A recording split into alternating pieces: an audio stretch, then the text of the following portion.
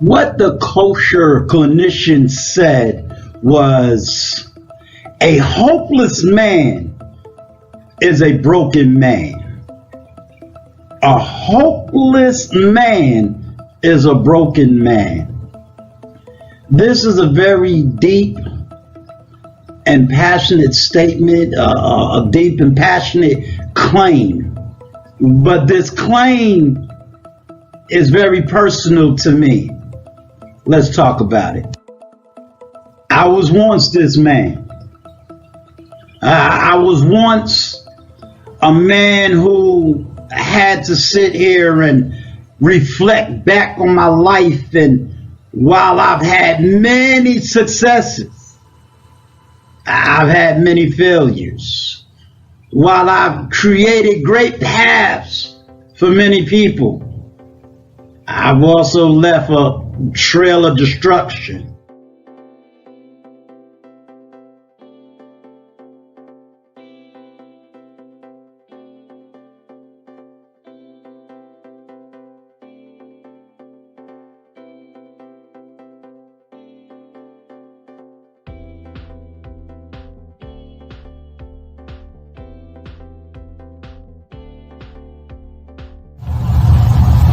But I'm going to tell you that sometimes we need help, my brothers, just like I needed help.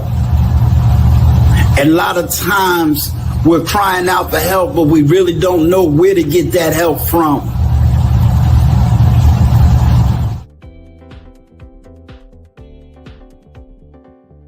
And you know, there comes a time when a man must take a stand against the immoral acts of other men, regardless of the consequences he may have to face.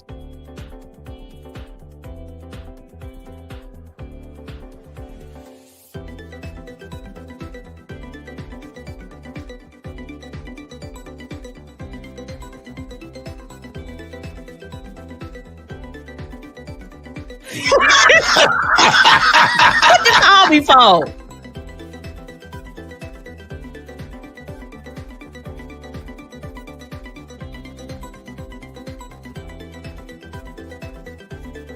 Now I'm back because I've been working on Emancipated Studio. Emancipate your mind, which means it's time to free your mind.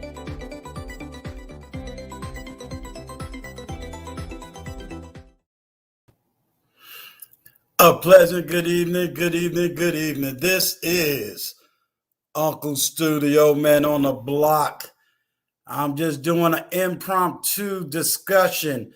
So I'm going to first give a praise report. My praise report is that we are now up to over 319 subscribers. And I just want to thank each and every single one of y'all for being a subscriber here. As I said, we're going to be moving forward. We're going to be moving up. And the main motivation is going to be emancipating your mind, and the rest will definitely follow. So what I need everybody to do is hit the like button. Please hit that like button. I'm going to tell you exactly what this conversation is going to be about and what we're going to be doing. I'm getting ready to drop the link. The link is for the Bishop. It is strictly for the Bishop. He's going to be coming on the stream, and we're going to be sharing a very powerful message that we want to get out. We want y'all to get it out. And then as soon as he come up, we're going to explain exactly what we're here to do now and what we're going to be doing real soon in the future.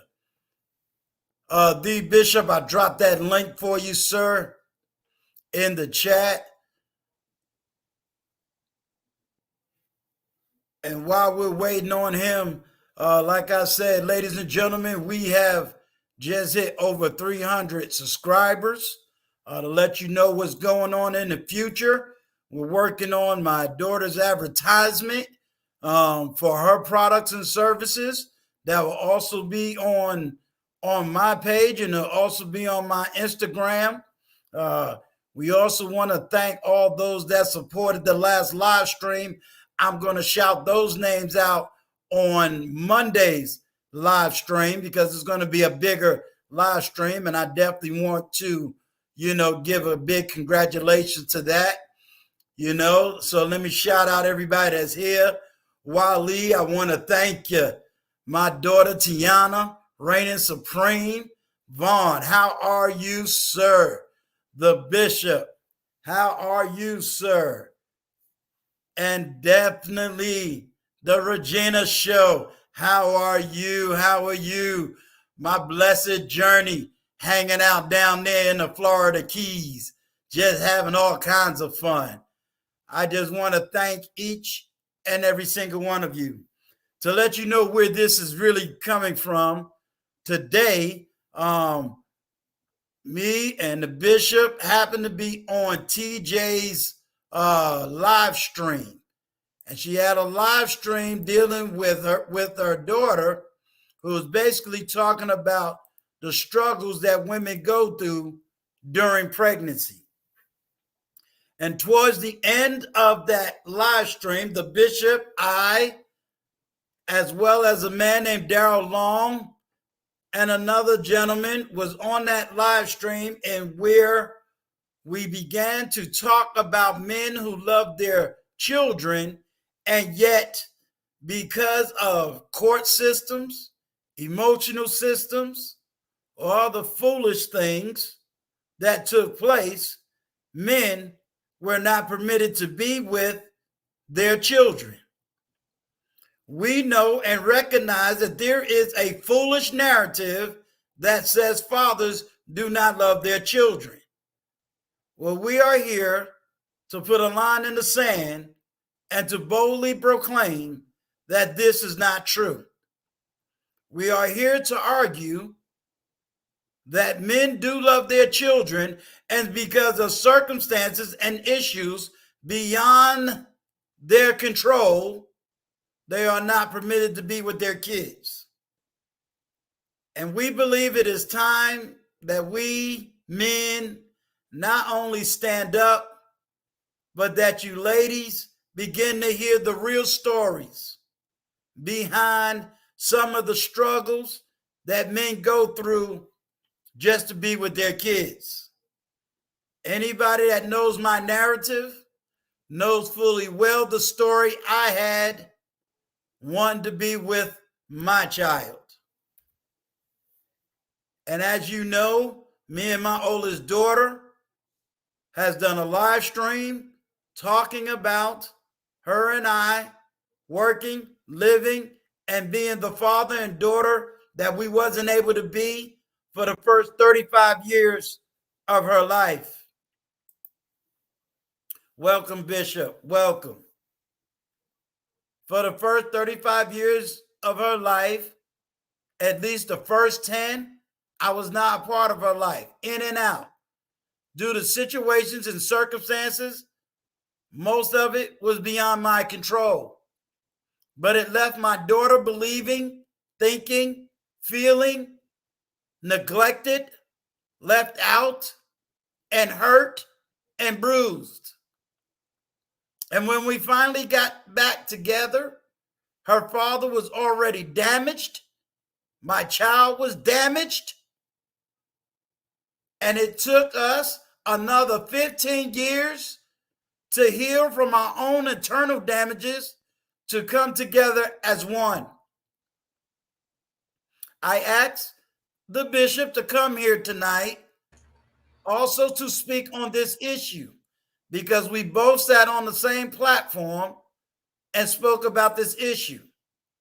And I believe that his story, his understanding, his love, his compassion needs to be spoken. Not only that, but many women do not understand the yelling and screaming and the cries of my men and what is known as the manosphere.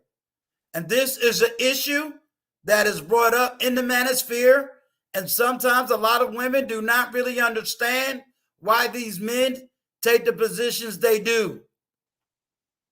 A lot of times the narrative is written as black men do not love their children, or the narrative is written that black men abandon their children, or the narrative is written that black men hate their children, and even worse, that black men don't fight for their children.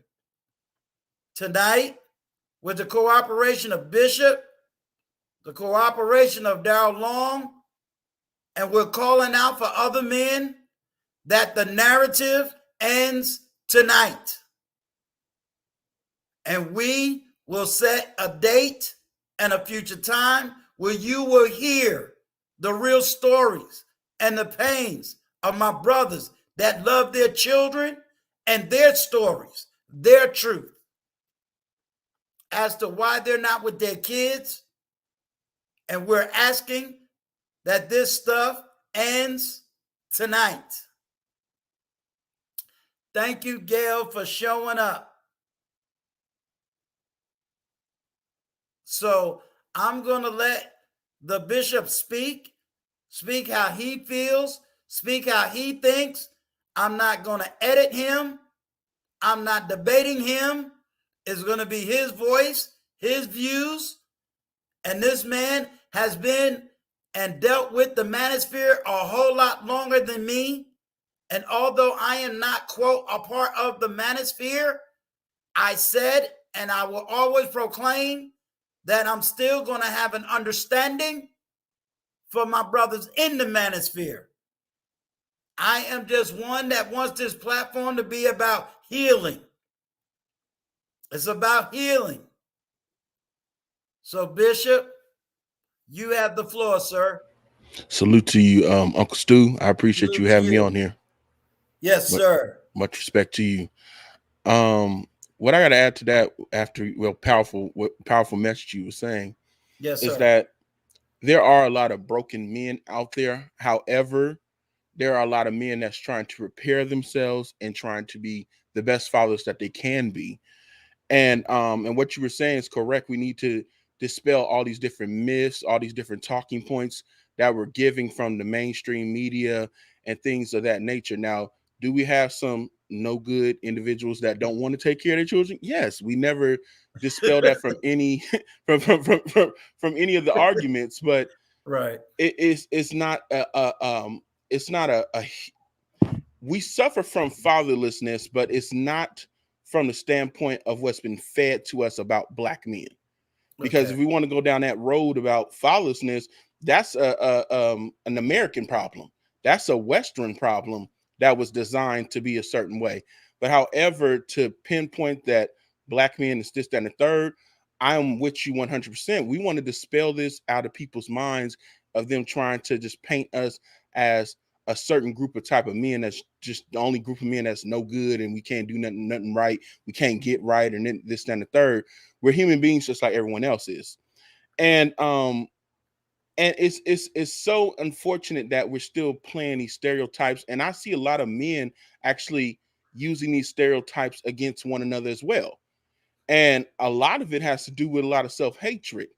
And it's like, okay, brother, if you see this brother going through something and he's trying to get right and get his children back, and you're doing the same thing, why would you keep continuously pushing that narrative that we're not doing what we're supposed to be doing? Right. But it all comes back from programming. And when you've been programmed from a certain point in your life from like one parent, because a lot of these broken homes is actually what's keeping these narratives being pushed, keeping these narratives keep going, because you'll see a single mother and like, oh, she's doing her thing, she's powerful, this, that, and third. There ain't nobody trying to help her. But all in while, the father could be fighting for custody. But she's upset that he left her and he no longer want to be in a relationship with her, or she left him because he didn't do something that she wanted him to do. All of a sudden, he's a deadbeat. Because we kept hearing this deadbeat narrative back in the 80s and 90s. And a lot of those fathers were trying to get their children back. A lot of those fathers were fighting for it, but you kept hearing talk shows talk about it. Because I was a kid at the time when I kept hearing them talk shows, and I began to start to believe, like, well, man, there's a lot of these dudes deadbeats. There's a lot of this, but that is the power of programming. Because once you keep hearing a lie being repeated so much, it becomes the truth. And now we're in a fight where it's been a generation of young men and young women that have been programmed that, you know, black men ain't nothing, black men ain't this, black men ain't that, and you keep hearing these crazy talking points being spewed all the time. But it's been a program that's been done on us, and it works successfully because now we are inwardly pushing that same narrative. Bishop, because you have more history on YouTube than I do. Mm-hmm. And because you have dealt more with that area or that sector of the manosphere, can you educate all of us? Can you really kind of give us a teaching? You know, I know what it's like off of YouTube, Mm-hmm. but I'm going to say you probably done more in the study of that. Can you just educate us? Because even for the women in the chat, Mm-hmm. and shout out to the lead attorney. How you doing, Hello, lead attorney? salute to you, sir. I wish that the lead attorney had a moment because he could speak to the legal side. But Mm-hmm. you know, can you help us? Because we want to try to start break. Wow. Let me get Assalam alaikum rahmatullah wa barakatuhu. The Crimson Cure. I am humbly honored, my Hey, sister, my that you sister in came here. by here. Thank you. Thank you. But can you speak to that? As far as the history, Yeah, you know, because I know what you said on mm-hmm. TJ's channel, Yeah. and and I just want you to speak about it here. Just how can we destroy this narrative? Okay, as far as from the manosphere, there are legitimate complaints in the manosphere, and we like wrapped it up in a magazine of 10 things that we need to discuss, and fatherlessness is one of them. Now, in the manosphere, if you talk about the history, the point of why the manosphere was started in the first place was to combat the legal system, so black men can have a voice and they can be a better presence in the community and they can be better fathers. As time went on, kind of things kind of got shifted and they start, spewing out talking points and things of that nature. But we've been trying to get back on track and have an actual SOS, pretty much, which is systems, order, and structure. And we're trying to bring back structure into the conversation and what we need to talk about. And on my wavelength and what I be talking about along with my A game team is trying to develop internal things and to be a better person and to understand and fix those things that's going wrong in your life, like fixing your spirit, fixing your health, your mental health, also your emotional health, fixing your broken family bonds that's been, broken on whatever reason, and to understand what's going on in your whole life and a whole view and a holistic view, and that men and women do need one another, but we need to work out these different kinks and these different problems that we have, because as long as we keep having these problems going afloat, it's going to keep happening. And I talked about the slavery component, and I was glad you brought it out towards the end, because it's no excuse not to do right. It's Right. no excuse to keep on perpetuating the different ideologies that's been given to us from the plantation. However, we can't discount it because it was easy to reset us back into that mindset of a slavery mindset, because it was being ingrained in us for so long. Because after Reconstruction, we were starting to be on our own, do our own things, start fixing and working on ourselves. But again, once you have an entity that comes over us and don't like what black people are doing, because Reconstruction, black people was doing their thing. Black men were building cities and towns, and they had families, and the women were helping along with them. And we was making our own money, but you had an entity that come in and just end up ushering things out, bombing our cities, stuff like that. So you had that, that happened. Now we got this going on in our manosphere where people are so lost and they're so broken, and it's been so many generations of brokenness that's been going on, and it's almost like a self-inflicted wound. But we're trying to make sure that, hey, the problem is it don't matter how much money you make, because a lot of people can keep making money, but there's something internally going wrong inside of you. You may got zeros in your account, but you're still broken because you're spending money on frivolous things. You're a consumer.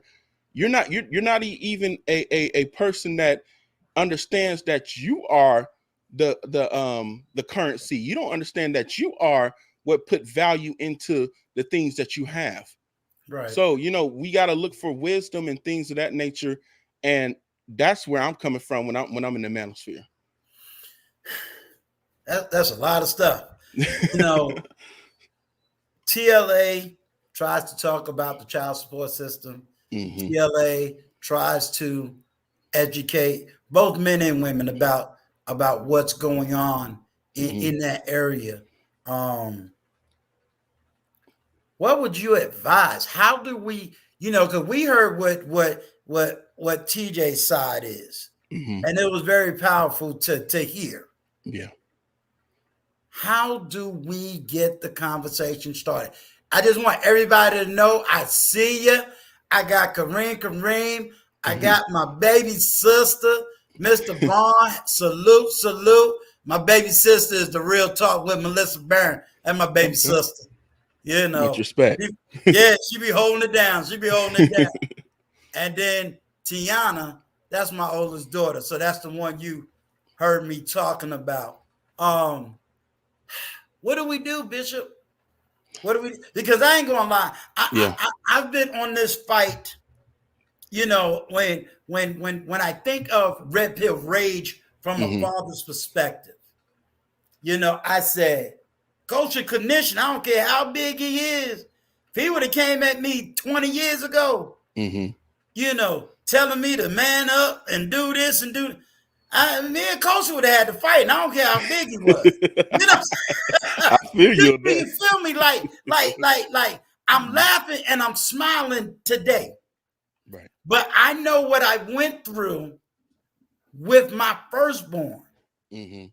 And by the time I got to my secondborn, oh, it was a wrap. I was gone. Mm-hmm. Because it was like, wait a minute, I tried to be the good father. Mm-hmm. I went to the military so that I had the income to support my child while I'm out there playing soldier. Mm-hmm. I'm thinking my daughter is okay back home. Right. But there was other factors, and guess what? That back home wasn't there. Wow. Then by the time my second child came, oh my God, it was just a fiasco. Mm-hmm. You see what I'm saying? So where there's little parts where I could have said, well, okay, I should have put it in my pants and married the mother. Right. The reality is it didn't happen that way. Mm-hmm. Yeah. So I had the red pill rage. Mm-hmm. I know what it's like to be angry. The Mm-hmm. only difference was there was nothing called the manosphere back then. Right. My manosphere came from drinking. Mm. You feel me? Because Yeah. I had I the feel internal pain. Mm-hmm. Forget what happened in the military. I had the military pain. Then I had my family pain. Right. So I can relate to the anger. How can we begin that process? Because I don't want to just be a talking board. Mm-hmm. I don't want to just be I don't want to be the screamer. I don't want to beat up women. I'm trying to say, listen, we need truth. Yeah. We all need to get together and say, okay, here's the truth. Mm-hmm. And I don't know how to get that conversation started. Right. I think how to jump the conversation off is by acknowledging, like what you were saying, the pain and how it made me feel. And people are like, oh, that's so, it's touchy feeling and blah, blah, blah. But if you never tackle the problem, you can never address it. And the fact that you expressed all that, a lot of men are not going to express that. And this is where I'm trying to get them to get to have the conversation, express what it is. And now that we heard what the problem is, let's start problem solving. Because as a man, you have 4 P's. You have procreation, you have problem solving, you have I don't know why I slip in my mind. You have provision, and you have what is the other fourth one?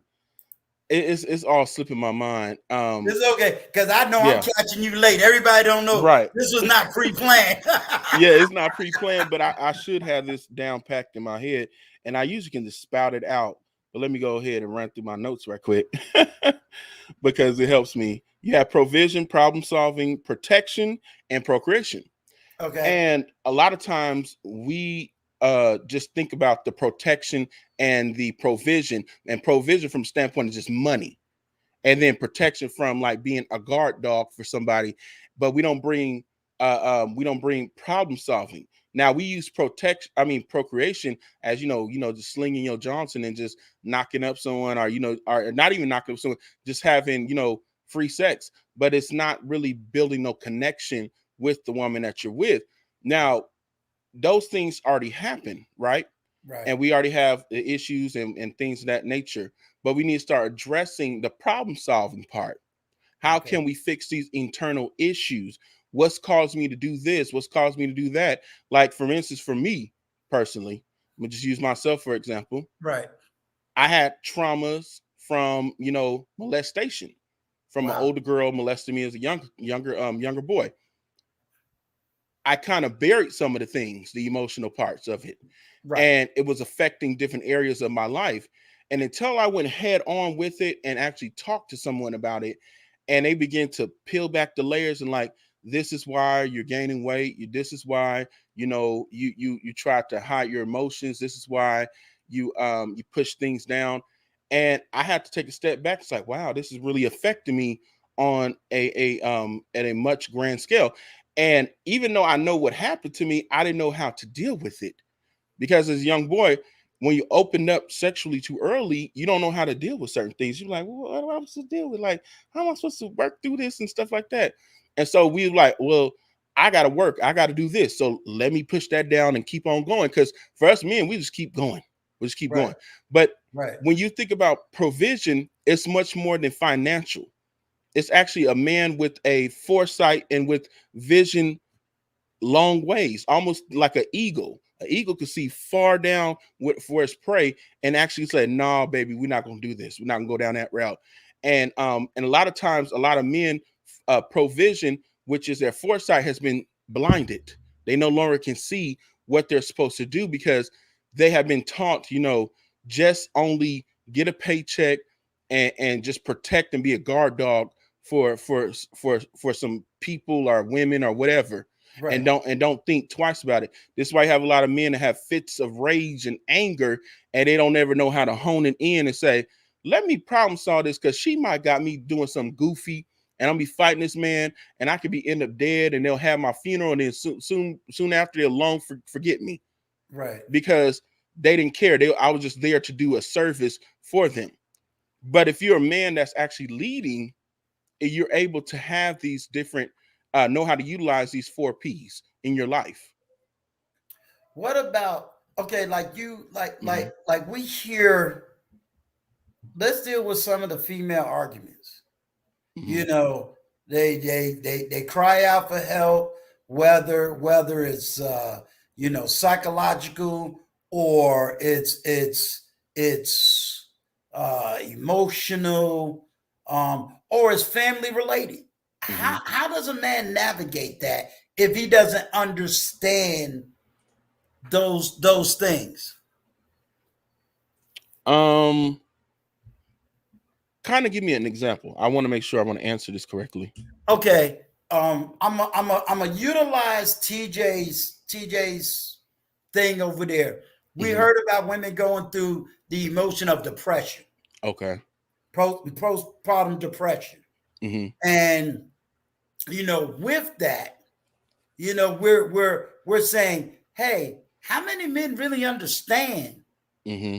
that? I just happen to be fortunate that my mother was a nurse, so I kind of Right. had that teaching, but Hmm. that's not universal education. No, it's not. Even now, that's not a universal. So a man that doesn't even understand that wouldn't even understand what she's talking about. Right. How, do we now need to really start having a platform to really educate men on women issues? Or is that going to be a pushback because you always hear, we've been hearing women issues Hmm. for 10, 15 years? I think the way to tackle it is allowing the women to speak to the women and allowing the older men to speak to the younger men, Okay. because there has been a breakdown where generations have not been speaking to one another. And growing up, and I know you probably know this, like where you've been taught to children are to be seen and not heard. Right. And so we passed that down for so long to where we allow our next generation to be ignorant of certain things. But to answer what you're saying and speak to what you're saying is that I listen in on the Crimson Cure when she talks on her channel. Is And she now that still here? she might be in the bushes. And I also listen to now I'm listening to TJ, and I Right. listen to Danica Marie. I listen to a lot of productive women who are not man bashers, but they actually teach other women and speak to other women, but at the same time I can glean wisdom from that. And also, if you have older men in your life that have been married for a long period of time, or even men that understand women, they can tell you, like, bro, she's going through something. And matter of fact, you heard this from older men say, you don't take a woman too seriously on everything she say, because a lot of Right. times even women tell you, don't take me too serious, I'm just talking because I just want to talk, you know what I mean? And Right. some men internalize everything a woman says, and it's not supposed to be like that, because we're not supposed to be overly emotional. Now, do we have emotions? Yes. This is why we don't understand our emotions, because we don't become emotional intelligent. We Right. actually start thinking like our mothers rather than thinking like a man, and know how to know how to hone in on these emotions, and knowing how to operate and not react to certain things. And Right. when you understand things, and that's why I don't understand why people don't use Google. Google is your best friend. Or even Hold on, Bishop. go ahead. If Crimson, if y'all, Gail, if Crimson Cure is in the chat, I would love for her to come up, being that she was spoken of, at Hmm. least to give some female voice to this conversation. If she's in the chat, can you drop the chat for her? Uh, if Crimson Cure is in the chat, Crimson Cure, I'm going to drop the chat. Can you please, if you got time, just come up to at least give voice to some of the conversation from a female perspective. Salute to you, Perry Unlikely. Salute, sir. Salute to you, Salute. Kurt Russell. Salute. Go ahead, Bishop. I'm hoping Crimson Hmm. Cure got a few moments to kind of come up and kind of throw a Yeah. female voice in here, a mature older woman's voice Yeah. that can really speak to that balance. Yes. And that's what I was saying about some of the women speaking to younger women, older women speaking to younger women, because the Bible speaks about that. Let the aged women teach the young women, let the older men teach the young men. And they Right, gave a list down what they're supposed to teach them. And you don't really hear that. Now you hear older people that's supposed to be elders, but they're not elders, because they don't teach them the right things. They're like, oh boy, just go ahead and get your swerve on, get your stuff wet and da, da, da, da, da. And it's like, that's all you giving me is just to go out right, there and get some skins and blah blah blah, and make sure you put a raincoat on, and that's it. You're not teaching right, me no foresight. You're not teaching me how to manage my money. You're not teaching me how to be, pass on generational wealth and stuff like that. That's a right, lot of things that they leave open. And the women is not teaching the younger women to love their husbands and to love their families. And just to hear the story from one of the young ladies, were saying that she just really didn't care, she didn't love. And it was sad because an older woman was supposed to teach her, this is how you're supposed to love and care. You came in an unfortunate situation, wrap their arms around her and let her know that it's going to be okay, you have a village.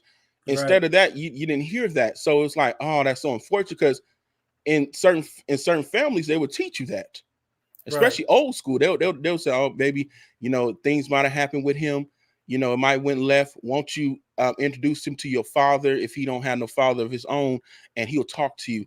And that's the beauty of having older people to teach you that, especially if they're elders, to Right. learn and glean from that wisdom. But if you don't have that, you'll try to just figure it out on your own. Right. Hey, Katie. Assalamu alaikum warahmatullahi wabarakatuh. Wa alaikum assalam rahmatullahi barakatuh. How's everybody tonight? I'm not camera friendly, so we It's just all gonna right. talk to the All I'm gonna avatar. say to you is, I am extremely humbled. Mhm. I am very humbled. I am subscribed to your channel, my sister. I am humbled that you even gave me your time to come on this platform. And for those that don't know, Gail, can you put the Crimson Cure in the chat for me, please?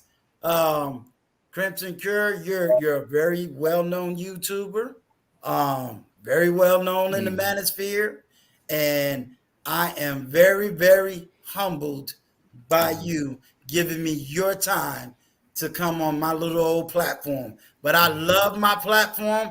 I got 300 strong rocking with me. So I am happy for my 300. We're going to do big things. Yes. No problem. I got a few minutes, take a little bit of a break for some work I was doing, but I got a few minutes to spare to a productive conversation. Thank you. What do you have to add, sister, to this conversation? I don't know how much you heard. I pretty much heard all of it. Okay. Can you speak to it, please? Well, the thing that I think I would like to speak to briefly is the concept of speaking about women's issues and maybe men, paying more attention to women's issues and things of that nature.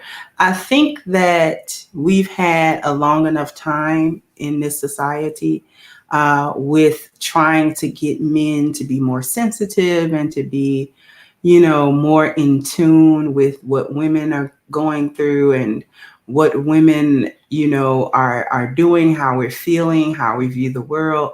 And in general, I don't see that to be an issue because that's simply trying to get men to understand their counterpart. The imbalance has come though because women are not necessarily taught to um, to pay the same type of attention to men and how Mm, men think and male nature and how men see the world and their perspective of things. We've been so caught up in sort of a feminist, female driven sort of society, probably for the last, well, feminism's been going strong since like maybe the 60s. right. But then, we've gotten into third wave and fourth wave and all that sort of thing. And it's just gotten worse and worse.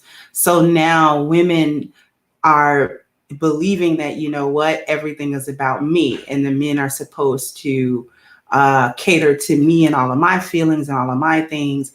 But the reciprocation is not there. We no longer care about what men do or what they think or how they interpret anything. We've whittled them down to work and money and protect me. Bishop talked a little bit earlier about 4 P's. We've whittled men down to 2. He's a provision and he's a protector. And when we say provision nowadays, we don't even think about all of the non-monetary things that men actually bring to us. And when we think about protection, we typically only think about how a man can put his life on the line for us. And we don't think about how men really protect, what they really provide, and then we completely throw out their problem solving and their procreation. We only whittle that down to the intimate act of sex, and we don't think about their procreation in terms of the affection, in terms of a man's emotion and how he demonstrates his emotion differently than a woman would. So I have a tendency to get pushed back because it's like, well, you don't hold the men accountable. I'm not supposed to. The men hold other men accountable. Right. Men are supposed to hold men accountable. And the reason why I say, for those ladies who may be listening or what have you, the reason why I'm saying I don't hold men accountable is because I have never spent a single day in this life as a man. Not a single day. And I'm happy about that because I'm glad to be a woman, right? Like, so I like being a woman. Right. I don't wish to live any moment of my life as a man at Right. all. And so men are the peers of other men. They understand their own internal things, the things that they do, the things that they go through, and they understand their own masculinity, and they understand when another man is not demonstrating it properly. And so they are equipped to say, hey, brother, this is not correct. This is incorrect. I don't do it because women, especially Black women, don't really have any mirrors held up to them in truth to show them, listen, sister, it is not what you think it is. The way that we're living, the way that we are carrying our families, the way that we're carrying our culture, the way that we're carrying our what's left of our communities, this is not the way. And we have, as women, a responsibility in it as well. We can't just say, well, the men are supposed to be the leaders and they're supposed to dig it out of the mud. You might think that, and to a certain degree that might be true, but women, it's not like we don't have any responsibility towards our own communities and our own families. We're either included or we're not. Crimson Cure, I'm going to ask you something because when I first started listening to you, there was something that was very shocking to me. So I now have the ability to kind of ask you.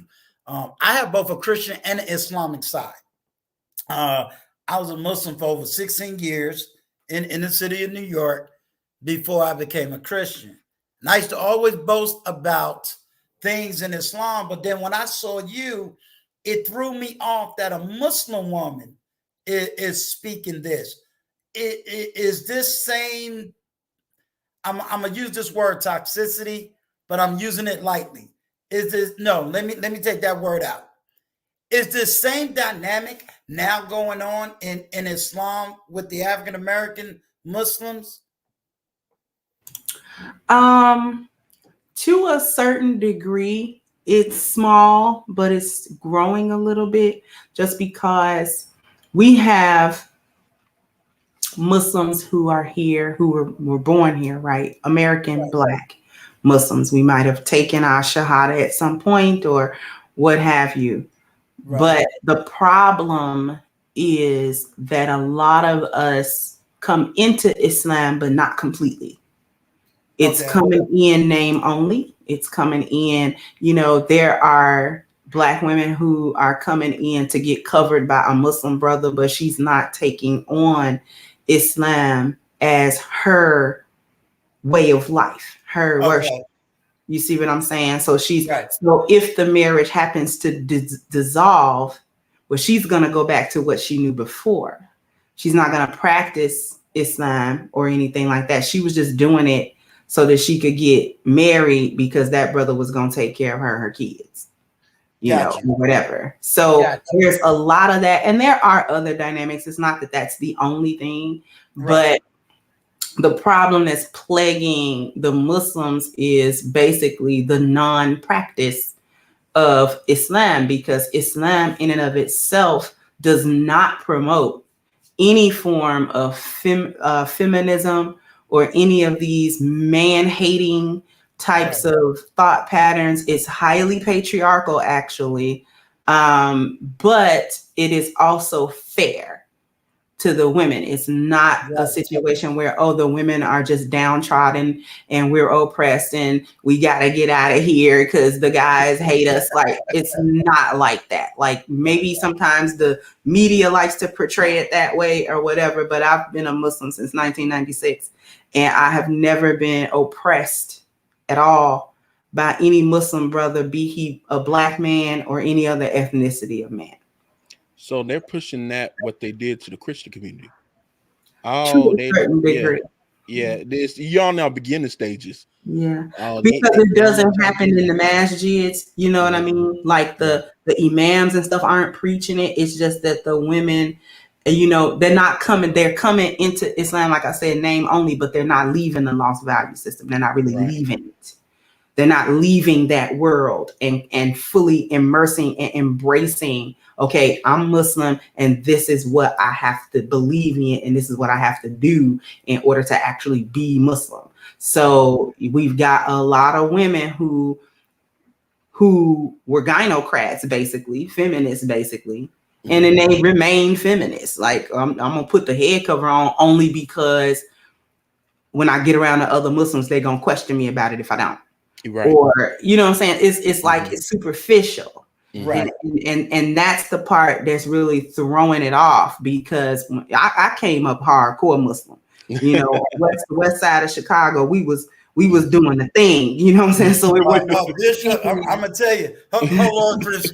Now, Bishop, you know I'm talking about the masjid that Malcolm X preached at. She Okay. going to the area where the Honorable Elijah Muhammad came from. So Ooh, she okay. hardcore. Yeah. Yeah, I come from hardcore Pentecostalism, where Yeah. Well, when that's you where had a I'm at certain right dress now. code. Yes, sir. Yeah, you get a certain dress code. You had to wear. You had to conduct yourself as a man. You had to conduct yourself as a woman. And then what they started doing, they started bringing stuff in like, oh, they're not letting women be ministers. They're not letting women be pastors and in men positions. And this is what we're seeing on a constant attack where stuff that used to be predominantly men and what stuff that used to be predominantly women, they introduced that feminism crap, and a lot of older men still pushing back against that, because it's just a whole mess going on, especially in my denomination, especially with, you know, the dress codes and stuff. People like, I don't want to do that anymore. I am glad that both of you have really articulated both from the Christian perspective and the Islamic perspective. And I'll let everybody know in the chat, I used to be a Muslim. My daughter would tell you, make a salat 5 times a day. I done made my Hajj to Mecca, you know, so it's still in me. I know the whole thing. And to hear Crimson Cure speak that way, it just shakes my head on how powerful this mindset is. It's powerful. It's powerful. I'll just ask both of you because I'm in the learning stage right now. How do we get it started? Because we got women yelling at the men, we got the men yelling at the women, and I want to be a platform for the middle to say, okay, we can't yell at each other because this ain't working. This ain't working. What do y'all suggest? Because both of y'all been out here a lot longer than I have. I'm newbie. What can I bring to the table? Well, I'll speak from the middle ground, what you're trying to do. I coined myself the king of duality because I can't look at one side and leave it there. I have to pick up the other side and say, this is why it ain't working. This is why y'all off key, because y'all not working in harmony. That's what I do. So to speak to you, what you're trying to do, you're trying to work the middle and trying to get people to work together in an environment where like what you're saying, no more yelling, none of this, that, and the third. And as a man, when you coming from that position, we're coming to bring SOS. We're not coming to hear about, well, you hurt my feelings. Okay, you got that out already because you've been yelling the whole time. Now let's put the real issues on the table, not the frivolous stuff of your little personal stuff about how you feel about the personal things that's going on in your personal life. You need to deal with that with a therapist. However, let's deal with the major issues and see what's going on with you. Now we have a sister to speak to it, and then we have a brother to speak to the brothers. Now, the position we're going to take, Uncle Stu, is come to the middle and say, let's marry the two. Let's now try to see how can we work together. Let's see how can we form a bond to where our children are safe at this point in time. Because forget about your old problems, you know what I mean? Because we're now at the age where we can't do the blame game anymore, because we got people that's under 18 who need a functional reality. They didn't seem dysfunction for too long. And we're trying to make sure that we give them a healthy and a whole life. We want to be very holistic when we do the approach of bringing two parties together that has been broken. Right. So it's going to take a lot of work, but we're coming from the standpoint of being holistic. Right. Because I'll tell you, you know, my daughter and I, who's in the chat, you know, we when I first started this YouTube channel, you know, that was one of the first things that we did. You know, we brought it out into the public that we had issues, you know, but one of the most positive things that my daughter says, she says, you know, someone asked her, well, how does it feel to be with your dad now? She said, well, I know the old dad, but now I'm trying to learn this new one, where she's seeing today. And so this issue for me is not just, you know, intellectual.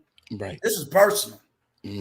You know, this is personal. And it's funny because she can relate to both of y'all. She know the dad that was a Muslim, and she know the dad that's a Christian. You know, and both from a theological perspective, neither one was good until now. You know, so that's where this becomes personal. Crimson Cure, what do you have to say to this? I was talking on mute. Okay. Oh, I'm sorry. Sorry. Look, I was looking at the time, Bishop. I was like, just the light on me. No, you know, there is room for it all. There is room for the middle ground, and there's room for people on either side. Now, I'm not gonna say we can't yell at each other, because I yell on my platform every day. Every day. I'm screaming to the top of my lungs. Everybody that's watched it, they know. Don't worry. That really just comes from the passion of it, you know, because I see it as being in such a dire place. Black people, we are not in a place where we have time to dilly-dally. Excuse me. We don't really have time for the blame game. We don't actually have time for the gender war. We don't have time. And when I talk to women, and I saw something in the chat that I want to speak to. Okay. You got a timestamp for me? Let me scroll back up, because someone said, I'm trying to scroll back up. Oh, Miss Adrian Nash, and I'm not picking on her, but she's interested in women should not hold men accountable and men should not hold women accountable. And it was a question. And I think she was referring, this was back when I was talking about holding people accountable. Okay. And just to sort of address that, women hold women accountable, but men hold both accountable. And the reason why men hold both accountable is that if we're going to say that we want men to be the leaders of our communities, which the reality and boots on the ground is that women have been the leaders of the Black community. We've been in charge. We've been in charge. Say that again. Women have been in charge of the Black communities since probably like the 60s or 70s, strong. Now, there was always the big mama presence, but then big mama had big daddy back in the day. You know what I mean? Now, when I was growing up in the generation after me, is really strong. Black women are the ones who have been leading the charge, for good or for bad, for the Black community. We've been making decisions on family.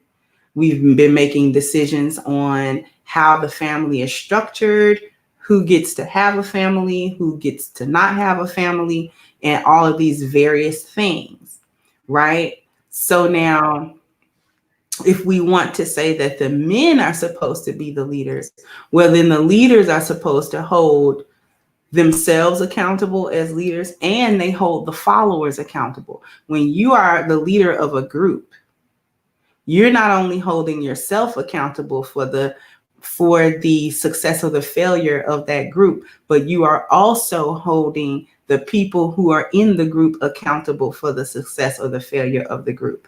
Because if I delegate a task to those who are supposed to be doing these tasks to help the group succeed, and you don't do your part, yeah, okay, is it on me as a leader ultimately? Yeah, but I'm still able to hold you accountable personally because you didn't do what I delegated you to do that led to the failure. Does that make sense? That It leads to does. the failure of us as a group.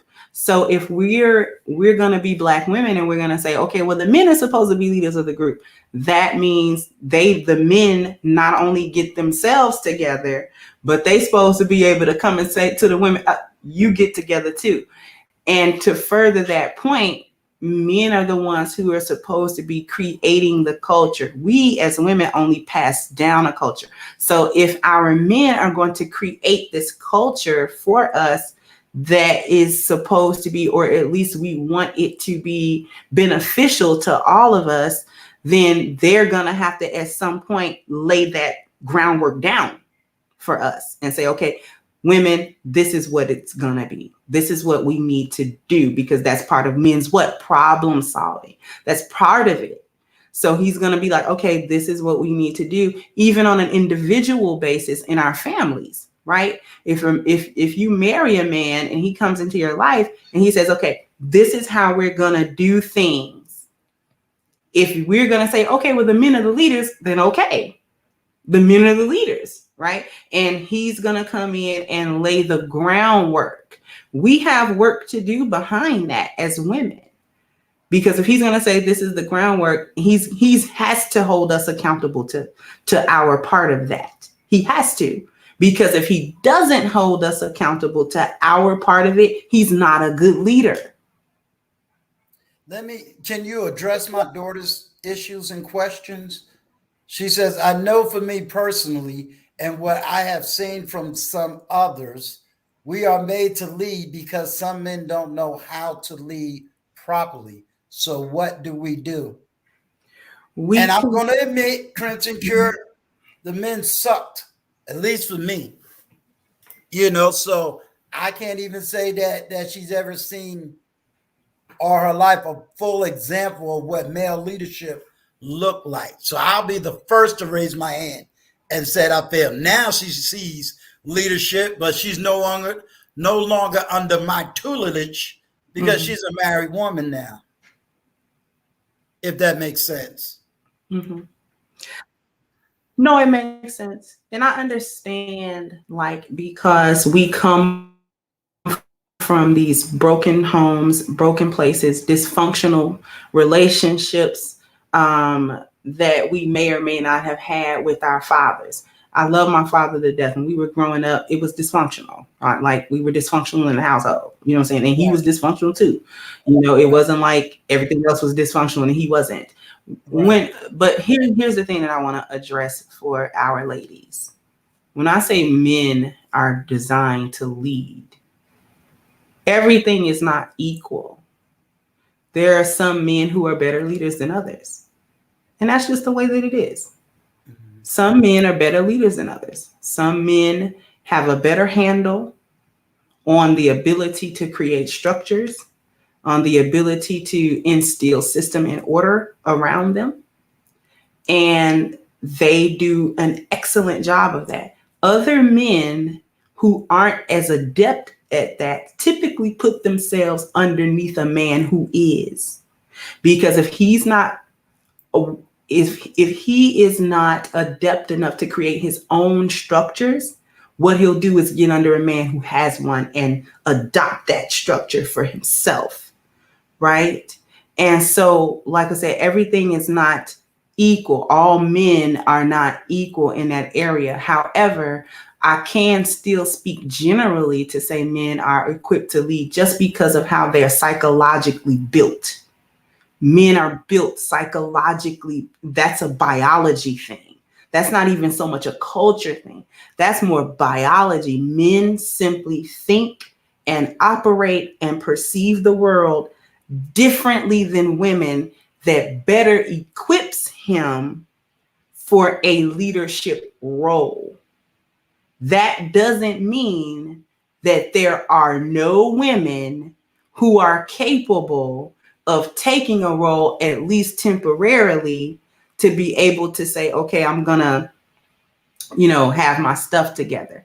But typically women need a structure, even if she doesn't create it on her own, because we don't create those. So structures can come in the form of, well, my religion tells me, right? My structure when my husband passed away was Islam. That was the structure. You see what I'm saying? Like, that was what dictated to me what I should and shouldn't. And I was accountable to it. So women always need something to be accountable to outside of us, because we start justifying what we do because we're emotionally driven. And when I say things like that, that's not a slam. That's just the biology of who we are. That's all that it is. That's all that I'm talking about. So yeah, are you gonna run into men who aren't quite equipped for the leadership role? Yeah, but then that means if you run into that guy, don't put your life in his hands. That's what that means, because he's ill-equipped. So why would we deal with him on any level especially if we don't have to, because he's not equipped for it. So you go and find a man that is. Wow. What do you have to say on this, Bishop? She's 100. You know what I mean? She said it well said. But definitely, yeah, the men have to stand up and take control back, not ask for it. Like, can you give me the control back? No, you have to stand up and say, no, we're running this. If you can either stay with us or you can go somewhere else. And 9 times out of 10, when a woman hears a man speak that out loud, they're gonna be like, well, I'm gonna follow him, because apparently I don't know what to do because I'm not equipped to be a leader. And a lot of women will abandon a lot of these female leaderships and they'll follow the SOS of a man once they feel that it is solid. But men have to build a solid SOS. They can't be saying, I'm the leader of everything. And then they be like, baby, what do I do? You can't do that. Because once you do that, she be like, oh, sit down, Negro. You ain't doing nothing. But you have to stand up and say, we're going to do this. Not can we do this? No, we're going to do this. And we're going to make sure that everything is turned correctly, turned back correctly. Now, is it going to be easy? No, you got to do heavy lifting. But we're going to run into some pansy men that's not going to want to do, they're not going to want to do heavy lifting. They're going to cry and like, this is too much, my brother. And then guess what? For us men, what we're going to do? We're going to leave them behind. We have to get in our minds that everyone is not going to want to follow along. They're going to want to keep following this lost value system that was given to them by this world and actually have destroyed our Black community. So some people are comfortable with living in dysfunction, and you're going to have to just, respectfully leave them there. I've said that on an occasion, but because you again, I'm going more on your history on this YouTube space. Mm-hmm. What does that look like? Because, okay, I'm gonna say it this way, and maybe you can help me with the argument. Mm-hmm. I have argued that men, we need to just go ahead and level up. Let's go ahead and get the healing we need. Certain things aren't going to change. We can sit here, yell at women 24 hours a day. It ain't going to work. Right. You can't change however they think. And my argument has always been, hey, let's just go ahead for some of us. Let's get healing. Let's level up. Let's do what we got to do. Mm-hmm. But the question is, hold on, Crimson Cure, I want to thank you. I am again humbled. Yes. Everybody ain't gonna understand, but when I get off of this YouTube, I'm gonna be Allahu Akbar and all around here because powerful women that I know in this YouTube space on my platform. So Bishop gonna have to forgive me. Yeah. Forgive me, Bishop. No, You gotta you forgive me good. now. But I am very blessed and Mm-hmm. humbled that you took the time, to come and speak on my platform. And trust me, this is a day that I will never forget. Thank you. You're so welcome. No problem. I'll be listening in the clouds. All right. All right, Assalamu alaikum wa rahmatullah. Oh, walaikum assalam. Yeah, Bishop, that was big right there. Yeah. Yes. Yes. That's and I respect her platform. I respect who she is as a woman and the fight that she's doing. So for her to take that moment in time to come, I'm humble. She forever be my humble. sister. I don't care what nobody say. And forever be my sister. And Gail, please make sure that the Bishop's YouTube channel is also in the chat. I meant to say that earlier. Appreciate that. Yes, sir. And I know, Bishop, that I kind of caught you at the last moment. So, if you got to go, I wasn't expecting to have a long live stream. I kind of just wanted to get it out. And I'm going to definitely have my team to put a date together. You're definitely on that platform date. I want to, if you know some men, 2, 3 of them, we don't need a whole army. Right. But a couple of men that says, hey, I'll be willing to tell my story, and we'll just tell it for the 4 to 5 minutes so that we can start with a plan of action. I actually have 2 men in mind already. Okay. 2 of my brothers. One is the Book of Ronan. He's a Army vet, and I think he was part of the Marines. So he's a veteran. And then I have my brother, Sheep Stay Sleep TV, DS1. He is a father. Excellent. And he's a husband. I'm an Army dog, so Well, what I'll definitely do, Bishop, I'm gonna ask anybody that's in the chat if they want to come up, speak to the positive topic, or just say whatever you want to say. Because Bishop, I will be contacting you behind the scenes. Okay. So that we can come up with a date and at least get the ball rolling. Yeah. While you working hard on your platform, speaking to the group you're speaking to, I just want to be the middleman. I'm definitely gonna, try to reach out to Crimson Cure. JP is gonna be on that list, because yes, I want us to speak to men, but I also want women to hear the woman voice too. Right. Because I think it's so important. Because I think when Crimson Cure said, listen, we as women, we've been running this thing, and I can speak to what my daughter said. I can say, yeah, my daughter right. She didn't see real men and we talking a group. We ain't talking, okay, my dad failed, but the rest of the men did okay. She ain't seen none of that stuff. Her grandfather passed many, many years ago, and I took her out of her grandfather's house, brought her into mine. So you might as well say, I took her from something called order to disorder, and it was a wrap. You know what I'm saying? So. Yeah. And you know what? I appreciate the honesty that you and TJ brings. You know what I mean? You honor the mistakes that you have made. You bring it to the forefront and say, this is not the way to do it. And a lot of older people, I don't know what it's a big pride when they make mistakes and like, well, I did the best I could do, and they just wave it off, but it doesn't help. And younger people respect when older people say, I made that mistake. Like when my mother apologized to me for some of the mistakes she made, that actually cleared a lot of my issues. that actually wiped away a lot of my things, a lot of issues that I've seen, because then I was like, wow, I heard a woman apologize. So I don't accept nothing less when I'm in a relationship with a woman and she can't admit she's wrong.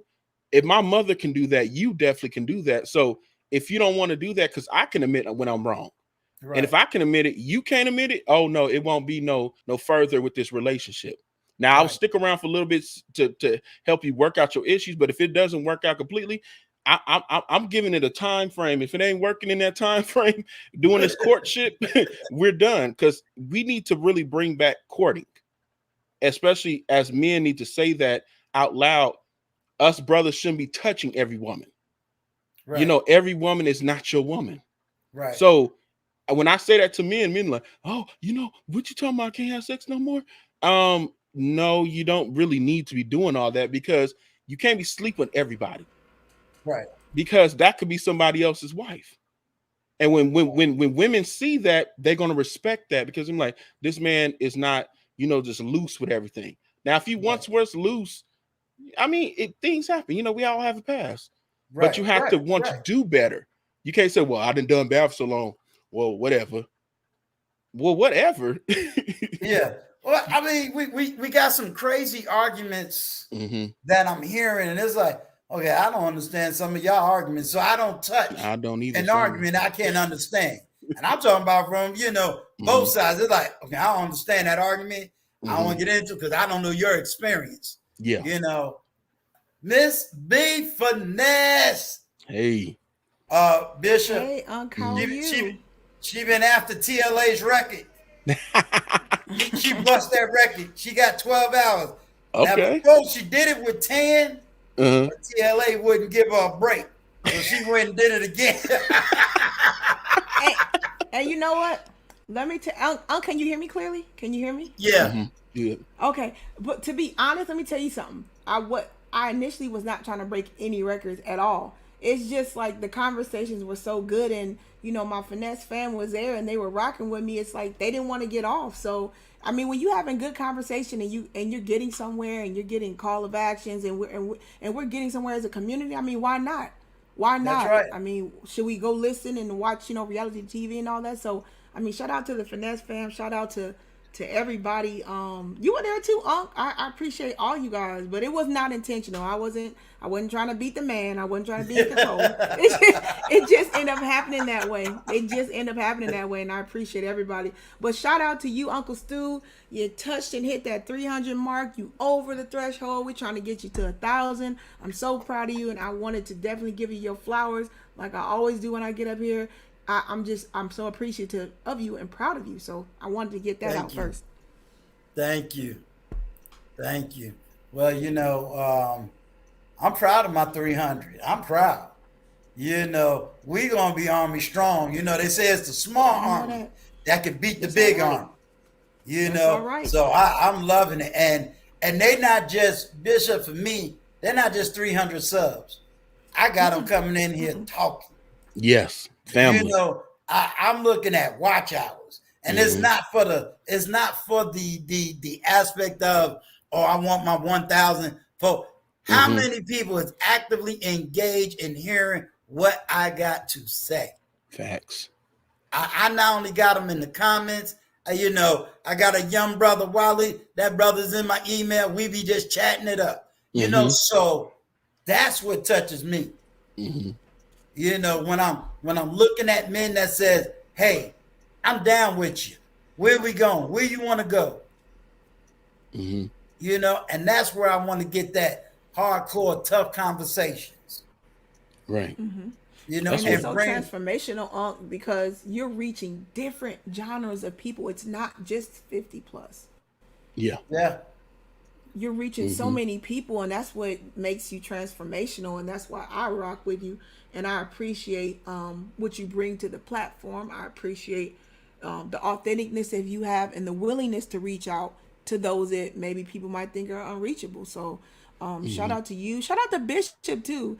I'm new to shout out to you. And I believe I seen you on. Are you the one that's you were with the other lady, Schoolboy and all that? Is that you? Yeah, I was on there. Yeah. Okay, so you're that Bishop. Okay, because I'm new to YouTube. So I'm like, he looks so familiar. I remember his smile and his voice. So I'm sorry. So okay, I'm No, supposed to be good. speaking to the topic, right, Unc? Or are we just kind of just elaborating on what was just said? You can elaborate and speak on it. I just said to Bishop Okay. if he had to go because I kind of grabbed him at the last minute, so I'm happy that he had the time. Everybody Yeah. else will say, "Man, I got my live at 8 o'clock." So No, Right, I'm right, off right, on the Unc. You know it, weekends. Unc. But yeah, you know what? And Unc, I could have swore you told me 9 o'clock, Unc. We just talked, and you said I nine, know. and I'm trying to get it. I Oh, I was supposed to be 9. I flipped it to 8 because I didn't think I would even be talking this long. gotcha, Unc. I thought But I was next just time, gonna listen. put together. Let your girl know, Unc. I was trying to get in the chat early, 30 minutes, and put my first mark before everybody. Now look, I'm like, what the? I see everybody chatting. I'm like, what the heck? I'm trying to be early, and it's folks in here. But anyways, let me quit. Bishop, how it go? I'm a bad leader, ain't I, Bishop? Right, look. How you gonna have a stream about? Wait a minute. You gonna have a stream about father speaking out and being the lead, and you ain't even letting your girl know. Come on, Right. But I digress. I digress. But the topic at hand, I want to speak to this. This is really important. You says father speak out and time to tell your story. I think was lost in this sense of the father speak out, and what always touched my heart about it. And Unc, you ride with me, you rock on the panel. I always want people to understand and see that there's two sides to the coin. And I think a lot of times because of this trope that we're always saying the men are never there, the men hurt us, our dad wasn't there, there are bad men everywhere, the black man doesn't want black women. It's this arbitrage. And we don't speak to the men that are there. We don't speak to the dads that are in the gap for their kids. We don't speak to those men that are volunteering and taking care of kids in the community, and they don't even have any children. So I think this is imperative and important. I also think it's important that we don't hide things from our children. We don't keep that elephant in the closet, because a lot of times, and this, Unc, is generational, and it will keep reciprocating until we speak to that thing. So I think this conversation is very nuanced and important. And I think the more we have these conversations on these different platforms, and we get the people like Bishop that have already kind of been in the streets, they've been talking, they hear things, they see things, they know, how things are going, and they could speak to it too. And the fact that he is here on your platform, like I said, I haven't been on YouTube long, but I know him, I've seen him. And so I'm just really proud of you, Unc, that, you are establishing things in a way that is so put together and it's organic. People are just kind of getting in your environment because you're doing the right things, and your heart is right and your mindset is right. So I rocks with you. So ever since I seen your Yes. first video, Thank you. Unc, me and my husband, we just been rocking with you. We've been supporting you, we've been speaking on you. He gets so excited when you talking. He be like, "Babe, be quiet. Just let Unc finish. Don't be trying to cut him off." I said, "I don't be cutting Unc off." I said, "I don't cut Unc off. I let Unc talk. I let him talk." But no, my husband he really appreciates you. And he knows exactly your heart and what you're trying to do for the men. So I just wanted to, like I said, get on the platform and say hello and greetings to Bishop. I appreciate that he is here. He is speaking, and Appreciate that. that he is here with you on your platform. I appreciate the young lady that just came up. Blessings to her. I'm glad she took the time to show you the love and honor to come up on your stage. And I just wanted to, like I said, speak out to that. I'm just really proud of you. And this topic is very important. And I think we need to be aware of both sides to things, and we need to be aware of forgiveness. I think it's so easy to castigate somebody and say throw them away, with the wolves. But I mean, what would happen if we all at moments in our life were just thrown away and nobody gave us that opportunity or that chance to recompense or just be better people? I mean, forgiveness is a tricky word in our community, and I think we have to stand on that more. We need to be the light that we're trying to see.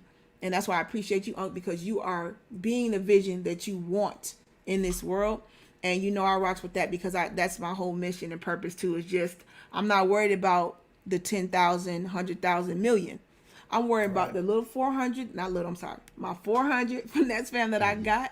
I'm worried about your 300 that you got, and I'm trying to bring us all together, and we're gonna go forward together strong. And I'd rather have 300-400 strong, like you said. You can tell when we look at our watch hours how they're there, than having 50,000, 100,000, a million, and they're just really there to voyeur and watch. From the outside, they don't want to Right. get in the trenches and support it. So that's what I wanted to say to that. I wanted to definitely come on and show you that support and speak to that for you. And I'll get back in the chat. I'll get All back right. to Well, I'm gonna moderate. say this. I don't today, and I definitely circle today. I don't. This is where Bishop could say, okay, he done got back to the Christian side. He know I'm gonna give a shout of praise because I do not take it lightly that the bishop is on this platform. I know who he is. I know his followers in the sense of the numbers he bring, and for him to give me his time is not something small. And people don't No, it's not. understand that when you're a big, when you're a big content creator, you sometimes ain't got time to be floating around to other YouTube channels. So for him to give me his time, his name, his talent, just to sit and talk with me and educate me, no, I don't take that lightly. And Crimson Cure is not some, light YouTuber, so I'm humbled that I had two people who gave me their time, talent, attention, just to talk on this subject. So I don't take it lightly at all. I don't take it lightly at all. And let me speak to that. I'm honored to be in the midst of your presence as well, because you are a person that is productive. When I heard you on Lauren Melissa's channel and you were talking to Courtney Michelle, I was like, bro, that man is powerful. And then I heard you again on TJ's channel. I said, oh snap! I like this brother solid. And then I found out you had a channel. I said, let me subscribe. And then just like the I don't know, everything aligned. It was divine order for us to work together. And you emailed me, and I was like, oh wow, this is the same Uncle Stu. I was like, oh wow, I'm definitely going over there because Wow. I've been talking to my team about this, and I only want to work with productive people. I didn't done the shenanigans, the foolishness. I allowed my brand to be anywhere, and I said, nope, I got to tighten up and do better. I only want productive stuff, and people have faith in me for me to do the right thing, and I need to do the right thing. I need to be around the right people. I don't need to be around just with anybody anymore because I didn't allow my light to be dimmed by so many people to where I had to go back to the prayer closet and say, Lord, forgive me for this, because I should have never allowed a person to dim my light. Right. And I said, now that I have a second chance, I'm gonna do it right. So when you hit me up, I was like, oh yeah, I'm definitely gonna go over there because he's talking about what I be talking about. You know what I mean? We are aligned in certain ways. And it's just an honor just to even speak to you, and even to speak to you, Millennial Fitness. Oh, hold on. Miss Let B me Fitness. let me Be cam Fitness, up. sorry. Let me cam up so y'all can see me. Yeah. He said, Sorry, he Miss B said Fitness. fitness. Hold on. Let me cam I'm up. sorry, It's Miss B finesse. I'm Finesse. sorry. I don't know why I said Yeah. fitness. Look, Finesse. Everybody you done says made it go to fitness. sister girl mode. Hold on. You done made it, let me made it tell go him to what it sister means. girl mode. Let me tell him what it means, because it's not. Okay, go it's ahead. not Tell him what it finesse that you means. think. Forgive All me. right, Though. so no, you're good. You're good. You're good. Okay. So I'm Mrs. B Finesse of MillennialFinesseMindset.com, and the finesse is an acronym. All right, so it stands for I am faithfully trying to inspire and innovate my finesse fam. I am naturally effective, and I seek success every day, and that's what I want my fam to do. Everybody that supports me comes around is our mantra, and we're working for that daily. Okay. Thank you for breaking that down for me. Bishop, So she don't yeah, want you to think. She don't want you to think she finessing men out of money. no. When she said she had a husband, I was like, Look okay, at my face. And it's funny to me too, Bishop, because like if you Google the word, it doesn't mean what we. It's like that's like I believe maybe the fourth definition, but it's not really the way we use it. But I digress. Hey, you schooled me on that. Oh, I wasn't trying to school you. It's just No. I just felt like well, I'm an educator, so that I'm Yeah. a certified and licensed educator. So with me, I just always believe that and I love acronyms too. I love that word can mean something, and I always wanted it to be purposeful. Just like Uncle Stu, I just started on here like 2 months ago too, so I'm new to all this too, and I want to touch base to what you said, and we just had this conversation about this. Man, you talked behind the scenes, and you remember what he just said about aligning yourself with certain people, and Right. we had discussion like you can't just be with Can't whoever go on wants to come everybody's with you, and platform. and, You and can't. you sure can't. You sure Yeah. cannot. And you could bid them adieu. Thank you. I appreciate the opportunity, but at this time I can't. And I think this is a kind of a foreshadow. So the fact that Bishop is here and he's already told you, like, listen, I've done this, I've done it this way, and I know, like, I actually kind of just a weeding out. And so I think that's great that he's here at this time where you're just getting started, because I think he is the calling and he is that alignment from our conversation Right. of God saying, like, listen, you have this, I gave you Right. this platform, but just be aware, be very aware and cautious of how you walk forward now, because I'm gonna protect you, but still you have to use wisdom.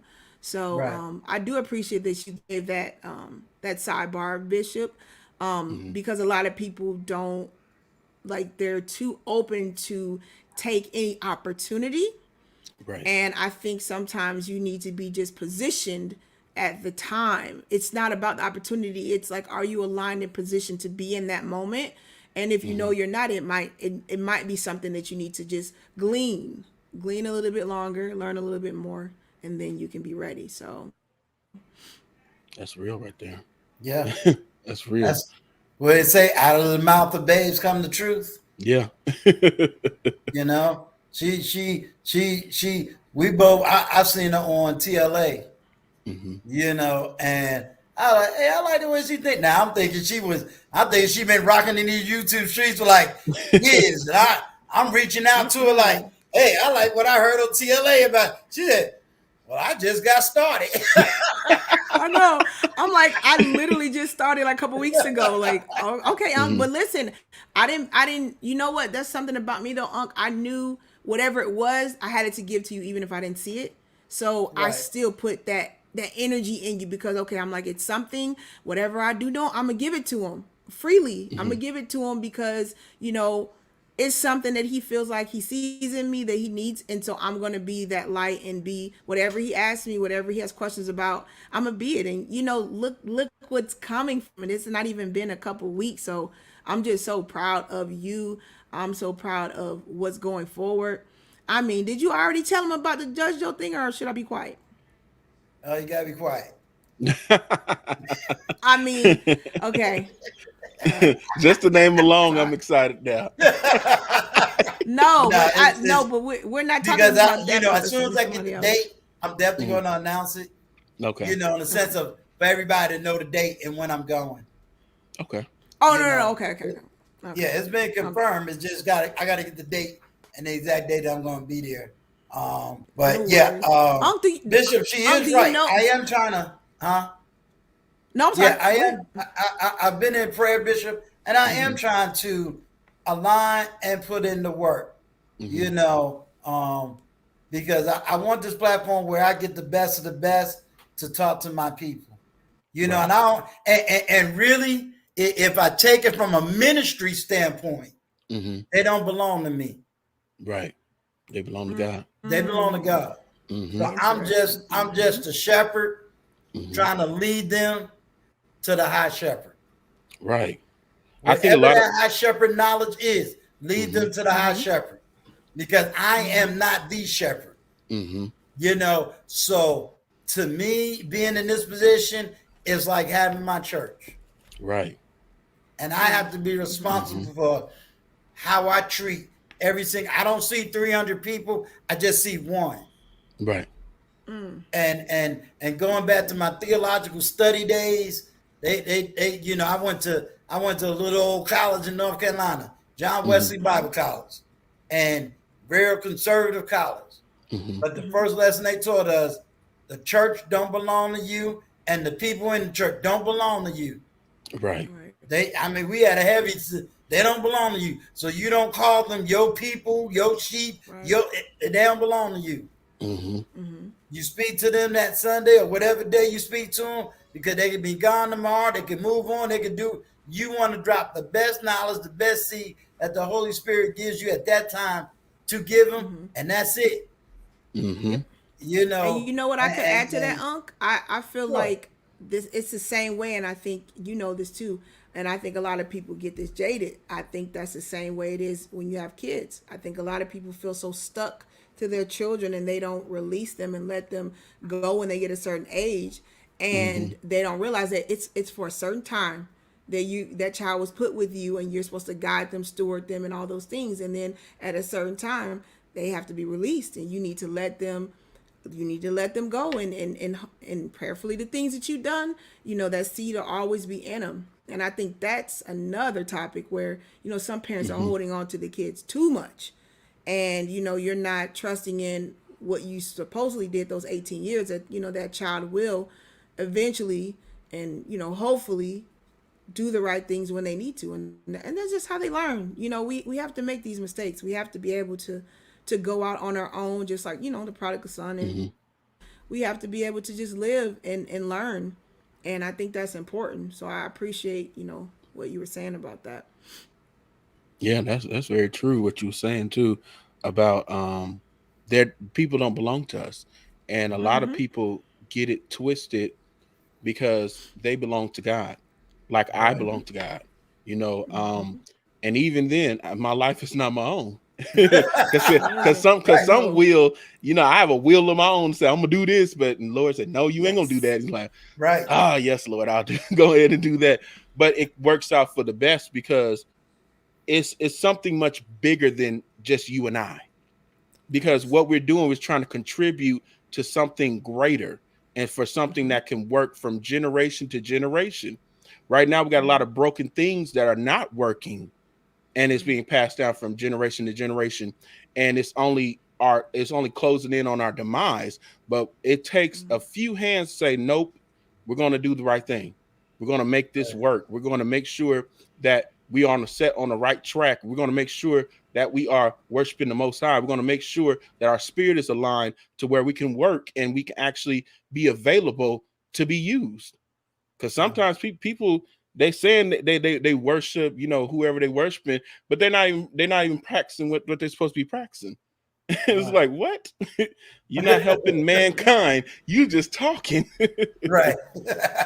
Yeah, because it's because what a lot of people I'm gonna give a shout out. Oh wait, man, I hit the wrong one. Let me give a shout out. Mr. Stewart, I ain't mad at you, bro. Yeah. Bro, my wife belonged to me. You know what? He's right about that. And you're right, Mr. Stewart. You're right. You're absolutely right. Now that's the way it's supposed to be. You right.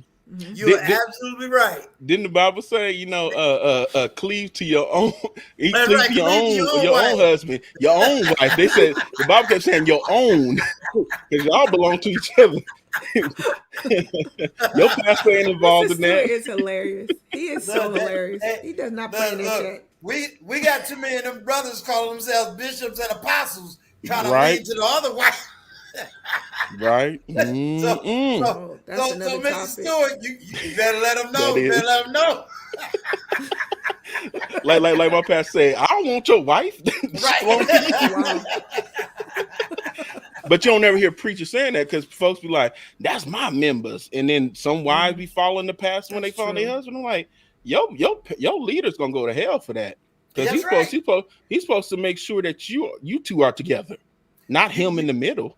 You know what? You getting ready to start another message, and I ain't even gonna be mad at you because you know why, Bishop? We talked about this on Miss B Finesse. Oh, y'all did? We talked about this on our show. I did a whole live on this. I gotta watch that. About how you gotta watch it. It was really good. Too many church leaders is manipulating women to follow them, and then kicking the men out, and that's a conversation that hasn't been had, and a lot of people haven't been able to hear it from Christian leadership. Males that say, yeah, this is going on, and this is why men ain't in the church no more. You know, and what that looked like. You know, because for me, you know, when I was out on the dating scene, a woman couldn't tell me to go to church. Because, you know, come to my church. Nah, not me. Not me. Yeah. And she, well, the Bible says if two or more is gathered. I said, oh no, we two. We gathered. You know, we right here. Then can I just be over? I'm gonna pretend the chat ain't there. I'm gonna be unholy for about 5 minutes. Not like 1 minute. Bishop, Bishop, can I get 100? Oh, go ahead. Okay, I'm gonna get 100. Bishop, they came to me with 4 kids, 4 kids, right? Oh, not this story. They told me, Bishop, I'm reclaiming my celibacy, so I'm gonna be a virgin until marriage. So you know what I told them, Bishop? What you tell them? I ain't paying no bills until marriage neither.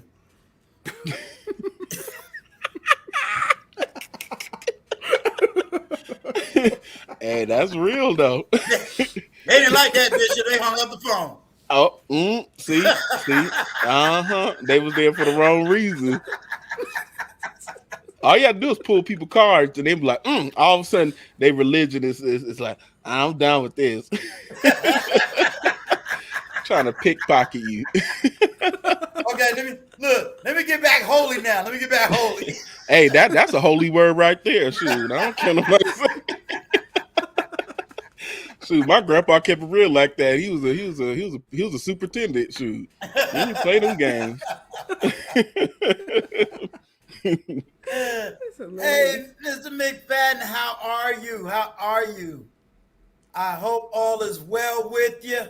Thank you for coming.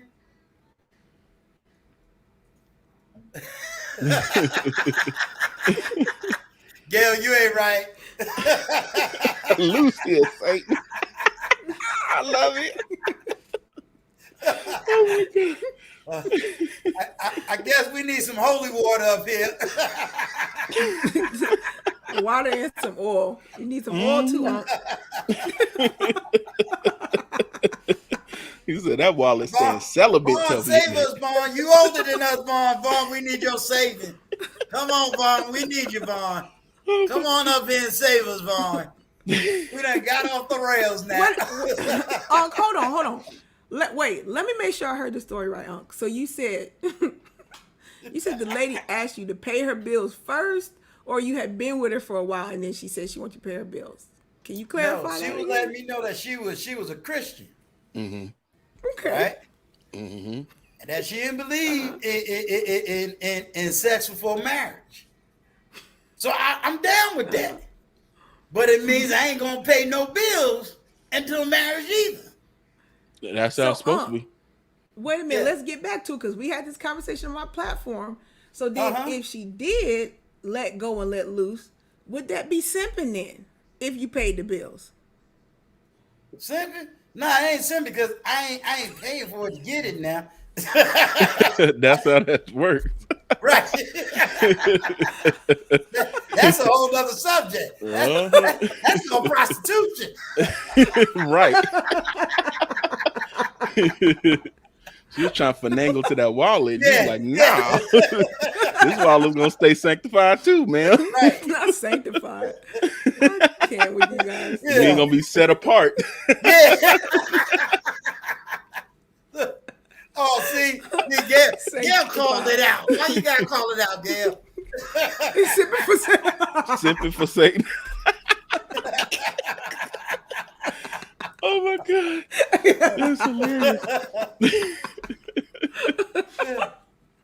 That's real though. Look, they're gonna shut both of our channels down. They be like, "Nah, we don't need y'all praying for us." I can't even. I'm gonna wake up in the morning and have one person up. Nah, it might be the reverse. Not me. It might be the reverse, because they be like, "Oh, he keeping it real. Let me come over to this channel." Because the stuff I was saying, kind of soft and tiptoe, people's like, okay, whatever, it's lackluster. And then I started doing heavy hitting and just keeping it 100 with them.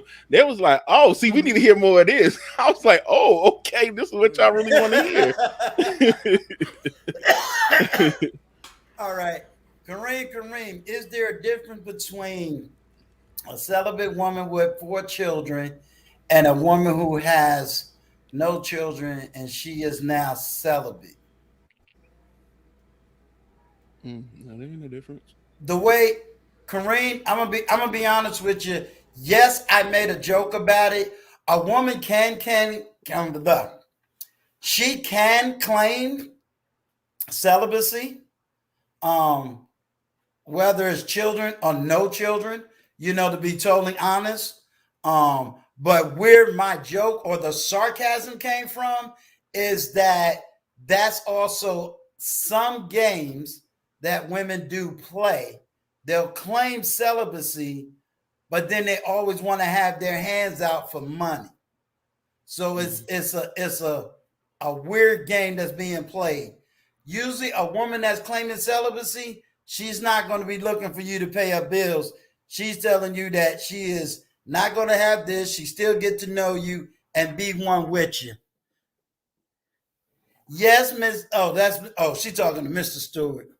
Mr. Stewart is also the one that helped me, Bishop, to rechange my name, and it's been a blessing ever since. Oh, that's what's up. Him, and another content creator, and I stuck with it ever since. Okay, that's what's up. Now, Miss B Finesse, Vaughn didn't come up here to save us. Now, Vaughn's supposed to be the wise man on the block.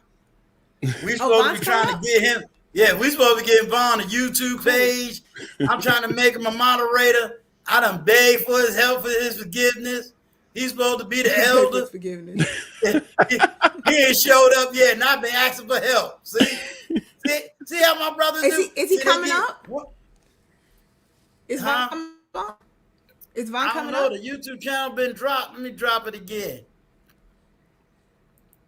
I think Gail's dropping it for you. Vaughn, come on. Gail dropped this yours. is a good topic for you to talk about. No, she dropped it earlier. That's how I got in, Unc.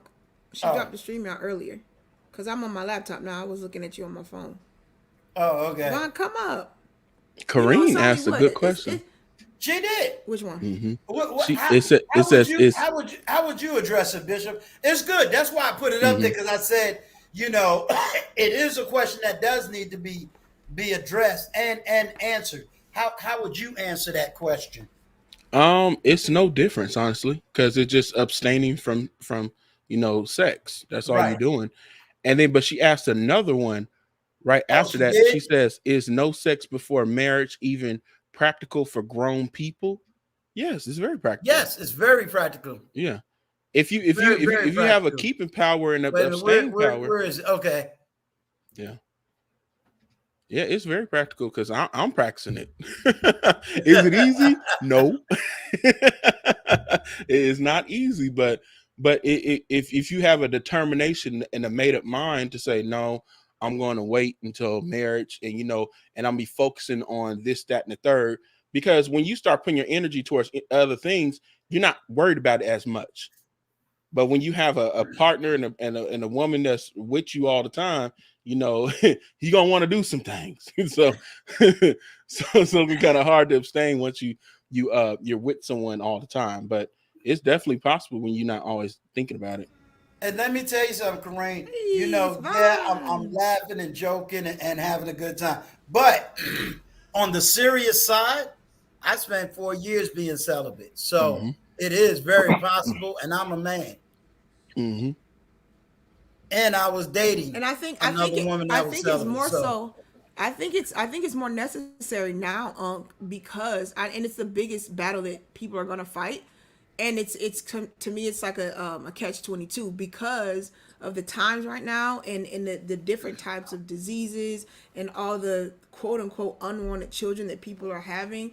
At some point, when is it gonna come to a head? Like, I don't see the purpose to why people keep putting themselves in predicaments like that. and then they don't want to deal with the consequence, which is an unwanted child, or they're dealing with getting diseases, or even relationships to where, I don't know, you end up not being with that person, or fatal attraction and all kind of stuff. So I mean, I guess obviously it's to each his own, but I know a lot of people that feel that is necessary for the times, because otherwise you're just in the mix with everybody else, and they're just nobody really has any kind of standard about it. You understand what I'm saying? So I mean, then you're just going to get what everybody else is getting from it. So I mean, why not like try to have some type of regard to say, you know what, I just don't want to be part of that. And you might not be liked by everybody, and they might call you out your name and whatever, laugh at you, but so what? Like, you're not dealing with the issues everybody else is dealing with. And that's just my sentiment to that from Yeah. people that have Well, talked to me it's about funny it. because that's what JT spoke about earlier. I don't think that, and I'm gonna say it's on both sides. So I'm not even gonna put it on the woman. I don't think all of us have an in-depth knowledge of certain things about birth, about sex, about the economics of child support, the social conditions and everything. I can't even say that I had that full knowledge when I had a child. You know what I'm saying? Like if that was ingrained and taught, I don't think a whole lot of kids would be born. You know what I'm saying? I mean, if we had to really go there, I don't think a whole lot of kids would be born. Or I would force people to actually settle down with someone. Yeah. Yeah. All right, Elder Vaughn. Salute. Ah, hey, hello everyone, everyone. Hey, Greetings, how you doing? Uncle Stu. Thank you, What's sir, going on, sir?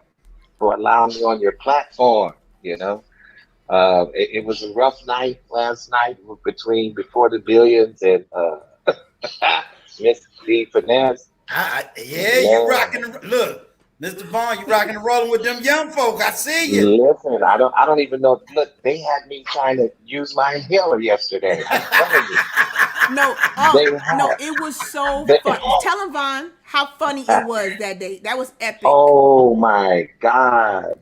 Before the billions has these stories, man, that need to be put to animation. I'm serious. And it was just, oh man, I found myself wheezing at some point.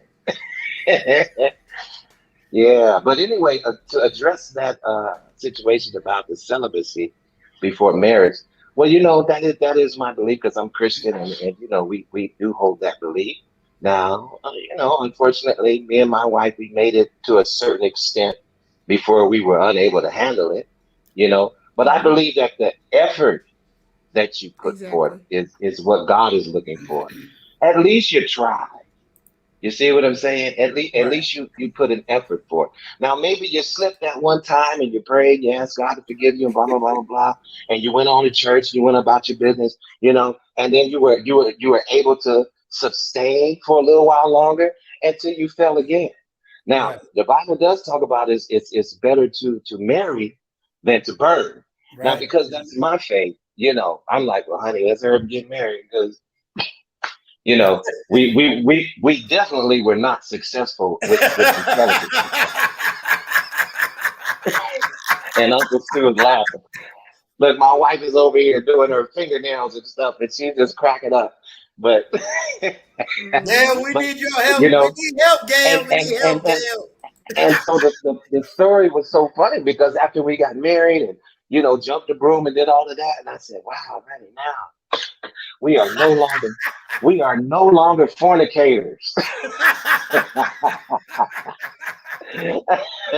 But it is realistic to try to do that if that is your standard, and and for a lot of young ladies, you know, just don't. This is my advice. Don't just give it up because you were on the fourth date or the fifth date, or you've been with this guy for 1 month. Because some people like to, as they say, pump and dump. And as soon as they can pump, whether it takes a month from then they're willing to dump. So, Right. we between the male and the female. And Uncle Stu, I'm so glad that you said it this way when you said, "Hey, I want to be in the middle, and I'm trying to bridge a gap because I don't want to be leaning more toward this way than that way. I'm trying to bring the two together." And Right. that is the exact place that I'm in Right. because I don't agree with a lot of things. And you know where I'm coming from. I Yeah. don't agree with a whole bunch of stuff in the manosphere, but at the same time, I respect where they're coming from, and Right. I respect that their platform. And so I'm not going to say that I disrespect it. I respect it. It's just Right. I do have there's some elements to it that doesn't fit well with my spirit, and that's just me talking, and I'm entitled to that. I see Bishop nodding his head over there. Oh no, I agree with you because although I'm a part of it, but I'm much bigger than the manosphere, and All I right. always say that because Can you expound on that, sir? Yes, I want to because hear that. because I'm not I'm a, leaving. I got y'all. I'm gonna go real spiritual on you. Go ahead. Do it. I am the reason why I'm much bigger than that because I serve a big God.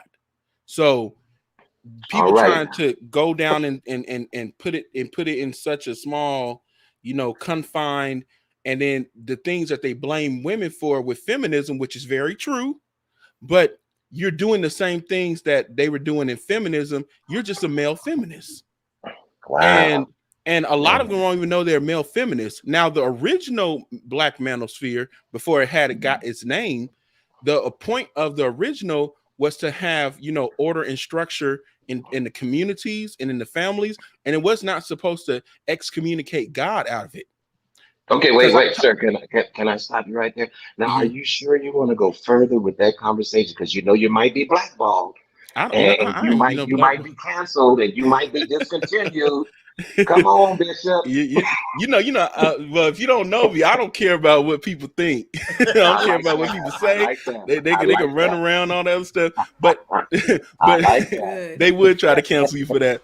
But the problem is, I talked to the OGs who originally started bringing real conversation to the forefront. So the people Yeah. that were the original Black Manosphere before they even had the name, I talked to them, and they actually big up me for my message because they said we weren't trying to move God out of it.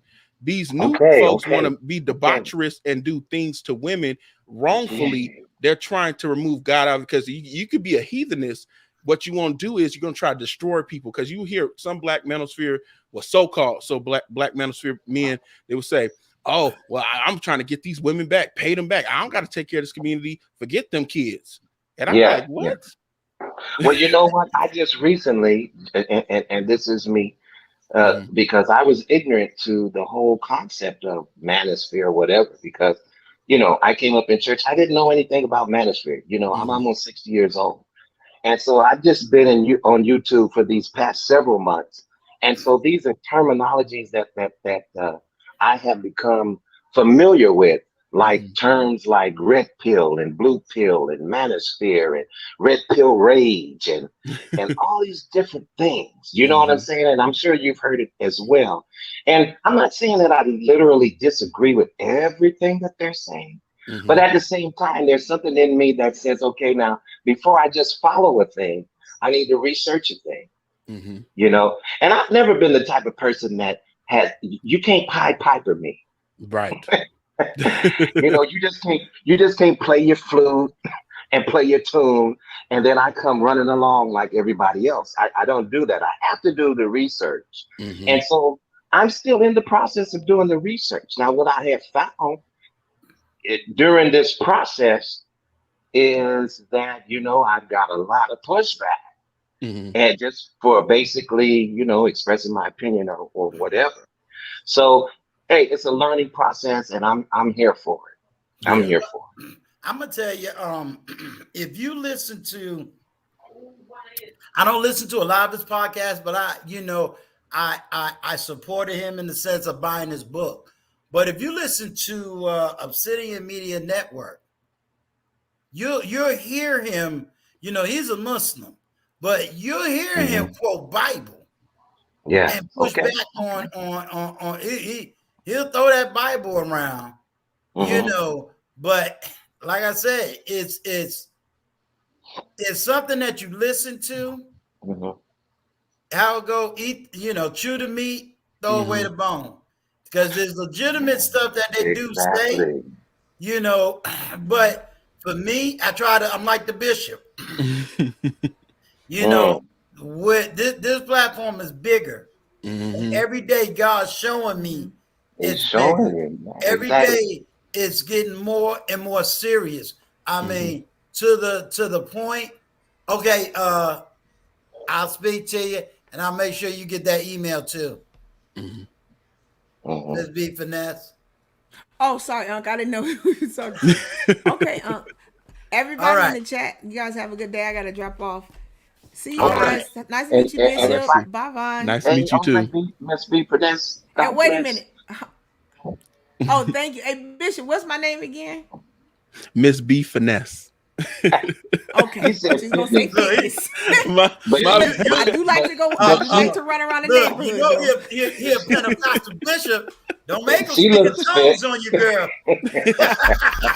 I like that because I like when people correct say that's not my name. I'm like, thank you. Shoot, because some people they'll let you keep calling them something. I'm like, well, you never told Yes. me. Yeah, So I And appreciate that, because that. some people they're that's so so used to true. people saying their name wrong, they don't even argue with Mm, it. But even with my mm-mm, students as an educator, I tell them, give me 3 days, I'll learn it and say it right because that's the name your mm-mm. parents gave you. I do not want to butcher your name. I'm not Right. gonna do it. All right, you gentlemen, you guys have a dang my face. Okay, there it froze. You guys have a blessed day. I'll talk to you later. I'll be in the All chat. right. Have a good day. Okay. All right. Peace. And I just wanted to, if I could just say something to what Uncle Stu said about the young man. Is it Obsidian? Is that his name? Yeah. Mm-hmm. Oh, He's okay. he's he's he's one of the. I all I'm gonna say is I want you to listen to him for Oh, yourself. no, no, no. I have no Oh, okay. problem with listening to anyone. Yeah, you But gotta I do listen to want to make a yourself. point because, and I want everybody, all your listeners to understand, you have to be careful of people who quote scriptures a lot of times. Mm-hmm. Because just, one thing about the enemy, and this has nothing to do with Mr. Obsidian or anything like that, because I've never watched him and I don't even know basically what his platform is until I actually go there and listen. But one thing I know about the scriptures, when I hear people quote them, I don't, I still sit, I could say amen, but I'm going to wait and watch because what the enemy does is what he will do is he will tell you five truths Mm-hmm. before he starts telling you lies. Mm-hmm. And this is how the devil draws you in, you Mm-hmm. know. And so we have to be careful, especially people who are of a Christian faith, because a lot of times we feel like, oh well, this person said, for God so loved the world, He gave His only begotten Son, and they know how to quote, and they Mm-hmm. done quoted you 10 things, which led you to believe that they are on the up and up when they are really wolves. Mm-hmm. I ain't gonna preach, but in sheep's clothing, I'm gonna leave the preacher the bishop. I'm like, where my organ at so I can play the organ? No, you real about that because what a lot of times what they'll do, and you'll find out a lot about these people that you're going to research. They're Yeah, only doing it yeah. for the money. It's not even about Mm, helping men. Because I had wow. to find that out on my own, and it was a long process, and it was a sad and devastating process. In the meantime, luckily I have foundation and roots that my dad and my grandfather instilled in me, to where I'm unshakable and unmovable. However, it shifted me a little bit. I ain't gonna tell no story, and I began to put on the mind, and people could see the little change in me. They're like, "This ain't you. This ain't you." And then and you try to believe in what people saying. Then you find out it coming full circle, and God took me on the whole journey and says, "I'm leading you right back to me." Like Yeah, that's it. what they That's saying it. is hurt, and a lot of times when people spew hurt and pain, what they'll do is they'll poison other people in the process. Hmm. And Hmm. even though some of the things they're saying is true, it's leading you nowhere, and it's keeping you in the wilderness, and you're never gonna get over to the promised land. and Wow. uh, and, and that's where a lot of these dudes are stuck, and they're listening to men that are stuck. So what they're doing is they're like, oh, who has the most money? Then they're not stuck. No, you are stuck. You just stuck with a lot of money, and you're in the middle of Mm, the desert. But they like, well, I got paper. I'm like, well, your spirit has not grown. Wow. you're still doing the same stuff, and then you're going home, turn off the computer and crying. Some of them are crying, and you can hear it in some of their content that they're crying once they log off. So that's why that's why I'm kind of above what's going on with them. This is why I talk about internal wealth rather than physical wealth, and Wow. money wealth and all that other stuff. Wealth is accumulation of things you have learned and money you have picked up.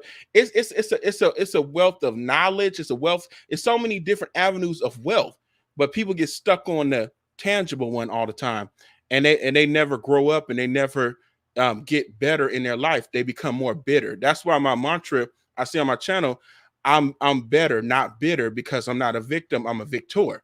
And I say that every time I end my show, because I want people to know that you can be better and not bitter. And some men in that space hate when I say that. They be Yeah. watching the Yeah. clouds, they be mad, but I'll be like, oh well, Yeah. that's your Yeah. problem. Well, and you know what, Bishop, I agree with what you're saying. It's like, leave me to my opinion, and Mm-hmm. I'm not gonna diss you for yours. Mm-hmm. So, why do you feel like you have to sip me and do all these different things to me when I have an opinion? I Mm-hmm. think my opinion is valid. Yep. You know, it's not incorrect what I'm saying, and I know it's not incorrect. Yeah. Accountability takes place on both ends of the spectrum. Yep. Think about it like this. Both ends of the spectrum. Yeah, but think about it like this. Let's do some Bible. Mm-hmm. Okay. Christ only spoke to 12, or rather, he only had 12 close to him. Spoke to 3,000. He spoke to a whole lot of people, but only 12 believed in him. Do you hear me, Vaughn? Why? Because I, they wouldn't let the Pharisees have such a strong hold on the people that a lot of people don't even study who the 12 was. See, the 12 was actually rebelling against the Pharisees. You understand? They was rebels in their own right. So it was easy for Jesus to get to 12 than it was for him to get to the masses. I think his signal probably dropped. Yeah. Okay, there he is. so sorry, you hit one button and then a whole bunch of things start to but but I was saying, Vaughn, Jesus only spoke to 12, only 12 received him. Mm-hmm. And a lot of people say, oh, well, Judah turned his back. Not if you read the whole story. When Judah did that, I mean, not Judah, oh Lord, Judas. When Judas. Judas did that, what did he do? He realized that he was so wrong, he took his own life. Mm-hmm. That meant happen. he felt the guilt of what he did. He didn't accept the money. He took his life because he didn't feel that he could even repent at that Mm-hmm. moment in time. Peter did the same thing. It's just that Peter didn't take his life. Jesus had to go and get Peter. They both turned their back. They just did it in two different ways. Mm-hmm. So when on this platform, this is a lot of prayer on this platform. A lot of prayer. So when I see Bishop saying, "Hey, I heard you on 2 other platforms," Mm-hmm. you don't know who looking at you. Mm-hmm. That's right. You really don't. So it humbles me when I go to someone else's platform. That's why, I've learned, okay, I got to pray because I can't be on everybody's platform. Right. Mm-hmm. That's why I was Man. explaining to Mr. Bond. I said, you might go up on some platforms, you say Jesus, you're going to get beat up. Ooh And, wee. and and you know what? You're right about that one. Yeah. You're definitely right about that one. Mm-hmm. And so I don't care to really go on certain platforms because I kind of see what narrative they're pushing, and it's kind of like you just in the lion's den, down in the Mm-hmm. lion's den. when it Right. comes to some of these platforms. And my point is really not to argue an issue. I don't Mhm. want to argue the point. I listen, come on. I don't have time to argue the point. You know, the sky is blue. Why are we being contentious about that? What kind of blue do you see it as? Light blue, dark blue? What? It's blue. You know, When so you're I don't have time to get on these platforms and be like, well, you know, there is a God. Oh no, there isn't a God. Oh, there's a God. And oh no, there isn't. Listen, this is if you're asking me my opinion, I'm gonna tell you what my opinion is. Well, it goes back to what I told you before. If I wanted my YouTube channel to blow up, all I gotta do is reactionary videos, cut out all these clips of what women do, how they did it, where they was twerking, and my channel will blow up. It would. It'll blow up. You're But right. but Mr. Vaughn, here's the problem. Here's how I look at it. This is just for me. What I look like going to my local store or local restaurant and then tell these people I got a YouTube channel, and then they look at my YouTube channel, and that's what I got on my channel. You understand? I want Mhm. to be proud to be able to say, "Here's my business card." Well, what you do? Well, I got a YouTube channel, and at least they can look up here and say, "Oh, okay, he got a little bit of this, a little bit of okay, we can Mhm. follow him." Can you Right. imagine me being a nice guy in the supermarket, but when they get on my channel, I done cuss every woman out from the top of their head so their feet. Right. You know, Exactly. I run up Mhm. in the bishop's church talking about I'm ready to preach, and he go look at that YouTube channel. Right. Yeah, Wow. Mhm. you know, Wow. I'm I'm I'm not. For me, my business is not just YouTube. Mhm. My business is an international media network. Mm. Mhm. There's a time where I'm going to be doing YouTube where I'm talking to the masses, but I'm also being led to have a ministry channel Mm. because I have a deep knowledge of the word theology. And as Mhm. you saw, Bishop, I can go from Bible to Quran Yeah. in a minute. Yeah. I'm strictly And it's Bible. nothing wrong with that. Just, you know, Mhm. Yeah, Your knowledge. whatever lane is that you right. can fit in, you know, Mhm. and I believe that there's space for that. Yeah. There's a lot of It, it, space for it's that. just that it's just that I can't put biblical things on this platform Right. because it's this whole algorithm thing. You know Yeah, what I'm you can saying? always So start another channel. You can always yeah, start a different one. another channel's getting started, where but see, I'm gonna tell you something. That's gonna be deep too. And I'm gonna Mm. tell you why. Because I go into deep theology. I don't Mhm. go into the surface theology. Yeah. I go all the way back to, quoting St. Augustine and Tertullian and, first, second, third, fourth, fifth century church. That Mhm. gets a little bit deeper. Yeah. You understand me, Mr. Bond? Oh, I hear what you're saying. That's when you start saying, okay, y'all really want Mm. to talk about church? Mhm. Church and your family is supposed to be a theocracy household. It's Mhm. the theology first, Mhm. right? Yep. Patriarchal Mhm. government.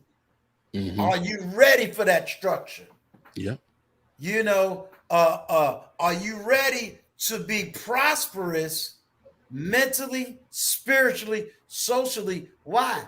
Because God, if I use the term capitalism, God called each man to have his own land, meaning Mhm. we are supposed to be governing our own property.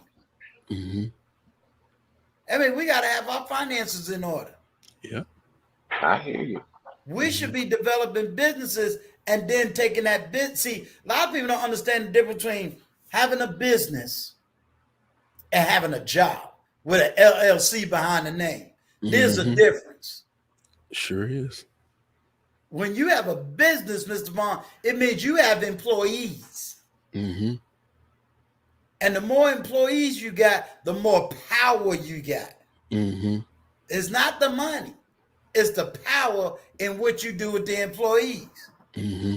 Think about it, Mr. Vaughn. When a company comes in, what do they tell the city? We want a tax write-off because we can bring 200,000 jobs to your city. You don't give us the tax benefit, we don't come to your city. They don't sit up there and say, well, I'm a billionaire, let me into your city. There's a reason behind this stuff. And we keep on, my people turn around and vote for policies that's killing them Thank you. and not understanding. You think you're going to tax the rich? That sound good. Mm-hmm. You ain't taxing no rich. The rich will never be taxed the way you think they're going to be taxed. It's always going to be the middle class. Look at what Biden doing. Now you can't even send Bishop $600 anymore because he's going to get taxed on anything over $600. What kind of craziness is that? Mm-hmm. How do you think billionaires use Cash App? You understand what I'm saying? Who use Cash App? Right. Middle class people. Yep. But Yeah, we I do. want to I definitely use Crash App. So, yeah. and actually, that's how I send my little shout out money when I do it. Right. And guess what? That means everybody that get the shout out money is, we the business owners. So we gonna figure out a way not to be taxed on that money. But guess who's gonna get taxed? The ones giving it out. Mm-hmm. Why you gotta get taxed? They gotta pay back, they gotta find the money that they gave all these other people for their rent Mm-hmm. and all this other stuff. Instead Yeah, of well, us developing, yeah. it's definitely it's definitely issues that we are facing in this society. I hear a little bit of an echo. I don't know if it's me or not. I don't hear anything. You hear anything on your side? Yeah, I hear a little echo. Okay. I don't hear it now. Can you hear it now? The echo or no? No, not Is it- really. Oh, okay, cool. Yeah, but no, I agree with what you're saying, Uncle Stu. It's And I don't want to push politics on no one because I definitely won't do that on this platform. Even if I have another platform, I'm not going to, talk politics. I want people to get more into policies than into the politics. Mm-hmm. You know what I'm saying? Because no more that's where you figureheads. get tripped up at. Mm-hmm. That's facts right there. Yeah. well, I would like to ask Bishop a question because I don't want to get too deep in your past situations, you know. But I am familiar with your brother on one of those platforms, and you were on there with a few females or whatever, Mm-hmm. and I guess you guys had some type of discourse or whatever, and I saw how you dealt with that, and so I want to just say kudos to you because you Mm-hmm. you kind of kindly did your thing. You know what I'm saying? I And you appreciate moved that. on. And you moved on.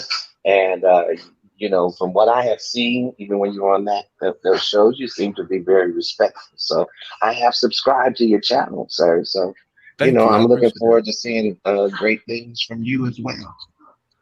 I appreciate that. Much respect to you. I Yes, never sir. know who's listening to me, so I And that's it's I value everyone that listens to me, and I know it sounds weird to most people. They're like, "How you value everybody?" Well, because people matter. That's how it is to me. People matter. Even people that I'm on someone else's channel.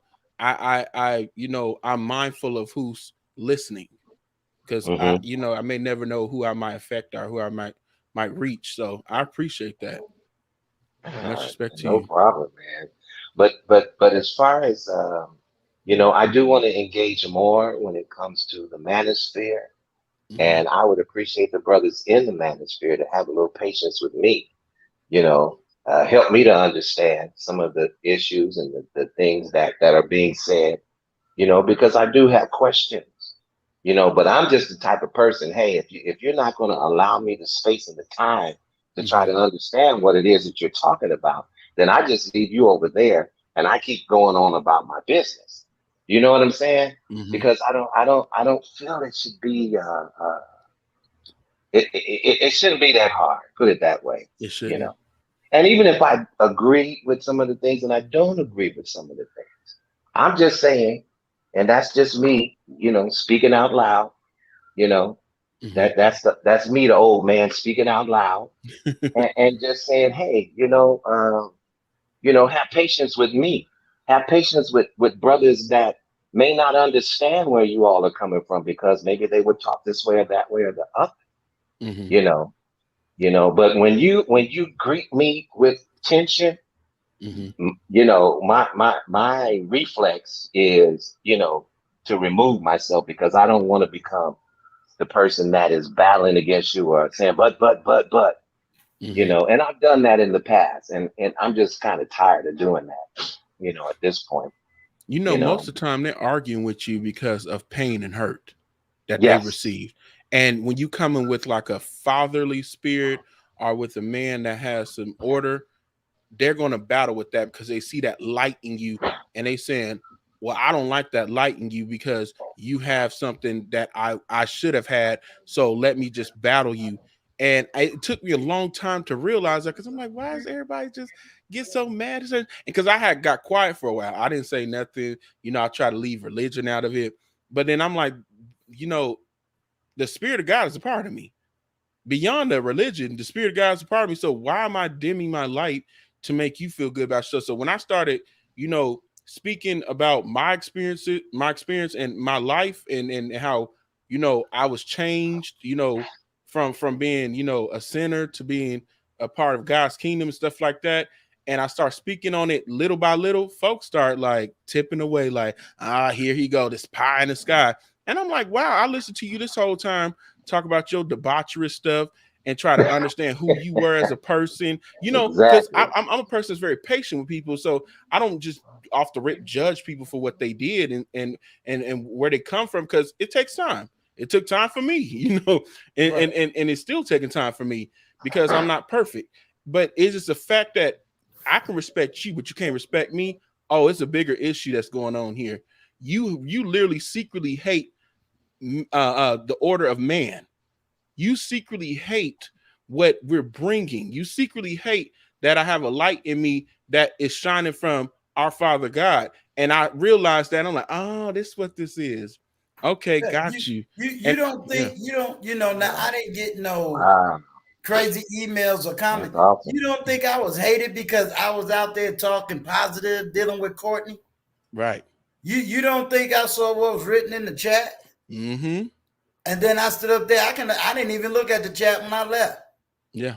You know what I mean? Mm-hmm. But I was speaking truth. Like, why y'all killing her when she ain't the woman y'all talking about? They hate women. Some of them hate women. I'm gonna keep it 100 with you, and I don't care Yeah, if any of them get mad. Some of them hate women, and some of right. them are into other activities too. Because one of the main people they like told them we should start advocate for men to be with other men. I said, aha. I thought y'all homeboy was really for Where is that? Where I know, I that know, I clip. know, I know who you're referring to. Hmm. Where is that in his actual? Because I want to hear it in its proper context. Right. I You only could I'm just keep look very it up. hearing clips, listen. I'm and I I'm don't very like new I to don't all of like this. I clips. don't. I, Yeah, I yeah. heard it in this. I heard it in its entirety, and he did not I'm clear it new. up. I'm He new did to not all Okay. of this. And So then, I and then didn't. also this person, same person, was on a channel where they was being interviewed, and they're saying about the LGBTQ need to somehow, in this content. Well, I'm paraphrasing that they need to be protected and stuff like that. So you're basically against the original family. Right. So it's like, okay, now we see this little stuff creeping because Satan don't come very swiftly. It Right. comes very slowly. He comes very slowly, and then once he got enough power, then he try to assert himself. And this is what this person's doing, is asserting himself now. Now I didn't Okay. agree with Creflo Dollar saying what he said about him. I'm like, nah, that's kind of Yeah. far I fetched. want You're just because hating. yeah, I don't want to hear. When Hmm. when it I've seen it on other people's platform, but Hmm. see, I'm I not don't aware got of that nobody either. just to give me Wow. a clip because Hmm. like, we can edit anything and make you Right. sound like everything. Hmm. So it's like, okay, where's everybody getting this clip from? So I wanted to see I wanted to hear it in its full Right. Man. entirety. But I'm the same way too. no one ever said, well, here's where it is, or here is the, because if it's coming off a monologue, Mhm. it's usually a 20, 30-minute monologue. So Yeah. it's like, okay, I don't mind listening to the monologue, but I ain't never heard it. You know what I'm saying? So it's like, Yeah. okay, I can't comment on something I ain't never heard it in its context. Then And as another I content have, creator, I'm like this. I don't have time to do a YouTube on another content creator. You know what I'm saying? Mhm. And that spend my part right there, whole Uncle Steve. time That part. doing a whole bunch of I, clips about another kind. I, I'm like, Mhm. unless the content creator has something so powerful and helpful to people, Mhm. I could see myself if I was a content creator using that. You see what I'm saying? But when Mhm. you're promoting, when you're promoting the wrong stuff, I can't get with that. well, That's see, just me. no, what I mean, Mr. Vaughn, is let's be honest. A lot of people go after this content creator for like, clicks, and views. Yeah, Yeah, that's true. no, I get They that. I they get don't that. I get that. because my attitude is if you don't like them, Yeah. then just leave it alone. Well, if you hear from a lot of men who's speaking out against him, I'll give you the history on him because he once around the camp I was around Okay, before he blew up. Way before he blew up. I'm talking about when he only had like 10,000 people. right. And See, y'all telling me and something new because yeah, and he came I'm in, new to all of this. yeah, he came in under the guise of, you speaking for men's rights and all this other stuff. Right. And someone I'm had still here. basically, I'm still here. I hear you. yeah, and someone basically has set him up to where he starts studying everyone around here. So like all the disgruntled people, he said, okay, I'm gonna make money off of this, blah blah. And it was about money, which is fine. Money, making money. I'm not against anybody making money. Right. I'm for black men making money they can, all they can. But don't pretend like you really here trying to help people. Don't pretend like you really here to try to, help the black family. And then some people said the expertise, but I agree with some people like how you're expert on marriage and you've been divorced twice and you still single. Like what makes you the expert? Right. And when he tells a story, it's like a story that's been a young man that's been broken. And it's nothing wrong with expressing to women how men feel. That's nothing wrong with that. Right. But then you start to advocate something totally different and you came from another avenue. And to me, it seemed like you was stepping on something to go somewhere else. And he had a lot of men following him from this space and that were looking for, a better home and trying to really reach our sisters and stuff like that. And now you're advocating that, ain't nothing working with women. So go ahead with let's advocate for men to be with other men. And there's some men that are incels who have never been with a woman and they're having a hard time dating a woman. See, that, to me, you're leading a man. So he probably thinking in his head like, well, maybe I should try that. Is that People, if power of suggestion is very strong. right? Right. Yeah. Like I said, I wouldn't necessarily, run around and clipping videos and all that. Hold on one second. What's going on, XDMC? Originally, what we initially started off with is trying to get men's stories when it comes to children and trying to advocate for men about being better fathers, and also trying to explain to some women some of the complications that men go through in order to be with their children. You got some women that really doesn't understand, complications of the court system, or they going through emotional things, and men kind of don't understand that. So we're really dealing with men and parenting issues and what's going on with that. Prior to you coming in, Crimson Cure was on the came up and also spoke, and she really spoke to women, more in the sense of what's really happened in the family and how feminism really is destroyed the family, especially on the Christian side, and how it's now affecting Muslims on the other side. So she just spoke to that. Right now, it's just in theory, general conversation. Vaughn is basically trying to get understanding of the manosphere and a different light. I What's think going on, AC? Thank you for coming by. Yes, AC, that's exactly where this had poured out from.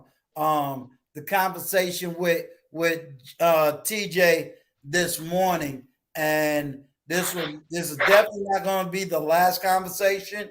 We're gonna put together more of a panel of knowledgeable experts who that'd be is going good. to That would speak be to great. this subject. Um, Definitely going to try to reach out to TLA, the lead attorney, the bishop, and get a couple of men, including myself, who has been through as fathers, and to kind of allow people to really hear that true conversation. So I thank you very much for coming by. And if you want to speak to anything, you're free to come up and just, let's hear from you. Let me hear from you from this conversation of this morning, and what you heard, what you think. This is not a platform for a one narrative. I don't want to speak a narrative.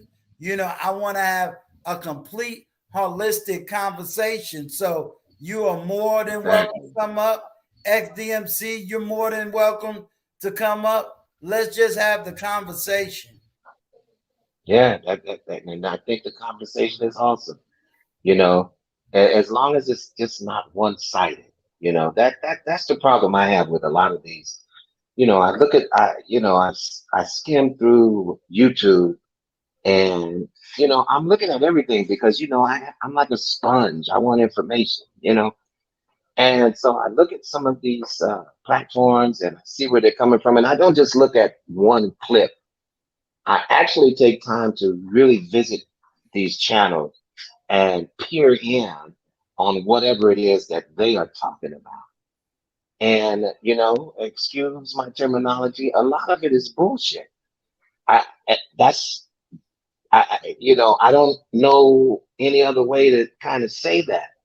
A lot of it is, it's, it's, I don't know the word I want to use, but I think the one I just did, that explained it to me. Now, not all, don't get me wrong, not all. But this whole narrative of how we can't come together as Black people, male and female, and figure out our differences and try to sit down at the table with each other and do it. Now, some will be in agreement with it and some won't be in agreement with it. But at the same time, let the ones who are in agreement with it get together and see what that outcome is. You know what I'm saying? Yeah. I know it's not a perfect world, but that's just my concept. Well, it's to me, it's not about the perfect world. I would say almost as Christ would say, but I'll use it in this way. Develop a utopia and fight for it, even if we don't get to it, because you're going to be in a better place than you was before. Yeah, yeah. You understand? If It's a better like I awareness, said, a better awareness. well, A better it's just better like awareness. right. It's just like this platform. When I look at this as a business, and I say, well, okay, I'm a fight to be a $1 million business. Well, if I only make it to $500,000, I was a whole lot better than starting at zero. You see what I'm saying? Yeah. If I'm able to educate 300, that's 300 that wasn't educated before. So Wow. I'm doing, something is happening, and then Yeah. you don't know who you really talking to. Hmm. You know, I just got 300 subscribers, Yeah. but how many people is watching? Yeah, no, yeah, You that see what I'm is saying? So I a might get off concept. there and they'll say 500 people watched it, but maybe 10 people subscribed. Well, that's 500 people that got knowledge, wisdom, and understanding. Yeah. And Hopefully. that's the point. The point is to bring us to a higher awareness. It's really not to prove our points. It's to bounce off of each other so that we can come to some place of understanding and a Right, higher awareness of how to deal with each other. right, And that's what I'm all for, right, you know. And one thing I don't like disrespect of any gender. And when I say gender, I'm talking about male and female.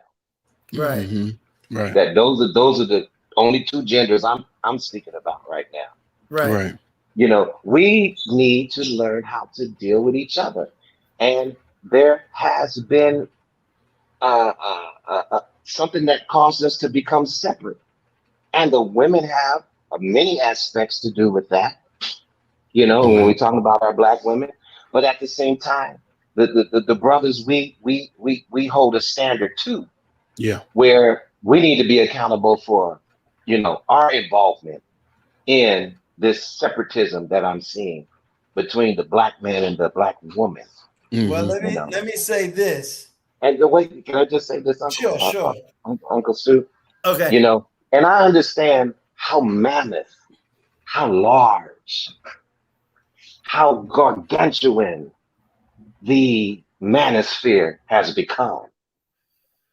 But that doesn't negate the fact that I have a voice as well. And because I don't agree with everything you're saying, I don't always follow the majority. It was the majority that said crucify him.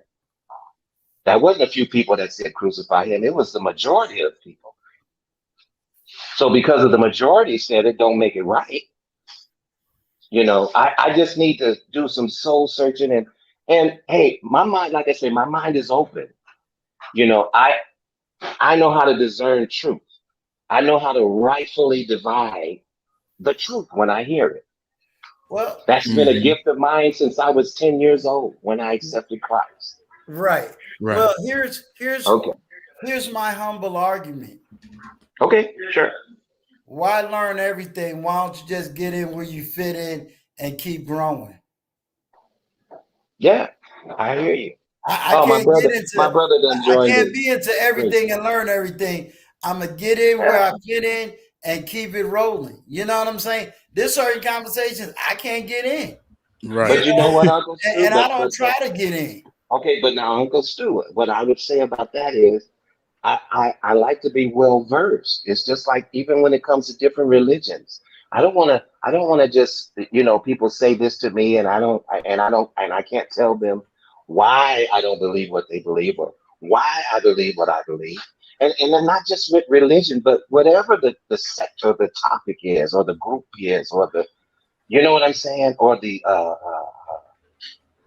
organization is. You know what I mean? Yeah, you It's like like, understanding stuff. yeah, I like understanding things. And it's not that I want to know everything, but I just want to know all of the things I can know. And so that part right there. Hmm. Okay. What's going on, XDMC? Hey, how's it going, brothers? One I love. am Hello, doing Had hello. well, to sir. Doing well. had to just jump on, so show some support. And when I heard brother Vaughn speak on the manosphere, it made me feel not alone in this sense. I don't like to. It's like when if someone I ask somebody about a movie and I say, "Hey, did you see this movie?" No, I only seen some of it, but it was horrible. And okay, then don't tell me you can't speak on the movie if you haven't seen the whole thing. Right. So when I um experienced the manosphere and listened to, so I said, okay, I hear a lot of people talking about this. Let me go listen to this brother, listen to that brother, listen to this brother. After a while, I said, okay, I guess I'm glad that there is space for people who need that, but I realized they were not talking to me, and that is not for me to feel me put myself on a pedestal or in a different room, but they were not talking to me, and a lot of them I wanted to say, you know what, that's some real BS, and y'all need to shut that blank up, giving that kind of info to young folks. Right. But I guess, hey, I listen because it actually is helping someone. I always use the example for me. It's Al Sharpton. I do not agree with everything that he says, but it is unfortunate that we live in a world in this country where he is needed. That's the key. That we need someone like that because of the type of world we live in as far as this country is concerned. And so, for me, I'm like, well, I want to learn. I want to absorb the information. And as I'm sitting here, like before we all started social distancing and working from home. I don't want to say the word because folks YouTube are very funny, but before we entered this reality that we live in now, the only thing I watched on YouTube was video game reviews, movie reviews, and training on 3D applications. That's it. Then as I'm working remote, I will cut YouTube on, and it all started with a Rodemeyer video. And once I watched that, the algorithm started sending me all types of stuff. And then that's how I end up meeting Corey and Laquita. And I am very thankful for that because I consider them not just nice people that I met. I consider them friends. And I don't use that word lightly. I consider Corey a brother. And if it wasn't for me listening to YouTube, I would not have experienced that. But there's a flip side to it. I have been on panels. And why do I go on them? I have no idea. But I have been on panels, and we have to work on our communication skills and delivery. Right. Even those who are educated, college grads or whatever, no, still work on your delivery. Yes. Because I have been on panels with an attitude, and a lot of times it's from our sisters, and it's, well, let me explain. Wait, hold on. Who the hell you think you're talking to? I'm a grown man here. You don't bring it down and let's conversate. I don't want nothing from you. I'm in a successful marriage. Right. I established that. Now let's talk and build. Well, I don't. Okay, then I'll check out. Because, see, that's a waste of my time. Time is money. Time is precious. And this is somebody that I am not in a position to heal. That's why I rock with young folks. Right. That's why I rock with Wally, Beyond the Billions, or whatever, because they give me hope on that future that we have, that we are building, that there are brothers out there, young brothers like that. So I'm going to support. Right. I'm going to support. But Vaughn said it on the last panel I was on. We really need to check our delivery so that the message you're trying to get across come across right. And I'm going to use this, and I know folks may say, hey, wow, you're using a Bill Cosby example. Well, yes, I am. And this example is something that I saw on the Cosby Show, where Vanessa brought that's what I thought. Husband home. What's your favorite? Ask the young man, what's your favorite food? Oh, nice steak. Oh, okay. Boy, what you like with that? Some potatoes. Oh, now we're cooking. Okay, I got your potatoes. I got your steak, onions, smothered onions on it. Okay, now I'm going to present it to you, but I'm not going to give it to you on a plate. I'm going to go over to the garbage can and get the garbage can lid, and I'm going to put your steak, your potatoes, and everything on that lid and serve it to you. How is it? Not too good. Not too appetizing, is it? Because it's all in the presentation. And a lot of us get on these panels with garbage lids. Right. Speak on it. Right. That's all I got. Well, I think you said it, you expressed it quite well to me. Mhm. Yeah, You I know, received that, man. and you know, there'll be a lot of people that will look at this. They'll play this back and say, "Oh yeah, we're gonna categorize everybody that's speaking into a particular category." Well, you can't categorize me. Hmm. You know that's God's job. Hmm. Right. You know, it's not what you call me; it's what I answer to, Facts. Right. and it's also who I answer to. So, you know, I'm Yeah. not gonna let your little phrases and your little terminology sway or push me.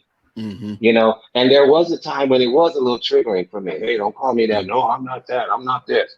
Right. You know, I'm almost 6 years old. I'm way past that. I Yeah. have names. Listen, I got several names I could spew out, and you probably wouldn't even want to talk to me no more. Facts. See what I'm saying? Hmm. Exactly. So, you know, let's get together and let's have the conversation. I'm open for the conversation, but what I'm not open to is the one-sidedness of it all. Hmm. And I'm not a go along, get along person. You see, I just I don't want to. You can't pipe piper me like that. I don't want to be Jim Jones. Oh, wait a minute. Right. Did I say that? I don't Yeah. want to be Jim Jones. Speak on it. I don't want to be Jim Jones. You see what I'm Hmm. saying? Yeah. And it sounds good. Oh my God. You know, Hmm. wow. You have Yeah. a I lot think. of wolves. You have a lot Well, of wolves see, in sheep's clothing. right. Well, see, for me, I only touch in the manosphere so that I know what the echo is. Yeah. So Hmm. if I hear it on this platform, I know where it came from. Hmm. I Hmm. know that it's not an authentic argument. See, for me, I can argue their talking points, but I can argue it because I lived the talking point. Right. Right. You understand? So I can speak it, Exactly. but I can also tell you about the healing on the other side. I can tell you about accountability. Uh-oh. Uh-oh. That's kryptonite right there.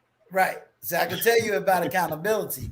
And then, here's if you want to say, here's a page that I took from Antoine. I'm gonna put it on my platform. So I don't have to worry about you running down, Googling everything, trying to find all my mess. Now it's already on my platform. You already know what my relationship was like with my daughters. You already know what my marriages was. We already put that out on the table. Let's Hmm. move on. Hmm. You Yeah. understand? Now, if Yep. I was coming to the platform, yes, I'm the perfect father. Hallelujah. Never made a mistake. I'm the perfect man. Oh, Hmm. hey, you go in my past less than a year. They be like, Hmm. wait a minute, he lying. Nah, you know all my garbage. So now, what you got? Hmm. Yeah. Now Yep. I'm gonna show you Jesus. Now I'm Yeah. gonna show you wealth. Oh well, he got the material things from YouTube. Nah, I had this before I came to YouTube. Preach. Yeah. I think we also have to, at least for me, Right, what I had to learn to do while, if I wanted to, because sometimes I do take breaks that I don't want to listen to nobody. right, You know, the Yeah, only you have to do people that. I have never taken a break from since I got into these YouTube streets is Blind Guy and his wife in their life. For some reason, I never took a break from them. But there's a lot of people I'm like, okay, I got to pull back from. And then I'm meeting new people like yourself, like right. Miss B Finesse is, she's the Yeah, truth. She is the Hmm. truth. exactly. Yeah, yeah. Brothers like Vaughn, and now today I'm meeting for the first time the bishop. I had to say it right, and but I think what I do for myself is try not to get triggered like I used to before. And Hmm. meaning that Exactly. when we say things like, well, black men are this, black men are that. I'm like, wait a minute, I'm a black man and y'all don't know me and I don't rock like that. So what are you Hmm. talking about? I'm not going to sit here and say I'm an exception to the rule, but I do exist. Right. Therefore, but then I have to realize that when they say black men are this and black men are that, X, I gotta check myself because they ain't Santa Claus. They don't Right. know who's been naughty, who's been nice. They don't know everybody. Right. Right. So Right. why am I getting all bent out of getting triggered? Because they don't know me. Exactly. It's something that Dave Exactly. Chappelle said. He said Excuse me. they dragged me in Twitter, but I don't care because Twitter's not real. Yeah. I Mm, Well, love it. see, well, see, I well, like see, that too. see, I like that too. like Bishop, you know what Adrian wrote right here? That's what I was that was my whole premise. Mm-hmm. You know, when I said, Courtney, that's not you. You Mm-hmm. you've been out here and you've held everything account. I ain't never heard you blame black men for nothing. You had a baby father, not a baby daddy. Mm-hmm. You took him off of child support. You openly admitted how y'all broke up. That you openly apologized to him. I mean, come on, you can only move on now. Get out these Yeah. black barbershops Yeah. because Mm, these dudes couldn't rock with you if you gave them a chance. Mm-hmm. mm. So why Wow. worry about what they gotta say? And that's a good thing. I was glad that you told her that because it's not meant for her to hear that. And Right. again, even as me being a black man, I don't want to listen to half the crap they be talking about because I want to keep my peace of mind. And Right. before, when I was listening to all this rhetoric and all this other stuff, and I was involved in some of it, it gave me a sense of discomfort. It gave me a sense of there's no hope. And men, we know we thrive off of hope. That's why we keep pushing forward and we Right. push against things that ain't right. Right. That's what keeps us going. But if I'm listening to stagnated people, I'm gonna become stagnated. And I'm like, I'm not finna become stagnated for you. I'm like, I'm a whole man. I'm not finna act like I'm a woman that's nesting. Women nest. That's the whole point of them. We set up things for them so they can relax and rest in their femininity. But I'm not finna sit here and be a whole man trying to rest in my femininity. What kind of mess is that? Well, But that's what they Ooh, teaching. think very about nice. it. That's what they You teaching said young a boys to do. mouthful. You Yeah, said a mouthful, bro. I'm thank you. just saying you said a whole mouthful, but I'm gonna let you run with it. Yes. But Go ahead now. they teaching young boys to rest in femininity, and it's like you teaching them to be like their mothers, the very women that you claim you don't like. I'm like, Wow. excuse me, you said you don't like black women, and you saying they do this, that, and the third, and you doing what they're doing times two. So Wow. what are we even discussing at this point in time? Because we already heard the issues. We already heard what happened to the black community. Now what? It's our job to pick up and say, you know what? We're no longer doing this. It's been in their hands for this long. Let's now take back the lead and say we're going to do this, that, and the third. We're not going to ask you for permission because it's No. been ran into the ground already. So now it's our time to Exactly. stand up and say we're going to do this and we're going to make this better. But if I'm hearing a whole bunch of dudes talking about, I'm not doing nothing, I'm not raising those bastard kids, I'm not doing this, that, and the third, I'm like, excuse me? Those black kids belong to me. When I see a black kid on the street and I smile at them, they get happy because it's someone that looked like them that acknowledged that they were there, that acknowledged that they can be seen. Because 9 times out of 10, I worked in the school district, our children were never seen by other groups of people. Our children felt alone in them school, and when they seen me as a black man come in the classroom, they light up like it's Christmas because they didn't see nobody that looked like them in an authority figure, and they actually smiled at them and actually showed concern for them. Wow. So when these men say they don't know what to do and they can't do nothing, this and no, them kids get excited when they see black men. And that's what I was saying too on a prior stream. I can't remember if it was on Uncle Stu's stream or B Finesse or whoever it was. But the lack of mentorship is what Yes. is plaguing our youth today. Mm-hmm. There is a mammoth lack of good, valued, moral mentorship.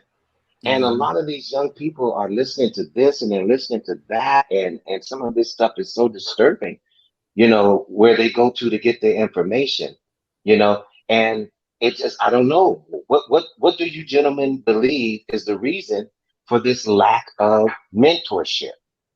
And There's there's so, there's I'm so talking about many. the men to the young men. I'm talking about the men, not necessarily the old men like me, but just men to the young men. You know what There, I'm there saying? there's so many. There is so many different answers or problems that I again say get in where you fit in and keep pushing, because you have a lot of different areas that has been broken down. You know what I mean? And we also, XDMC had to speak to something because I ain't been in New York in almost over 20 years. So I have no clue what's going on in New York now. You see what I'm saying? Mhm. I know what's Hmm. going on, what was going on before I left New York. You see what I'm saying? And then if you say, well, how it was before you left, you right, but it ain't that way now. I don't even know if I can go to New York and say it's New York anymore. Wow. Because the It is last time I different. went to New York, and XDMC is gonna laugh, I saw white people running in Harlem. I ain't never Oh, saw that before. Oh no, Mhm. that well, the well, gentrification, it's real. Yeah. one thing I can say is, if I was to go back to Chicago, believe me, it's still Chicago.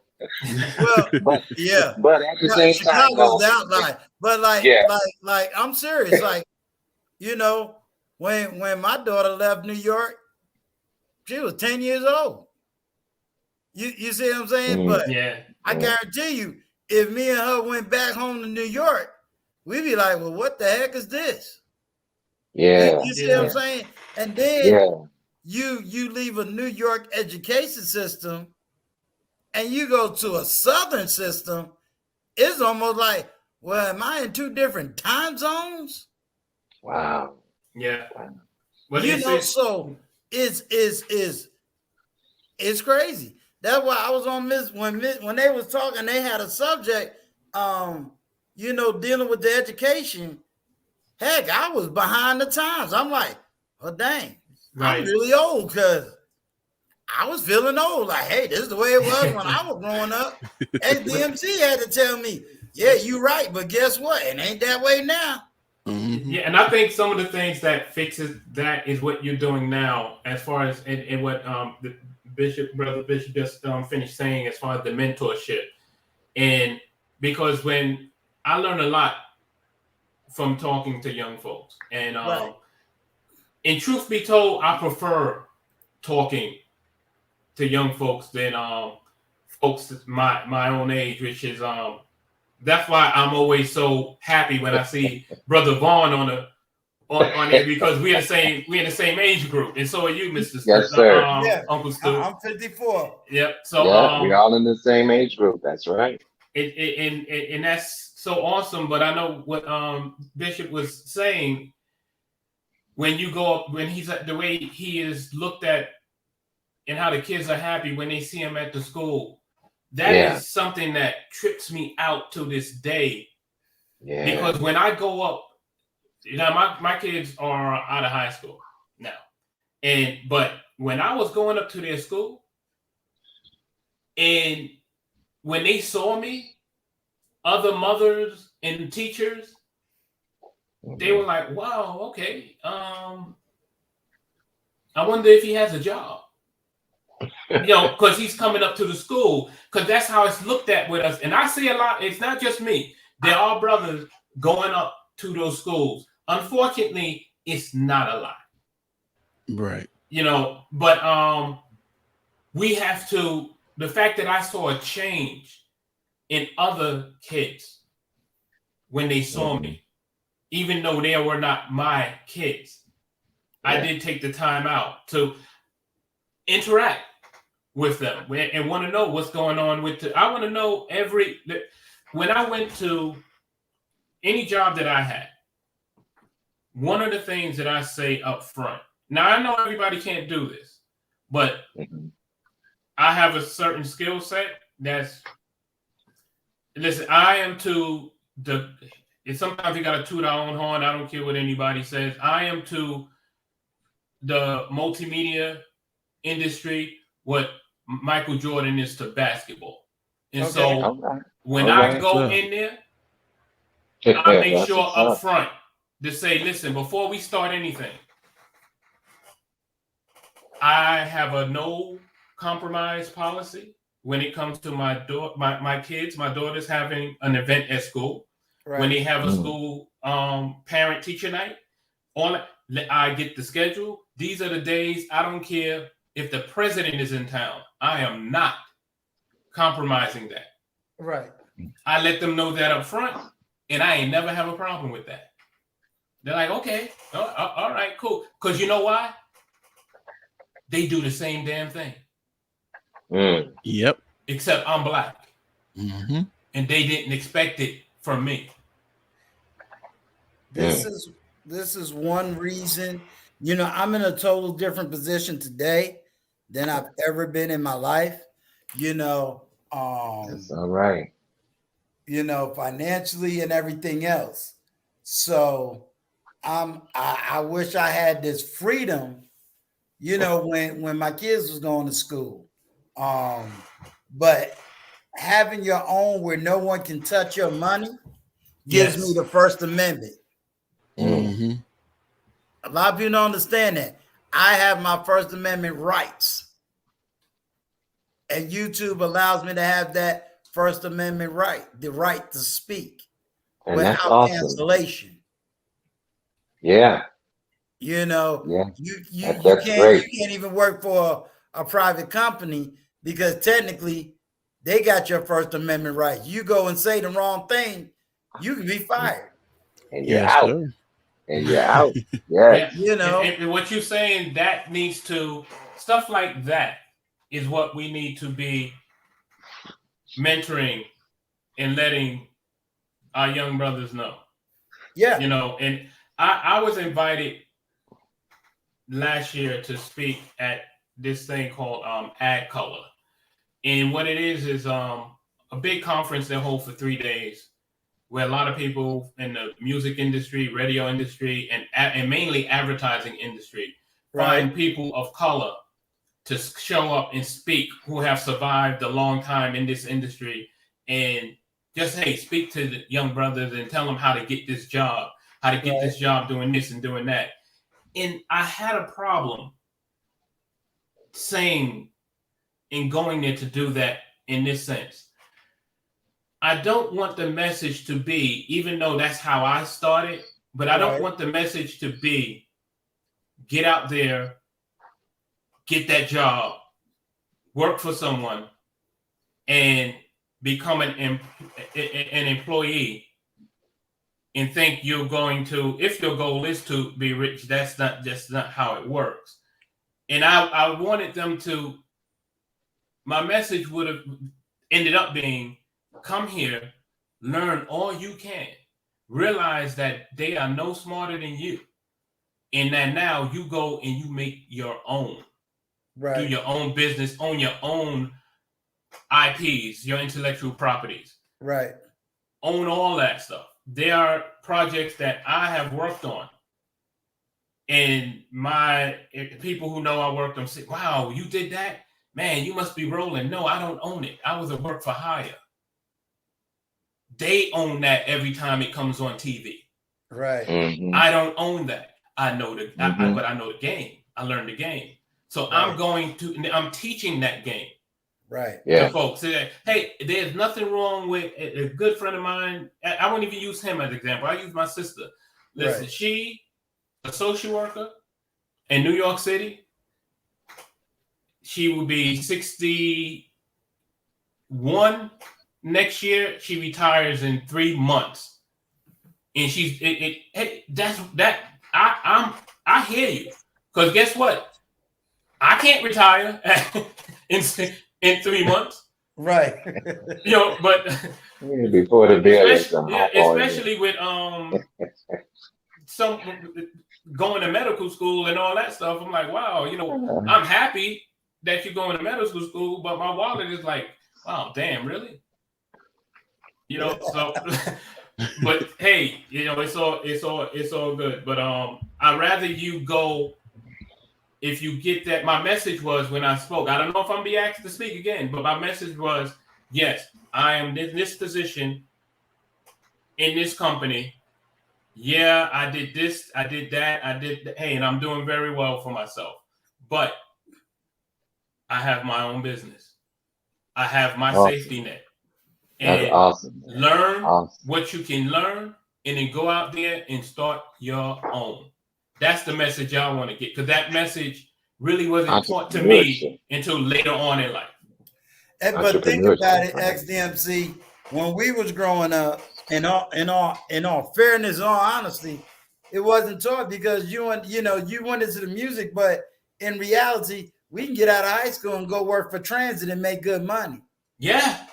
We can go out and drive the bus and make good money. We can, if we went to college and became educators and making about up to 70, 75,000 coming right out of college. With a pension. Yeah. Exactly. In benefits after you retire. That is nothing to sneeze at. So, it's all. Yeah, I see my brother before the billions here. Yeah, I just have to I say, love that name. not to switch it up, but man, I really enjoyed you the other day. Man, I needed that laugh. I needed that energy. I love what you bring to the table, not just your almost had to intellect, call 911. but just not your intellect, but just your personality, man. I was sitting here cracking up because there's no way. And I said, yeah, he really do love Miss B Finesse. That's his big sister, because Miss B, no, she asked me to do, hey, you want to come on and sing? Now, come on now. Well, I ain't going to ask him to sing. He know what he got sitting by him. I'm trying to get my speaker system right so I can rock and roll with him. I got one. I got a roll. I know I can't I sing. can't get the right speaker so I can do all the sound effects. I'll be the first one to say I can't sing. And I said this to my daughter. I can't sing because if I could, do you know how unfair that would be to have all of the talents I have already and to be this good looking and now I can sing? That just wouldn't be right. Oh, you got an applause. Look at that. That just wouldn't be right. I got to have something that I'm not good at. Wow. Boy, XDMC, you are so humble. But I love it, man. I love it. That's all right. Wow. Hey, Bishop, do you see the humility just rolling off his face? Right. But I love it because that's confidence right there. That's it. That is I love the name Before the Billions, though. But thank you very much. Yeah. Subscribe. Yeah. Thank you. It's funny. The way I got it was my old name, right? My old Instagram name was a nickname that I got from school. Unfortunately, it was called Big Willie Will, and that's what they used to call me in class and stuff like that. Mm-hmm. And then this girl was like, "Oh, I feel uncomfortable with you liking my pictures, and your name is Big Willie Will." So then I ended up just changing it to Before the Billions, and that's actually how I got that name. So that's how I got that name. But I do appreciate you guys for jumping up on here. And actually, I just got off of Destination Dad's live stream, and I was like, okay, let me go ahead and jump on Uncle Stu to show my support. And I asked him a question. I was like, I was speaking to Destination Dad and Professor Black Ops, and both of them are fathers. Professor Black Ops is actually a grandfather, but I wanted to ask you guys the same question. I know you guys are talking about fatherhood, and I want to ask, what is the difficulties and the benefits of being a father? Since I don't have any kids of my own, so that's a very good question. If I could just interject very quickly here. Well, the benefits are just unsurmountable. They're just big. It's so many benefits to being a father. But I had no idea, and I'm just saying, being a parent, period. I had no idea the amount of worry that was involved in being a parent. I just had no idea about that, and it starts from when they're just out of the womb. Can they breathe? Are they breathing at night?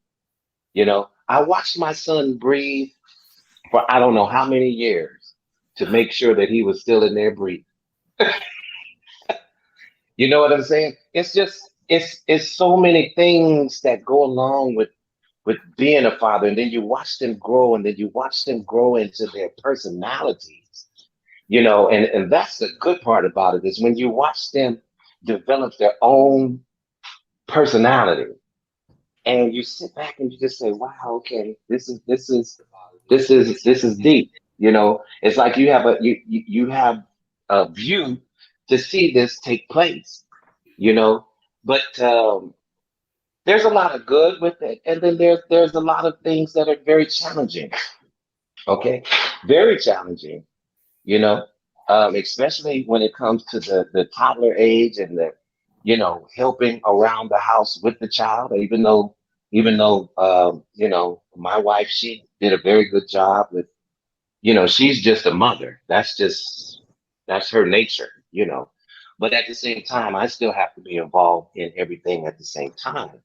And so, you know, just the whole and my son is 16 now. So he's a young adult. He went out, he ran out here and got a job, and he's in the 11th grade. I said, well, if your grades don't match up, then you gonna have to let that job go because your grades are more important right now. And the learning process itself helped me to be a better person. Man, I can't even go into that too deep, but I mean, it was such a great help to me, and I learned a lot through raising this kid. So there's a lot of good benefits to it. I can't say that there's any bad benefits as far as I'm concerned. Now, if you consider like when they become teenagers and they want to push back with you a little bit, hey, come on, that's life, right? You know what I'm saying? But when you start with them when they're kids, when they get to be teenagers, they may have a little pushback, but at the same time, they know how far to push. So but I'm so grateful to be a father. This is something that I didn't have my son until I was around 42 years old. I didn't have any kids when I met my wife, and my wife didn't have any kids. And so it was such an exciting part of my life. So like I say, I don't really have too much negative to say about fatherhood. But I will say that I didn't know how much worry could be involved, even to this day. Excuse, My son is a excuse as me, a Mr. young black. Vaughn. Yes, Excuse, sir. excuse me, real quick. Yeah. Bishop, may the peace and the blessing of the Lord Jesus Christ be upon you. I thank you, sir, for giving me the opportunity of you to come to this platform and to grace Awesome. me with your knowledge, your wisdom, and understanding. I definitely will be reaching out to you because, Okay. like I said, I think the platform needs to start, or at least that real conversation. So Mhm. I will definitely be reaching out to you, and trying to get at least, like I said, 2 or 3 men that has been through the struggle that can speak to it so Mhm. that we can definitely have that great open dialogue. No doubt. Now I appreciate you having me on your platform. Yes, sir. All right. Catch you guys later. Y'all have a good rest of the evening. You too. You too, All right, sir. you All All too, right, right, brother. peace. sir. All right. Mr. Vaughn, give me 1 second. No, no, First of no. all, Do your thing. I said enough. okay, you got me scared, Mr. Vaughn, because my youngest daughter is 25. I think I would have cried if I had a child at 42. So Yeah. I just got to keep it real. But I Yeah. have I That's have true. Destination Dad, my brother. This is the first time I know that you're on the stream. So I am humbled. I thank you very much for coming on. XDMC, I always say if I ever got a GoPro, this is the man that's going to give me a GoPro because I seen his name on TLA. I said, "Oh, Destination Dad. This is a man going to talk about being a dad." And I was a single father for a little. And the first video I get to see is a GoPro. I'm like, wait a minute, what this got to do with kids? Well, I did put a video with me and my son, but yeah, I wanted to do like a how to get started, and we just did a struggle stream on that. But yeah, my channel's gonna be dedicated to just becoming a father in this new section in my life, man. So it's gonna be mainly me and my kid traveling, doing stuff like that. I do have Okay, one video of that. that's great. That's great. Just to let you know, earlier in the stream, this was really an impromptu. So this wasn't something that was planned ahead. We're really dealing with the issue of fatherhood and trying to get women to understand some of the struggles that men are encountering, wanting to take care of their children, wanting to be with their children, and kind of give a sensible voice to that and have the hard conversation and saying it's time to fight. It's time to stop one of the narratives, and push for the other. Being that Before the Billions is to make sure that Before the Billions got it all together, before he get married and have children, as opposed to him being around a bunch of men who's mad and angry and frustrated and all That's right. that crazy stuff. That's right. And just one to have that conversation with women about, hey, let's have the tough talk, let's have that tough conversation because the narrative ain't working. The deadbeat dad theory is over. That stuff ain't that. We got to stop that, and we got to get some healing involved before you speak. Destination Dad Journey, you asked for a email. Journey, whose email are you looking for? Are you looking for my email? Just let me know. Are you looking for my email? Okay, Destination Dad. Now I jumped on a little late, but I caught a little bit what Vaughn said, and I 100% agree. I wake up, I look, see my son's breathing, especially when he was young. Oh man, middle of the night, always. And we was just talking about it before. So crazy, right? Yeah, probably like 45 minutes ago. I think it was it was me Before the Billions and Professor Black Ops, and I was telling them something that a lawyer told me, and it's kind of hard for some like men to admit, I guess, at first, but it's kind of true when you think about it. So like our bonding comes a little after. It's not that we bond less, but it comes afterwards because when women are pregnant, they got the baby, and so it's very real to them. And us, we're happy, we'll be protective, but it doesn't get real to us until our child comes out and he's falling asleep in our arms and all that. So it's a little different, but they already have that bond. And as they get older, your love just becomes like, just another level.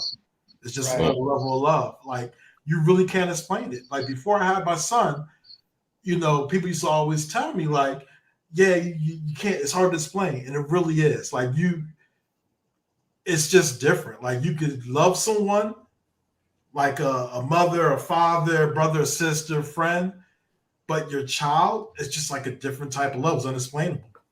I mean, my whole life, I may have cried like 5 to 6 times in my whole life that I could on my hand. Yeah, but I have my son. Let's get deeper. Yeah. Could you imagine a woman or your baby's mother telling you, I'm mad at you because you came home late. You can't see your son no more? Yeah. Yeah, that would be crazy. Do you feel that? So Destination Dad, right. And I'm gonna tell you, a lot of women has done that. Yeah. Well, they use leverage because sometimes like when you don't love them, they think they use the baby as leverage to get to you. But like I was saying, like when I had my son, man, I could cry 5 times in one day over him. And before, let alone tell somebody that I cried. Yeah, you better tell. Now I can tell the whole YouTube streets or whoever. Like I cried. Yeah, yo, I love my son so much. Now this is dad speaking out for sure. He's telling the absolute truth. Yes, and telling the absolute truth. Right, and see, all you doing is speaking to my pain at one time that I ain't gonna lie, it didn't heal until a couple months ago when me and my daughter became one. Wow. Do you feel me? Yes. That's You that know, had to have been difficult. that got ripped away from me. My being a dad got ripped from me. Wow. You see what I'm saying? The bonding that you had with yours, I had with mine. My oldest daughter came out light skinned with beautiful hazel eyes. I raised my right hand so that I could support that child. Mm. And everybody on the outside did everything they could to keep me from him. Now, they didn't tell her that. You see what I'm saying? They didn't run around and say, oh, your dad ain't this, your dad is that. They didn't tell her that. But when I wanted to go see her, I had to do everything in my power. Yeah. Wow. You know, so and our bonding didn't start until this year, a couple months ago. And I'm pretty sure you had to make the choice, like, am I going to risk it all, or should I just wait to come back into her life? Because, like, it's not until you in this, like, I filed for separation. So it's not until you in this situation where you have to really think, like, okay, am I going to lose the law because I'm going to do something stupid and crazy? Or do I try to fight and run out of money and then risk getting locked up? So there's so many scenarios that go through your head. Because you can't, I mean, because you can try to get a lawyer, but that stuff is expensive. Like, I said it a couple of times. I paid over 100 G's just to get my son 50%. And I still got to go to mediation. That's 100,000 just for the lawyer. And when I had 50-50 custody and a little bit more in the beginning with my son, and we still don't have a final decision yet. And I still pay full child support. So she got 50 grand for me in child support so far. I paid $100,000 in lawyer fees, and we're still in court. And I only got 50-50. So I'm fortunate that I was able to afford that. But a lot of people ain't. Wow. And the people that try to fight because they think it's only going to cost $20,000 or $30,000 or a couple thousand, but they don't keep in fact, like, she's going to fire a lawyer. She's going to hire and fire a lawyer. She's going to try to file different things. It's so much stuff. So there's the people that can't fight, that have to give up. There's the people that's like, yo, I'm going to do something real crazy to her. So let me just calm down and step away until my kid is older and then try to rebuild that relationship. And then there's people. So tough. That is so tough, man. And there's a small percentage of people, I believe, that's like, I don't want nothing to do with it because and that's it. That's it. When you talk about Vaughn, that's it. I said on another platform, and the gentleman, he's getting ready to come up. He's getting ready to come up now. I said that on another platform, which was, out of all my years, I only met one real sorry father. Yep. And when I say sorry, I'm just talking about a man that he was just creating babies. Just, he didn't care. One. Other men, broken by the system, couldn't see their kids, this and that. But you always hear the narrative. Sorry, man, my dad didn't come look for me. My dad didn't come. And it's like, do y'all know the facts of what you go through? Exactly. Wow. Forget the psychological. Look at, that's why I said when I do the next one, which is going to be trying to call out everybody, it's the facts of because some women may not know their dad couldn't fight for him because he didn't have the money. Mm-hmm. Exactly. Don't forget. I mean, there's so many different narratives and situations, and it's all horrific, And we were just talking the other night on Miss B Finesse channel, and toward the end of her horrific long 12-hour stream. No, but it was all good though, because I supported her. But the topic came up about how the young people, the young men, they know how this system is now, and they don't even want to get married, but they want to have kids. So they're thinking about doing some type of surrogacy, so that they can just have the kid and raise the kid themselves without all of the hassle of being with, the woman and the blah blah blah. Now, I don't agree with all of that, but these are issues that are being brought up. You know what I'm saying? Hold on 1 second, Vaughn. Hey, Derek, the The StreamYard is in the chat. Gail dropped the StreamYard. So just come on up when you get a chance. Just come on up. Okay, go ahead, Mr. Vaughn. Yeah, so and I learned that through another a young brother, that this is what some of the young people are feeling. That why you get married and go through all of that. I'd rather just be to myself, do what I'm doing, and if I want to have kids, I can just get pay for a surrogate and have the kid and raise my own kid with no strings attached. And so this is what it's coming to. And I don't know what you all think about that concept. I would love to hear it. But when it heard me, when I heard it, actually, I was very shocked by that, that's the way people are thinking, I'm not. And let's not forget about the other situation, which is like the gameplay that a lot of women do to get at men is they just take off with the kid. Yeah, that's crazy, man. Yeah. That And it was funny because my lawyer told me exactly what was going to happen. He was right. He was like, well, I know it's going to suck, but I need you to go home. I need you to record everything she does, because as soon as you leave, she's going to take off with the baby. And that's what she did. And that's what other women, even my family, did. When they wanted to leave, they took the baby like it was theirs. I mean, it is half theirs, but still, like, wow. They give no regard to the father, because, and I understand they carried the baby for 9 months and they got that special bonding, but still, like, yeah. That's horrific, man. That's just, and me personally, I can understand the plight of these brothers like Uncle Stu and many others that have gone through situations similar to that. My heart goes out to you, because my mind can't even think of such a thing. Or how would I go through such a thing? How could I actually deal with something like that? Now, because I've never dealt with it before, doesn't mean that I don't have compassion. And you know what I'm saying? Yeah, For I'm glad you that said that. situation, because it is definitely wrong, and it's something that should be dealt with. It's something that should be spoken about. The system is definitely cockeyed when it comes to family court and family system and all of that. There needs to be a change there, because men should not have to suffer what they are suffering just simply because they want to be with their children. It's ridiculous. Well, that's why we're getting ready to have the bigger platform, the bigger conversation. Now, I have this 25-year-old woman with a 21-year-old child.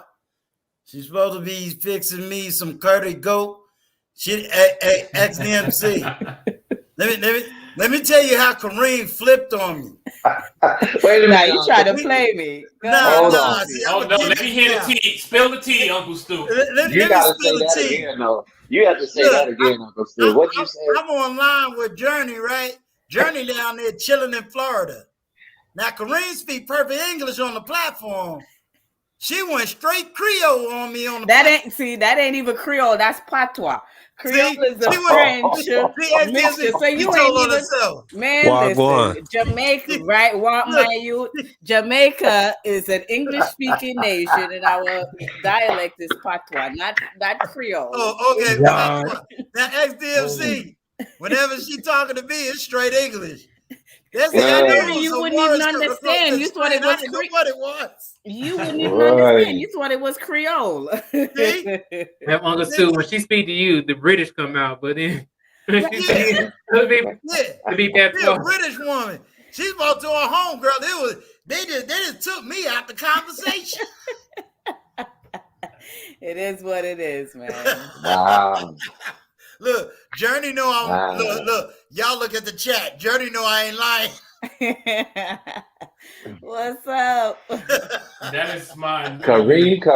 My wife and I's favorite cuisine. Yeah. We had it vegetable roti tonight. Nice. You did it curry style? Yes. Oh, yes. Well, I went to a restaurant and I didn't make it. I don't know how to. If I did, forget it. Yeah, that sounds good. I never had the vegetable ones though. Oh, it was awesome. Well, I don't eat meet. You know, Okay. y'all don't shoot me, but that's what I love about. There's so much in the Jamaican cuisine that does not involve meat that you could. I'm good. That's pretty delicious. Some Yeah. callaloo. Oh, you know about callaloo? Yes, callaloo is good. I roll in Flatbush sometimes, and Okay, I'm in New York too. Yes. I'm Before the billions, yes. Let me before I put on Lamont, let me help you out before the billions.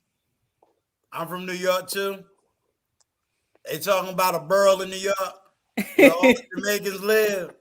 That's when you get real Jamaican food. Okay. That stuff that y'all got down in Georgia, that's imitation.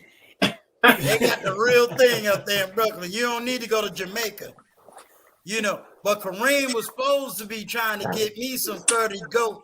But you know, now all of a sudden she's talking British. So listen, I've been everywhere, so I'm gonna make sure for every little thing, man. I keep hearing that Brooklyn's the best. Is that true? As far as that's Flatbush. That's Brooklyn. Flatbush, Brooklyn. Yeah, I was saying, like, is that the best? I guess it's the best borough, or because you know I have a Haitian friend who's from Brooklyn, and then he always just says it's the best. But what do you say? You're about to get into a battle now. Yeah, people from Brooklyn will always say Brooklyn is the best. I'm from Manhattan, so you know I'm a rep my city. And I'm Strong Island out here on Long Island. Yeah, but real quick, Kareem, what I want at Lamont. Yeah. Can you hear me, Lamont? Yes. Okay, Lamont, real quickly, Vaughn. Do you know who TJ is? Oh yes, I love TJ. Okay, I would love to speak to her one day. She's awesome. Yeah, this is, and I'm gonna use it this way. This is really TJ's adopted son. Okay.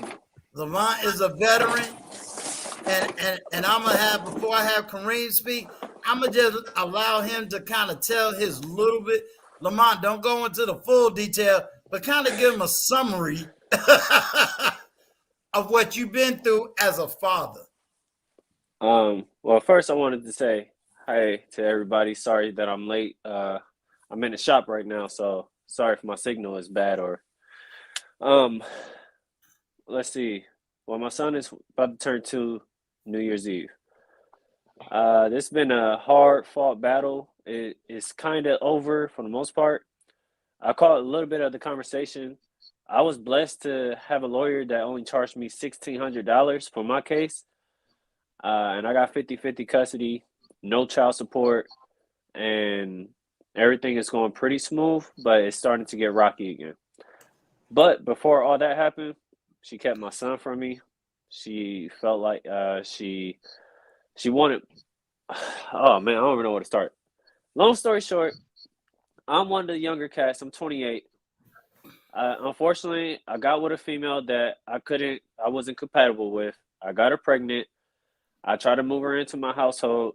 She was still disrespectful, calling me out my name. Excuse my language to you guys, but I hate the word bitch. And for a female to call me a bitch, a sensitive bitch, a bald-head bitch, all that stuff, and I never disrespect her, that's the sign of toxic that I don't want in my life. I'm very active in my son's life. I went my separate ways, and I've still been active in my child's life, even when she was pregnant with him. And yeah, that's really long story short. I'm one of those young cats. My generation is pretty screwed when it comes down to relationships. I was married for 4 years. We got divorced once I got out the military. That's neither here or there. We're still good friends. But being a co-parent is really hard for me to co-parent with someone that's really, really disrespectful. And the court system here in Indiana, they really anti-fathers. They really anti-father. No matter what I present, they don't care at all. That's all I got to say on that part. Well, salute to get 50-50 in your outcome. Salute to that. Yeah. And yeah. For what people told me, because I'm just a little ahead of you probably. We're getting out of this, or you might be ahead of me because you don't have anything else to go for. But they said, like, this is where it's supposed to get better because you're no longer at war. Hopefully it gets better. Not always, but yeah, wishing you the best, man. And real Wow. talk, yes, she stole my thunder. Montreal is nice. Yes, I've been to Montreal, Canada. I think you know everybody from New York at least went to Canada once, or at least some of us. So I ain't gonna mess with you because you like to be clipping folk and then call them out. So we gonna bow to you this time.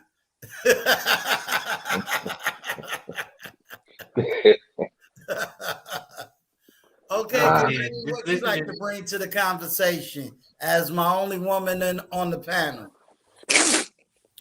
I just wanted to add quickly, when you mentioned about one of the benefits of being a father, and I have an amazing dad. Like, there is nobody better than him as far as a father. And last year, May, he was severely hurt, got hurt on his job, and was in ICU for 5 days, and then in the hospital, and came home, and I had to literally do every single thing for him, like still doing a lot for him, but physically everything. He couldn't cook, clean, not even take a shower, nothing. And I had to fight his legal battles and everything, to get him, compensated and things like that. And one of my uncles who live in England was talking to me, and he was telling me how lucky my dad is to have me. And I told him, I says, nah, he's not lucky to have me. I was lucky to have him.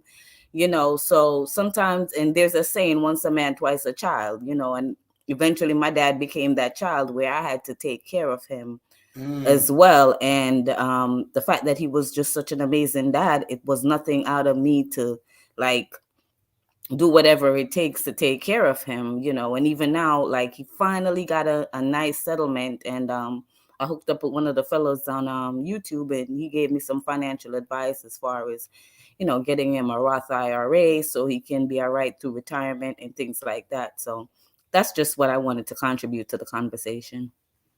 Kareem, Salute to you. yes.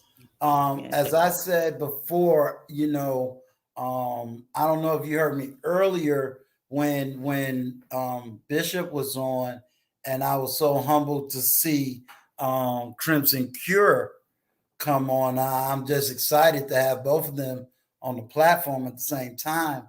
But this originally was just supposed to be like a good 1 hour, hour and a half live stream, just to bring it to the forefront and to try to put a panel together, where we can begin to really have the dialogue, and what you're bringing to the table. I really think a lot of women need to hear, because it's out there, and it's out there in large numbers.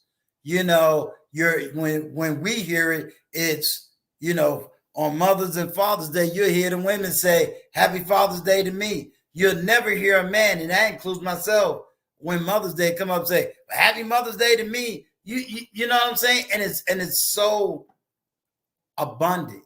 And yet, most men I speak to will say, I only know a few bad fathers. I don't know all these bad fathers that they keep saying. So hopefully you can be a voice on the panel to say to women, either A, stop the narrative, or B, this is how you destroying generations. If he don't want to be with you in a relationship, why are you keeping this man from his child? It's not making, all of this toxicity isn't making sense. He was good to lay down with you, but now he's not good enough to be with his child. Because those are two different relationships.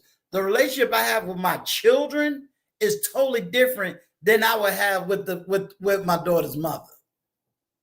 Yeah, I understand that. And to me, too, I just can't even understand the concept, because if a man wants to be involved in his child's life, right, forget the benefit to the man. Just think about the benefit to the child and even to the mother, because it would make it easier for the mother to have that balance where someone is there to, take some of that weight off as well. So, even if you're not thinking about the man himself, if you just think about yourself as a woman, having that father involved, then you don't have to do everything. Like, why would anyone want to do everything? Like, it doesn't make sense to me. Right. Can I caveat off of what she said? Sure. So one of the biggest things that I realized in the military is not the divorce rate that causes a lot of suicide rates, but in the civilian spectrum of it, it's the custody You got to battles watch that that fathers have to word. go. Isn't that a hold on? Isn't that a buzzword before the billions? I believe so, but he, it's too late now. Okay. What I'm missing? No, certain words can't be spoken on YouTube because then they'll flag it. Okay. Oh, my apologies. But No, you didn't know. You didn't know. one of those one of those things rates that I noticed for fathers battling custody is that's one of the number one rates that a mother would keep the child from the father because she knows she has the power to do so. That he has to bow to her will if he really wants to be a part of his child's life. And I'm one of those people that went through one of those situations that I enrolled myself back into behavioral health because it was just getting to me after coming back from Afghanistan earlier this year, and I'm truck driving. That's how bad I wanted to see my son that I literally was playing with this woman or young lady because a woman wouldn't do that to a man. You know what I'm saying? At the end of the day, it's about the kid. It's not about our relationship. It's not about our past. If I move forward and I want you to move forward and let's just focus on our child, not my child, not her child, our child, then that should be the main focus because at the end of the day, as they get older, our relationship is going to reflect off our child. If he sees me disrespecting his mom, disrespecting women, sagging my pants, just carrying myself sloppy, what do you think my son is going to do? And that's one of the biggest things to me. That's all. Yeah. Before the billions. Yes, sir. You don't have children, and I know you want to be married, and I know you want to have children. How does this help you versus hurt you? So, That's the thing, information, exactly. the things that I always get is I'm always told this, by my dad and by people who are in my family and all, and then all when I speak to you guys as well, is that hey, you know what, making sure that you choose correctly. You know, I always hear like because I'm Christian, so I Right. would. So I remember my mom and my grandma, they would always say, ask God for, the woman that you want. She said, ask God for your wife, and she always just tell me that. So I was like, okay, well, you know what? Let me start doing that. And then also, it's another thing is that I'm actually kind of glad that I don't have any kids at the moment, Right. right? Because I'm 26 years old. I'm still trying to get my career off the ground, and I want to be financially stable before I Right. have any children. And also want to make sure that hey, the person who I'm with, I'm going to be with them throughout, the pregnancy, with them, after we have the kids, and then with them, you know, forever. Really, that's the whole point. Of me wanting to get married, right? I know it doesn't work out for everybody, but even when you see like a lot of these statistics and stuff like that, it does make me feel like, okay, I'm glad I'm not married at the moment. Maybe things will change, but hopefully things will be better for me. So, yeah, that's pretty much what I get from it. Um, but I do like the advice that I get from people like Vaughn, Destination Dad, Uncle Stu, XDMC as well. And it's also it's also a great thing to hear from different people's opinions about like their experience, and it does help, I to don't, get you. I'm going to say this, my experience is unique and I can dibble and dabble around it. Um, it is great to be a father. I don't fully sit here and blame my ex-wife, for for things that happened when we came out of high school and what she had to endure as a young adult. I don't fully blame her because she was still under the authority of her dad. You know what I mean? So she did whatever she had to do to survive and keep a roof over her head until I was able to get. But by the time I had semi my own place, there was other factors involved.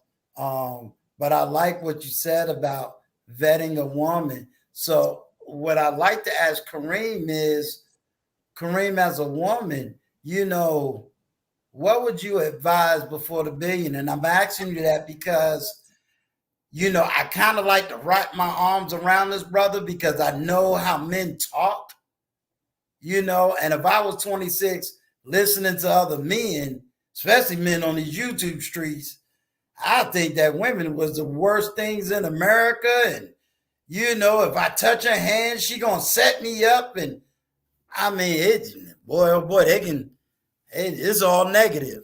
But what would you tell before the billions as a woman? How does he vet a woman? Wow. Okay. That's your baby brother coming to you. No pressure. Jeez. Now, No that's a pressure. good question. I know That's you a only a very year good younger question. than him, but Yeah, how old is he? Because I'm only That's a good 25. So Right. shoot. That's an excellent question, man. That's an excellent question.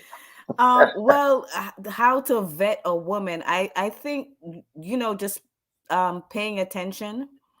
I think also sometimes, what you put out sometimes is what you get back, but that doesn't always work. So it's like there's nothing that's foolproof, So I would think, just be the best person you can be.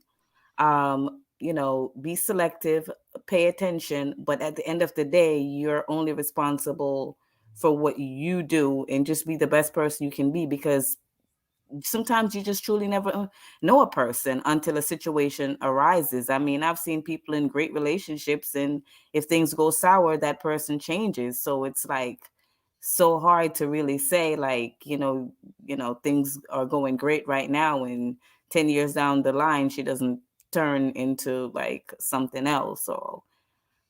And I guess also too, I think you just to be financially prepared if the situation does arise where you have to fight for custody and go to court and things like that, So like what you said about, making yourself better financially, I think that's important as well. So that if something does come up, then you can, fight, because it's always a possibility. You can't really say it won't happen with any woman, really. Well said. You know what I want to say to you before the billions, because I didn't mention as far as what is like as far as benefits or whatever being a parent, and you are going to get different answers, which is great. Like Uncle Stu said, every situation is unique. But for me, what's funny is that my wife and I just the other day, because my oldest is 22, my youngest is 19. Both in college. So we were sitting here the other day, and she said, "You remember what it was like before we had kids?" And I said, "Wow, let me think," because it was such a journey, and it still is. But I can't imagine, and that's why healing energy and positive energy to people, brothers, and going through what Destination Dad and everyone in that sense, Uncle Stu, because I can't imagine doing the whole fatherhood without my wife being there, playing her part as the mother. I can't imagine that. I can't imagine. I don't even want to try to imagine that, even at the age that my daughters are now. Has it always been gravy? No, it has not. Those toddler years, love it. Those teenage years, Teenage years, man. Yeah. those are no joke. And Going through then, it. but we got through it.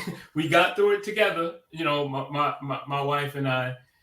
And one of the things that made me really feel good with my oldest, I was up at her college, when we talked that night before the billions, where I was out with her at her college, and out to dinner, and me and you spoke, and she said that night she was going over her childhood and how much fun she had with me, and how, my wife used to always say, yeah, sometimes I feel like I got nothing but kids in the house because I had fun with them, and the kids, I put in quality time.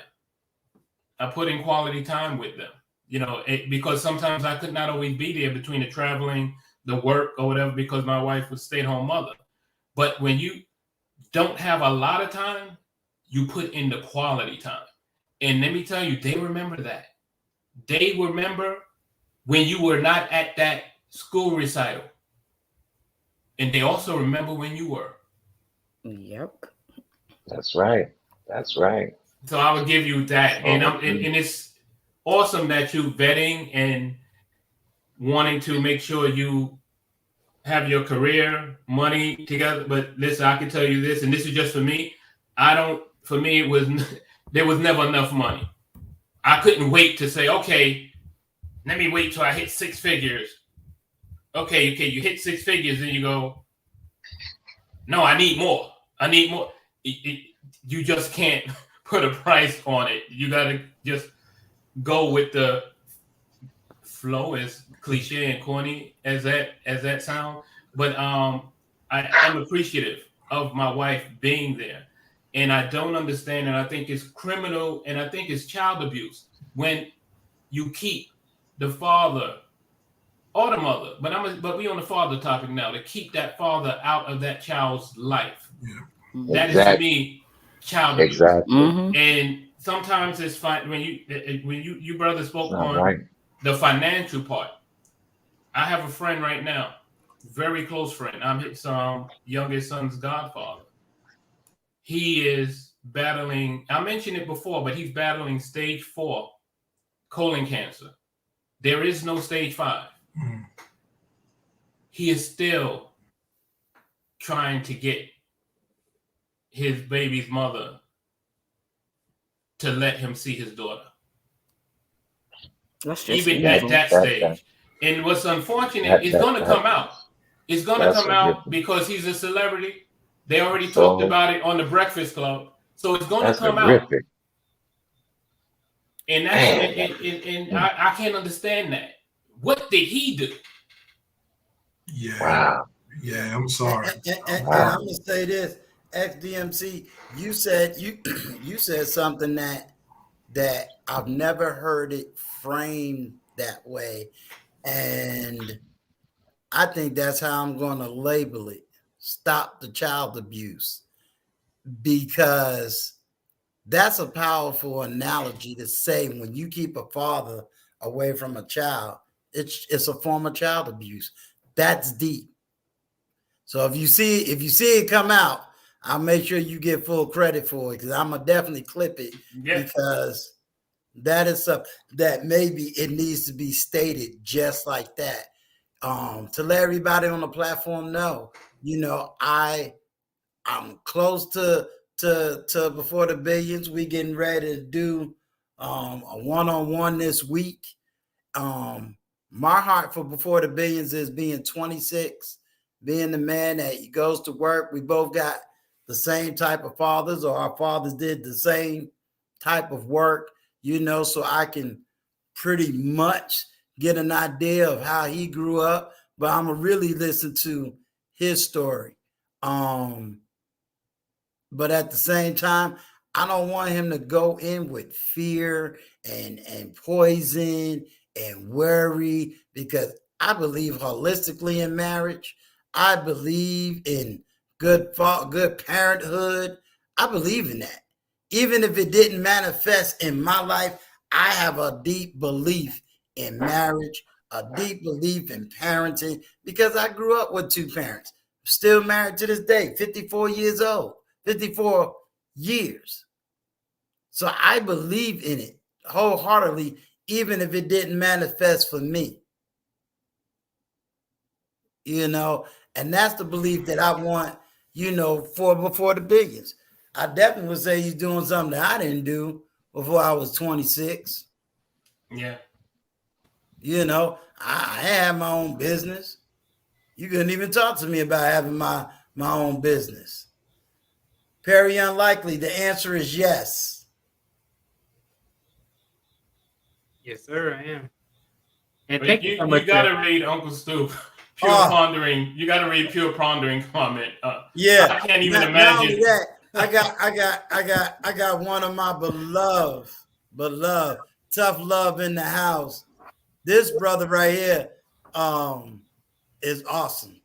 I got to watch when I make content because I wake up in the morning and I love him. And I'll be thinking about something. Next thing I know, I'm moderating on his platform. And he's talking about the same subject. I'll be like, okay, I guess I got to figure out something else. But this brother, he's good. He's good. Salute he's to my you, brother. ex-DMC. This is another New Yorker right here. Oh yeah, I'm familiar. I heard him mention that on a chat or panel one day. So yeah, that's what's up. Yeah. I'm gonna see if I can get him to come up.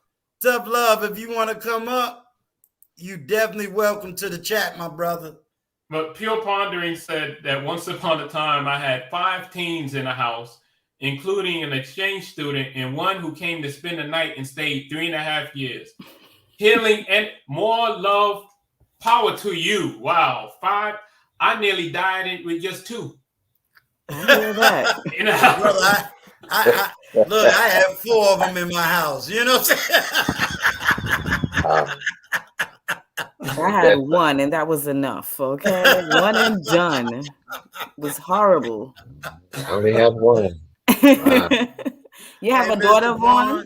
You I make sure you subscribe to Tough Love. Yeah, I will. I definitely will. I see it on there. Tough Love. His platform is straight down the middle content creator. And he goes right down the middle. So he'll listen to what's happening on the left. He'll listen to what's happening on the right. But he's gonna come right down the middle with his points of views. I like that. Well, I'm gonna get ready and run, fam. I got Uncle Stu. We in the same age. How do you hang with these lives this long and this? I can see how Before the Billion does it. But man, listen, I need my glass of wine, chill with my wife, and I need to start doing that by 10. It's almost midnight, and you still hanging. When I got these 20-year-olds, Before the Billion, Kareem, She Stole My Thunder, they don't let the old man sleep. They're gonna find something to talk about. So inconsiderate. Vaughn is all the way in California, so it ain't late for him. It's not late for me, so I hang with you. All right, have a good one, fam. Salute to the entire family. Good night. Yes, sir. You too. Good talking to you. Right. Yeah, but Destination Dad, I know you always looking for that positive word. Tough Love is a retired United States Army. So you make sure you get on his platform too. Yeah, I'm gonna check it out for sure. Definitely, I'm gonna check it out. Yeah, Destination Dad. He like me and you. He's a retired Army. What's his channel called? Tough Love? Yep, just as you see it in the chat. Tough Love. All right, there you go. I see it. Go put it up. Cool. Yeah, I had to mess with him last night. I said, how am I gonna get on any of my stuff out? And you coming on live every 2 hours. But that was my joke to him, and whatnot. But he a funny dude. I mean, he real. But then he'll do some funny stuff that'll just make you cry. He did this live, right? And we all thought we was gonna have to run to New York and save him. He was sitting in his truck, and somebody hit his truck while he doing the live. Oh, jeez. He went from a smiling face straight. He went from a smiling face and Did you just hit my truck? I said, oh God, Wow. man, about to snap.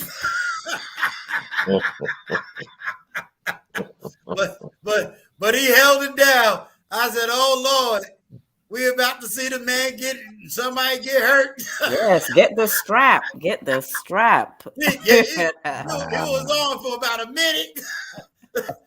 That check and Kareem, it was on live too. So all of us sitting in the chat like, Yes.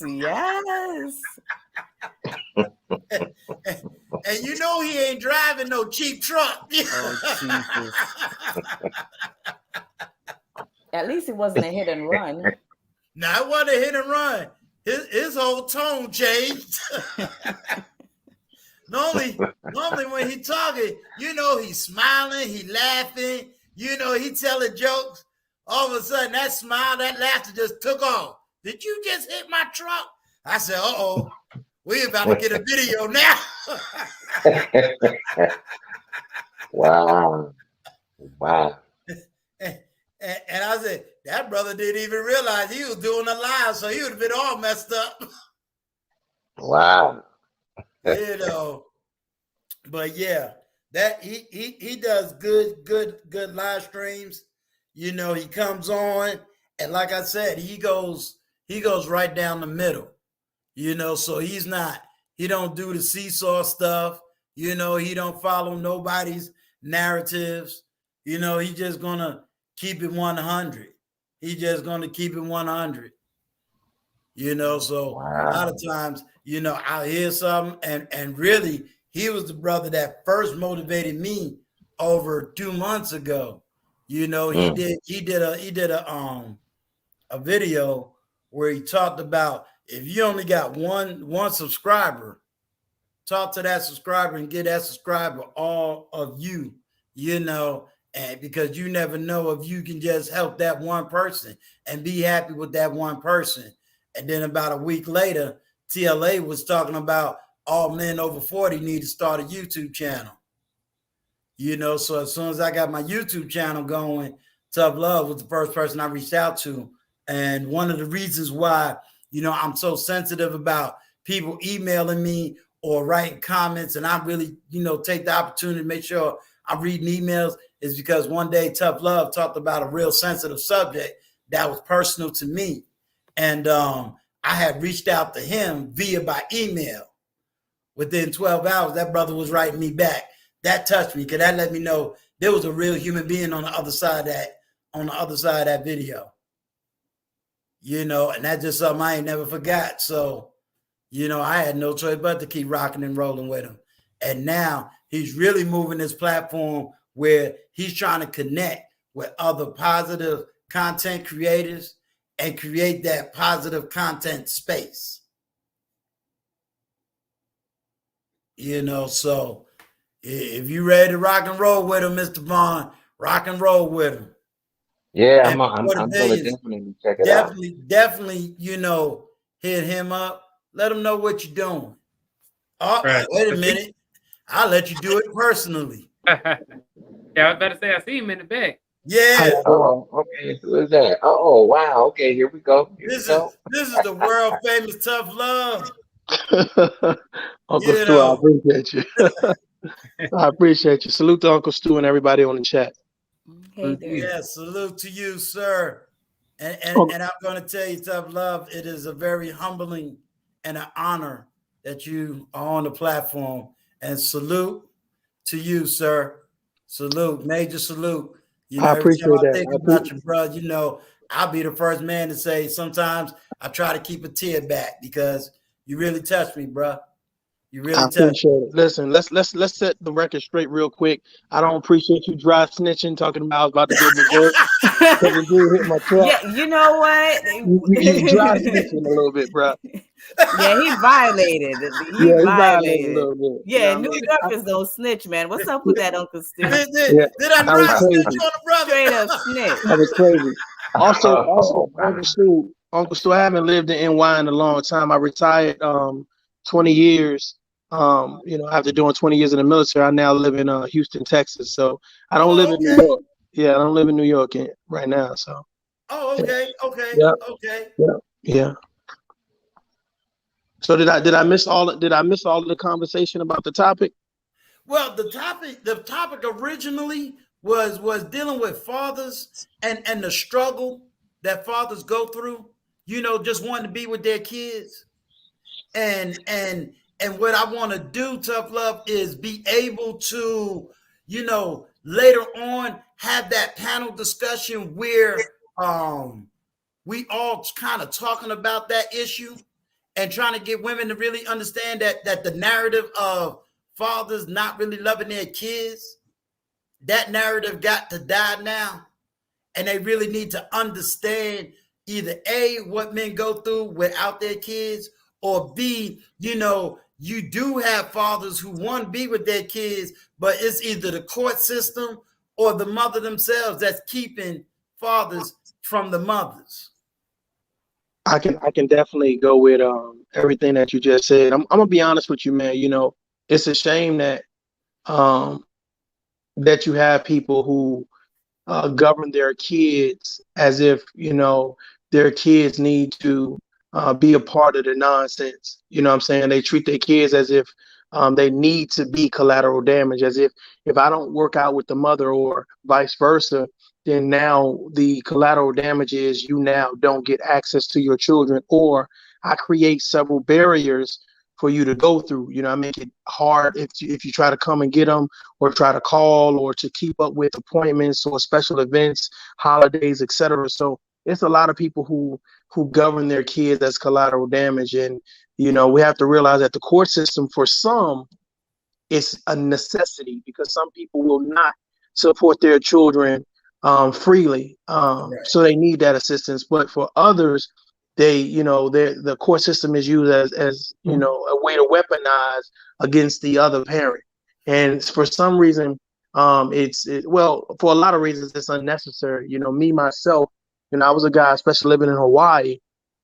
I remember when I first, this was, this is about 10 years ago or whatever. I had gotten a divorce, and I said, well, what I'm going to do is I want to take child support out on myself.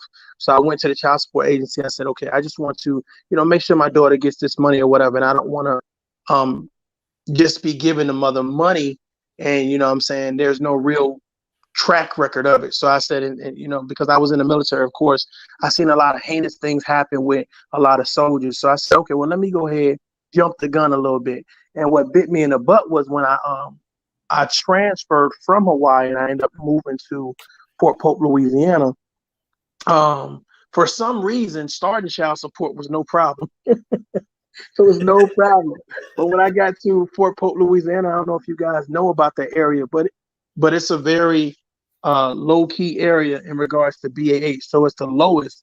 So they were kind of paying me like way less, but I was still responsible for the same amount of child support. So it was kind of crazy, man. I hear my daughter in the back, so I'm gonna go grab her real quick, but I'll be right back. Okay. On my way.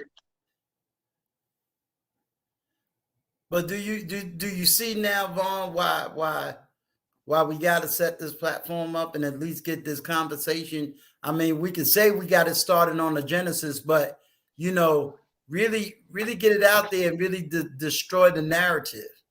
You know what I'm saying? And if we're not destroying the narrative, at least give women the opportunity to say, well, you know what? Maybe I have been wrong. Let me put my child in their father's hands. Mm-hmm. I mean, Let me like I ask you a said, question, go ahead, Kareem. fellas, who have had the issues with the moms, and I'm asking from a place of ignorance because I don't know. Did you guys ever even just try to have or even have the opportunity to have a civilized conversation to work something out, or was it always just contentious? That's a great question. I definitely could jump back in there and say I have.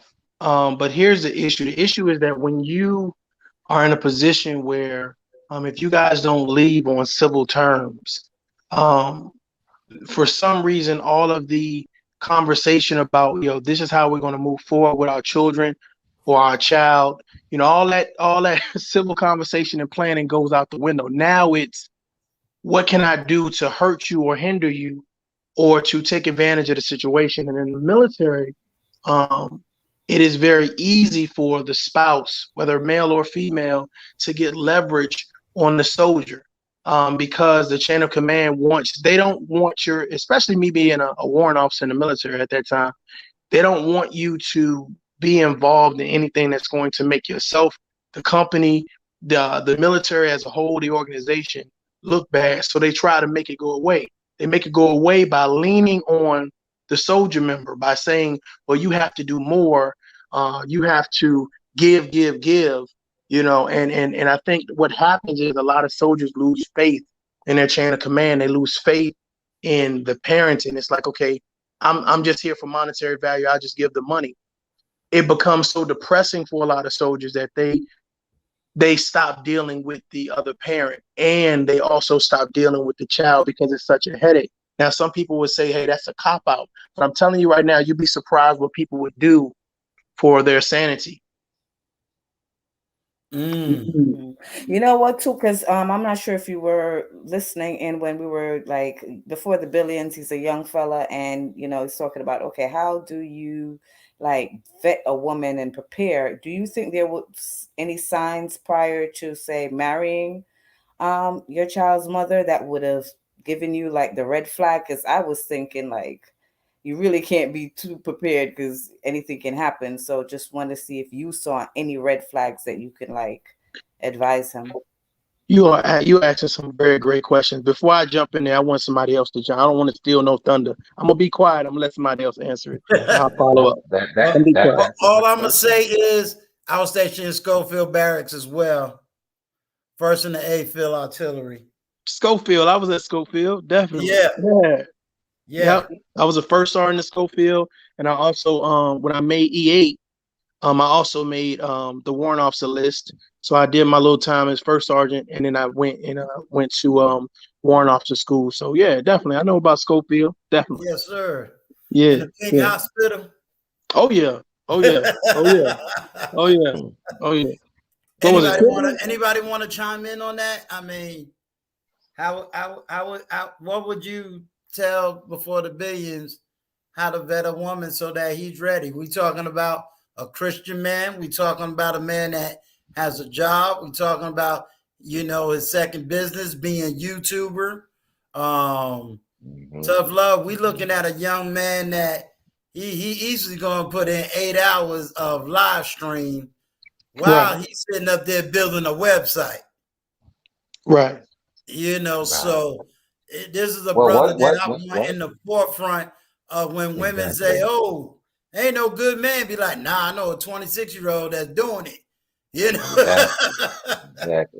Well, what I would say, as far as vetting is concerned, which that part is so very important. I mean, you can't look at the package, because the packages say one thing, but you really need to vet that sister. You have to take an inventory of what her character is, and if it doesn't match up with your values, whatever your values or morals are, see, that's going to be a definite red flag right there.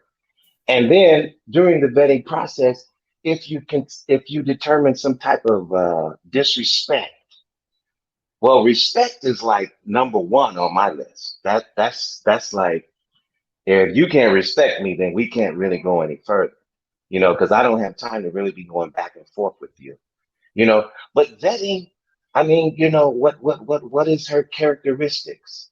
Is she a clean person? Is she temperamental? Does she have a temper? It's so many different things, and the vetting process is not 2 weeks long. You have to take time to vet a person, because this bait and switch thing is very, very real. They will present themselves one way, and they know how to do it for several months. And as soon as you sign on the dotted line, now we're changing the program.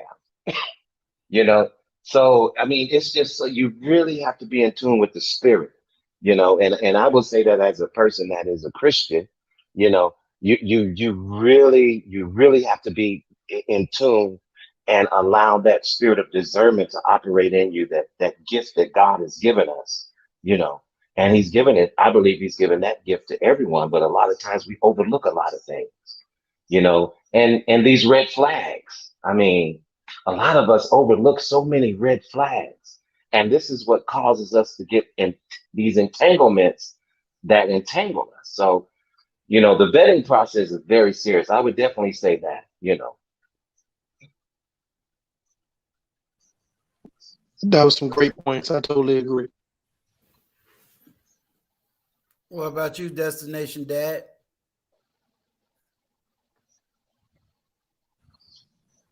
Destination Dad, you still there? Yeah, I'm sorry. I'm just doing some multitasking. Okay. How would I vet? Or Yeah, did you if, see if any before red the biggin, or yeah, did you before see the any red biggins, flags, like, because you mentioned, having the issue with getting visitation with your child? Did you see any red flags that would have given you a sign that maybe this is not someone I should have a child with? Yeah, I saw Wow. plenty of red flags, but me being me, I think I could change things. I think I could control uh, my destiny. I think Hmm. I have the Hmm. ability to convince people on certain things. So yeah, it was my fault. Hmm. Like, Yeah. so yeah, I did see red flags, but me being who I am, I figure I could work past it, or I could deal with certain things, or I could change that person to my benefit. So Can I just ask a quick question? So and you don't have to share that if you don't want to, but I'm just curious, what were some of the red flags, if you don't mind me asking, that you did see that you overlooked? Because this could be very helpful to a lot of people. she lied. She lied about She numerous was things. she was a liar. Yes. Okay. Okay. Okay. Okay. So you knew she was a liar Yep. before the fact. She showed you herself to be a liar. Yep. Yeah, because like my mom used to say, if you lie, you steal. And about the older people talk, but yeah, okay. And so what made you want to look over the fact that she was a liar? Did you think you could talk her into telling the truth, or Well, so never really found out how big of a liar she was until the relationship progressed. But the mm, simple fact, like she was a liar, was enough right there because I always said I wouldn't talk to a liar. But then again, I just wanted to give it a chance, just wanted to do the work, just believe in the family thing. So I just kept going. yeah, yeah, wow, yeah. So that is a definite key when it comes to vetting. Then, I mean, if we discover these things that hey, you are apt to lie. And when people lie, it's hard to trust. It's hard for me to trust a person when you're lying to me. Especially if I know I'm telling you the truth. That is going to be difficult. Now if I'm lying too and you lying, then we both liars. So we may fit together. I don't know. But when I know that I'm being upfront and sincere and you're lying, excuse me. Yeah, that's a major that's a big red flag actually. Was that the only one? If you don't mind me asking. No, that's not the only one. It's one of the biggest ones. I think the second thing was her Mhm. need for attention, Oh, okay. validation from other Okay. people consistently, Yeah. Yeah, constantly. and to me, when I think about that, I remember when I lived in Chicago and I had an apartment and they wouldn't let me have a dog because I really wanted a dog, but I ended up getting a cat. And if you can believe this, but I got a cat and I didn't like the cat at all because the cat just wanted me to pet it every 5 minutes. And not only that, but it would make me pet it. Like it would come and so I didn't so I do know what you're saying. I understand what you're saying. It's like that over exaggerated need for attention. It's like, okay, I pet you, and I'm not referring to, please don't get me wrong, ladies. I'm not referring to any of you all as animals. Let me make that clear. Can I say that again, Uncle Stu? Say it for the people in the back. I am not referring to any of the females as animals. But you know, the example that he said, that need for attention, sometimes, and I have had that too. Before I ended up getting married, I've been in situations like that too, where it's like you're too needy, and there is a such thing as being too needy. Am I right or wrong or what? I would agree with you on that. There is a thing where, um, yeah, there's a neediness. There's definitely a neediness that some women can display, and really, to be fair, is on both sides. And you know what? And I like You the know, way to you be said fair, that it's on both because sides. it could, and you know, and true. And so what happens is when you become too needy, and what I have seen in different relationships and things that I've witnessed and whatever, you know, it's like you can become a stalker. You know what I'm saying? It's like you crossing the line now. You know, it's like, are you looking at me through my window? Are you trying to check my phone and like what's going on? I'm gonna tell you, y'all should check out Tough Love's video that he did. Was it yesterday? Tough Love. When did you do that video with talking about Will Smith and his wife? I think it was a day before yesterday. Yeah, when you go to his YouTube channel, check out the video he did dealing with Will Smith and his wife. He brought up some awesome points, but I would want y'all to see the video, Hmm. because I was gonna clip it, but I'm like, nah, that it was just too good to even try to take a talking point, because he hit on so many different areas that he still got Wow. me thinking. Yeah, it was Wow. really made you think, like he really went in, and it wasn't a blame game. It was just asking some real tough questions. Now, I subscribed to you about 10 minutes ago, Tough Love. I appreciate Mm. that, Destination Dad. I appreciate. I want to say something, but I want to give before the billions an opportunity to speak because I really didn't hear from him. So I'm gonna wait till after he finishes. Okay. Right. Yeah, so I was thank you so much for all you guys' advice. That's great. Um, and I really appreciate that because I was saying earlier about how I'm actually glad that I'm not in those shoes at the moment, right? Because Hmm. and then it speaks to what XDMC was saying, like, when I was talking about I want to be in a certain part of my career before I, have kids and get married and stuff. And XDMC said you'll never have enough. After you get to six figures, then you're gonna be like, okay, well, I still need more. And I'm coming up to six figures, and I'm just like, you know what? I think that he's right. You can never really have too much because I take good care of my mom, and I'm always there for her. Just pay for her to have some surgery, some very it was emergency surgery that was life threatening, and she it was extremely expensive. And I was thinking like, man, if I had like a wife and kids and stuff like that, would I be there to help pay for my mom's surgery? Would I have the money? Would I, had to ask permission or, something like that?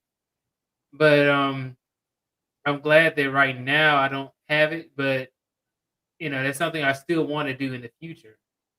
So it's always good to help me to learn from other people's mistakes or learn from other people's experiences. Like when Destination Dad said that, these are the red flags.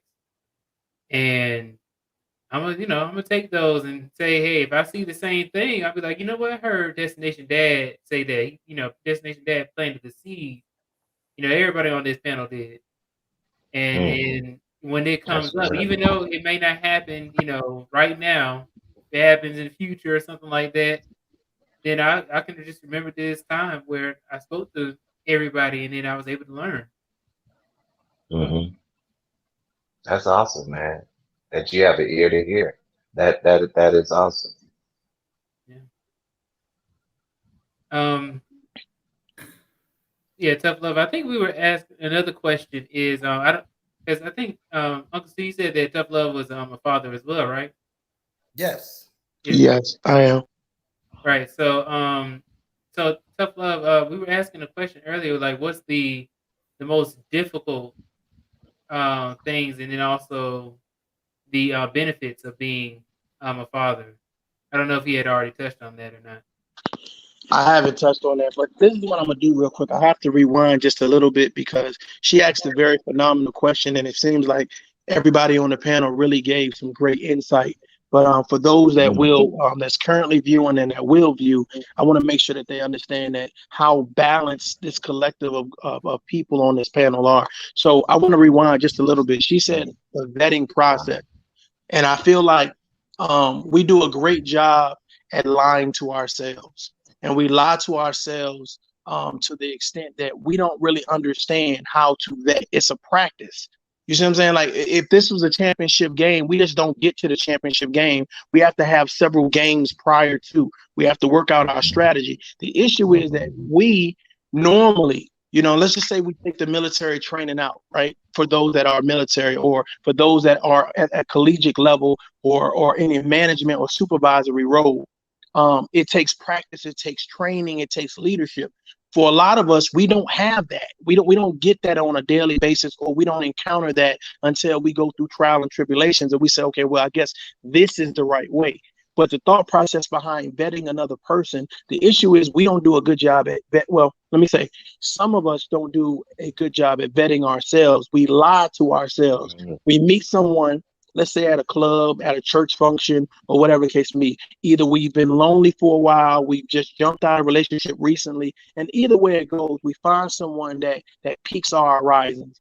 We start the conversation, we start the first date. Hell, some of us may even start a one-night stand, and we say, you know what? Even though I don't like certain things about this other person, let's say they're a smoker, let's say they don't have a car, let's say they have bad credit, we tend to say, I'm going to let that go because we want someone to fill the void. We think that we can work with them. Now we talk about, most people talk about potential mates and what they need to bring to the table. And I always say it's great that we talk about what they bring to the table, but really they're the table. Really most people have a foundation already set up. Whereas, okay, well, if I have a house and you have an apartment, most likely you're probably going to move into my home. So I'm not worried about what you have in your apartment. I'm worried about you. Are you mentally, physically, emotionally, and spiritually fit? So when you come, a lot of times we're not mentally fit.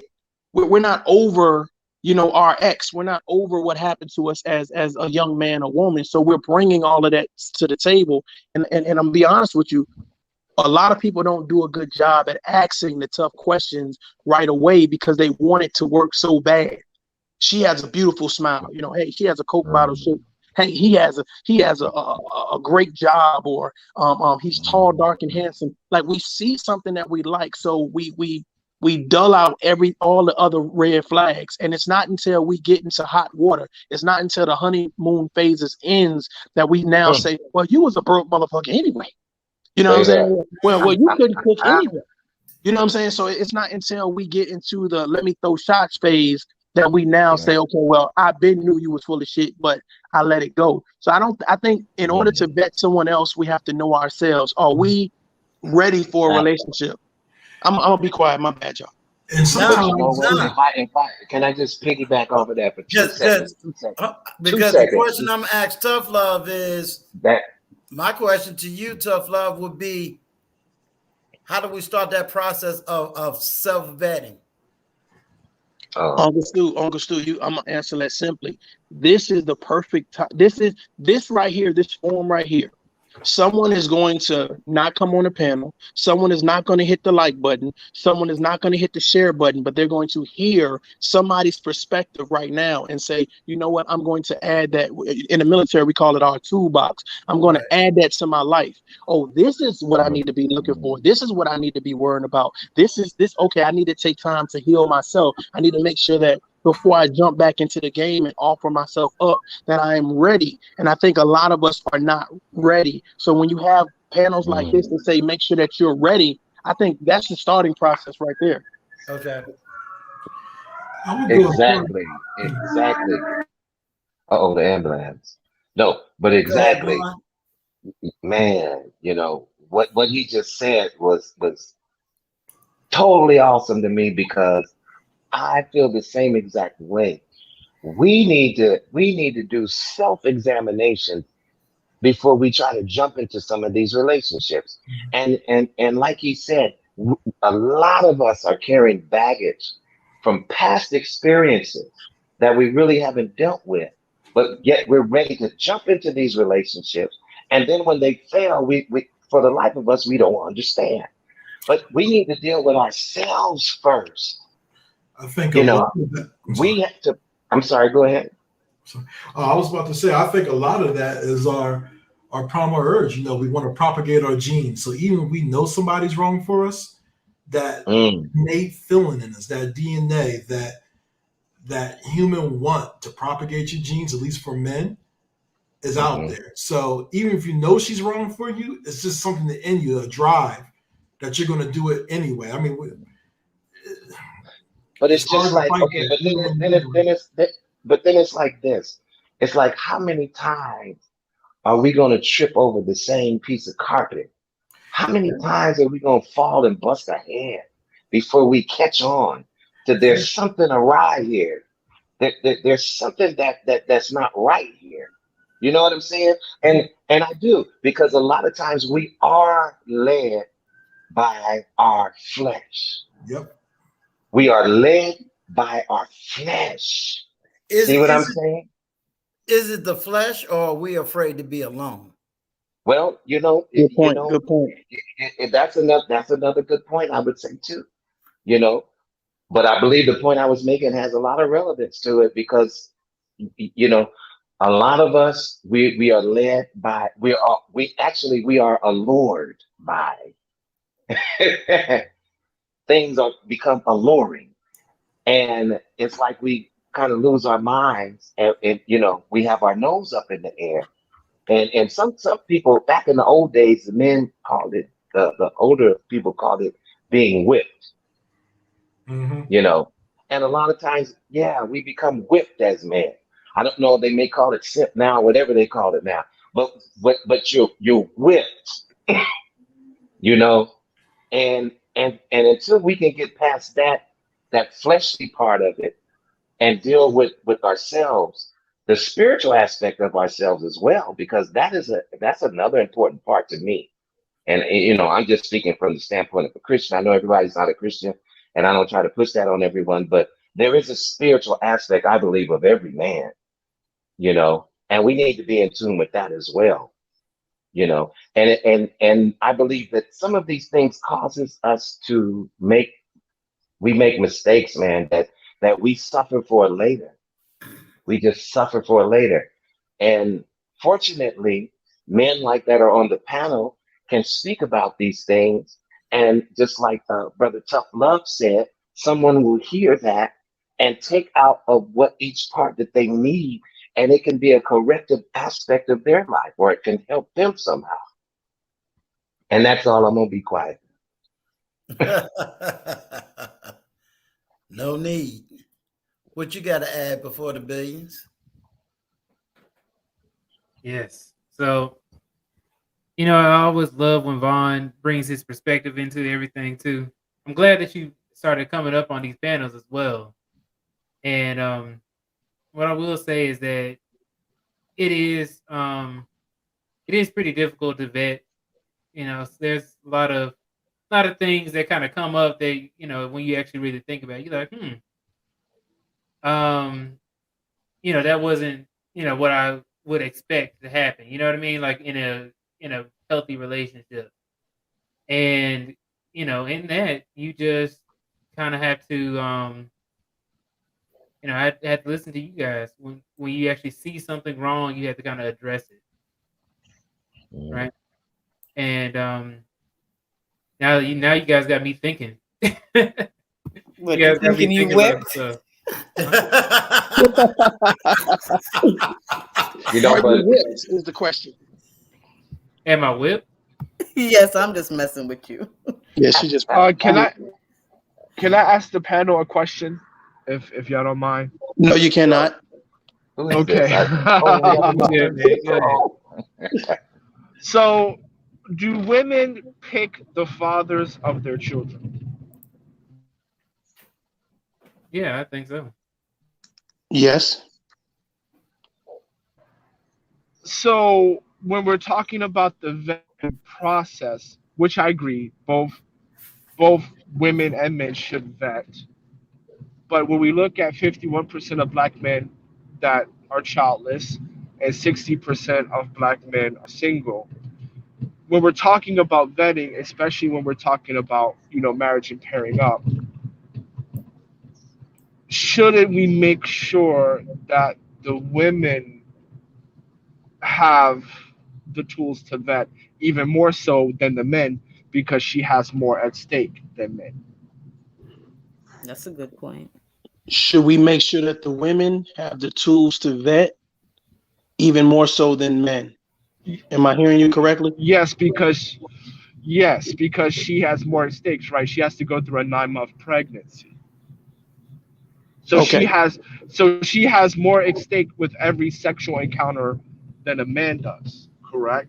So if women do choose the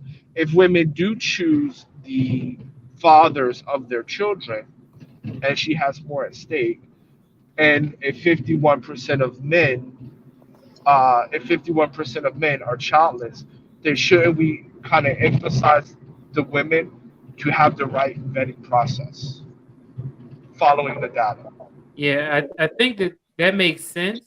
But I'm gonna tell you what my dad always used to tell me is that when you become an adult, you make your own decisions, and I really don't see how we can give them more like options to vet. You know what I mean?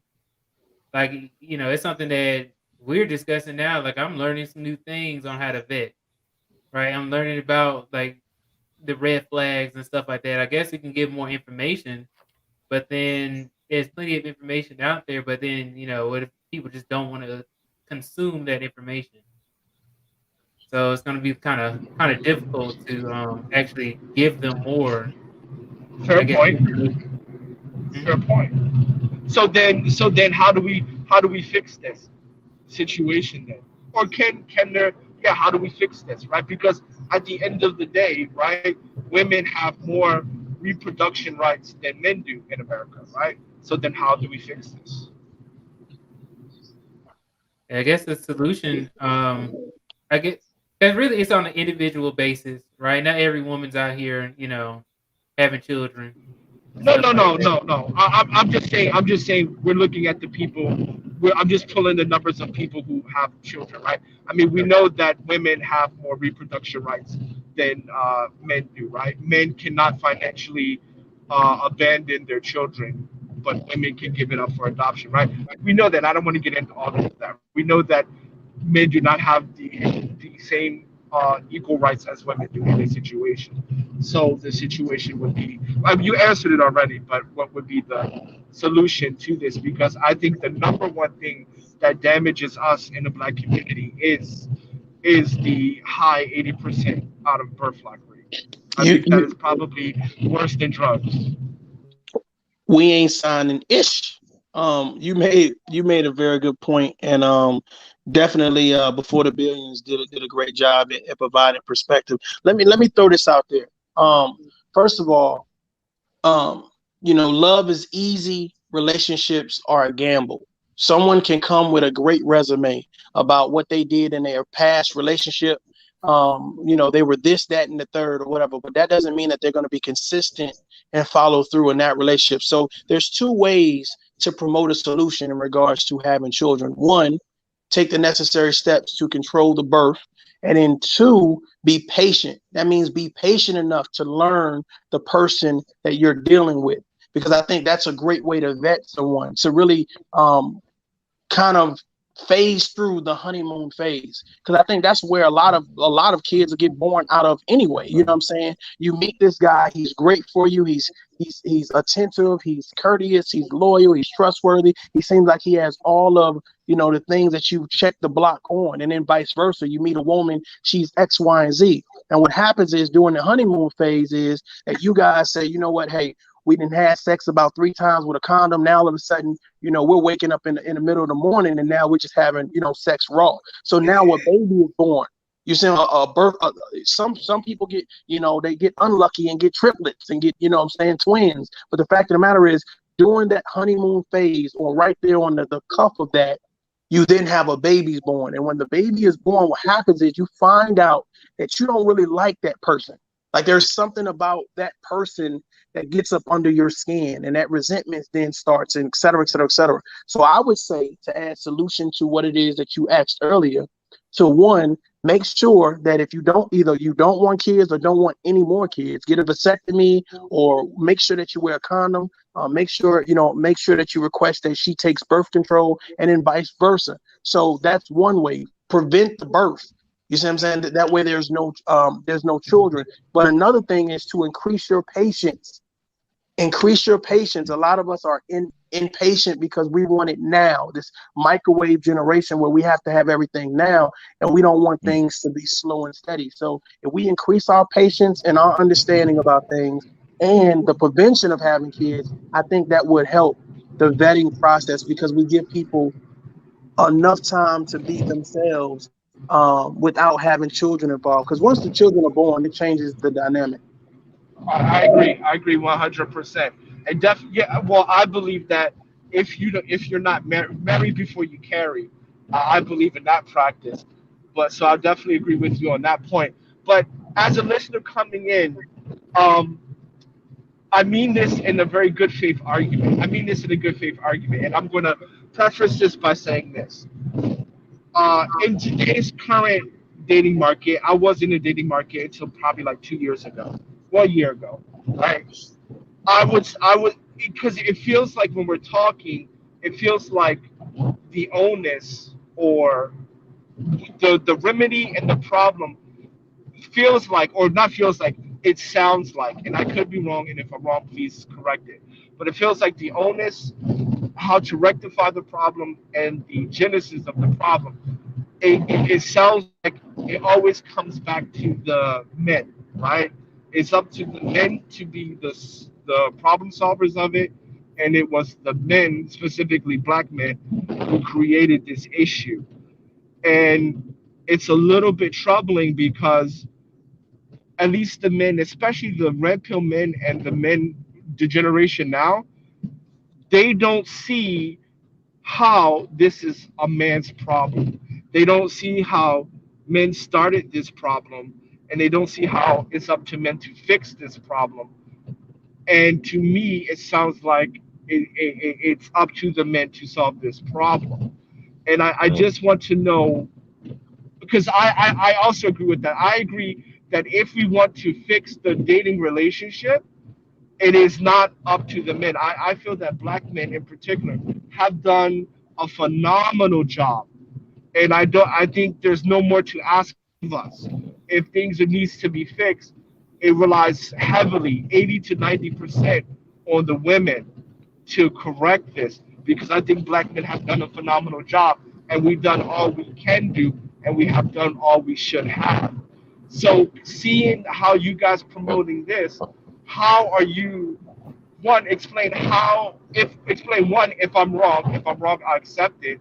But if I am right in that you're expecting to men to solve this, can you explain to me how is it up to me to solve this when we're more educated than in jail, when there's more of us who are, say, without children, right? 51% are without children, 20% are with children in marriage, right? We're not physically abusive, right? The largest growing of middle class is black men, right? So please, it's up to men to solve this. Please kind of explain how is that so, and what is it that we're not doing that we have already done? It's Well, not let me because the CDC says we are the best stats. The CDC says we use the most condoms. So it kind of explained that to me. Well, I think the topic though was more so about men and having issues, getting custody and things like that, right? So the Correct. men are discussing what Okay, can then I they apologize. do to, Okay, it's not a matter of, a woman solving the okay, issue okay. per se. Now it's like, okay, how Well, can see, they navigate the system and, Well, I came. yeah. Okay, then I apologize because I came in the last 20 minutes. So then never mind. Then forget it because I'm off topic. So Got it. then forget it. Thank you, Kareem, because I was about to shut that down too. And let me tell you, tough love. I'm doing this brother right here that he ain't signed an itch did an awesome live stream with me about a couple of days ago. He's a brother out of Philly, but he is a businessman in China. So this brother speaks Mandarin and Cantonese, and he No, gives no, I don't awesome speak knowledge about Cantonese. business and marketing, and he's awesome. He did phenomenal job, and then came back and taught my daughter how to do some things with her business. So he That's good drops a stuff. lot of knowledge when it Good comes to stuff. international business. That's good stuff. I'm gonna have to check that out. I'm definitely gonna have to check that out. Yeah, it's still up. It's still up. Yeah, he What was. you I mean, got he for was me, asking Kareem? some very good questions. And I'm kind of glad that you guys and that's why you always need someone on there to keep the panel balanced and on topic or whatever. But that was definitely some good questions. I was actually it was spinning around in my head how I wanted to respond to it, but that's for another live. I got it. I mean, if you got an answer, I'll Well, definitely let that flow. no, I apologize because I only heard vetting, right? Because I got in a taxi like 10 minutes ago and I heard about like how do you vet and stuff like that. So I admit I only caught the last 20 minutes. So if we're talking about custody, then I don't, then, I apologize because it wasn't in the, I just thought we were talking about something else. So I apologize. Oh, okay, okay. How is it over there?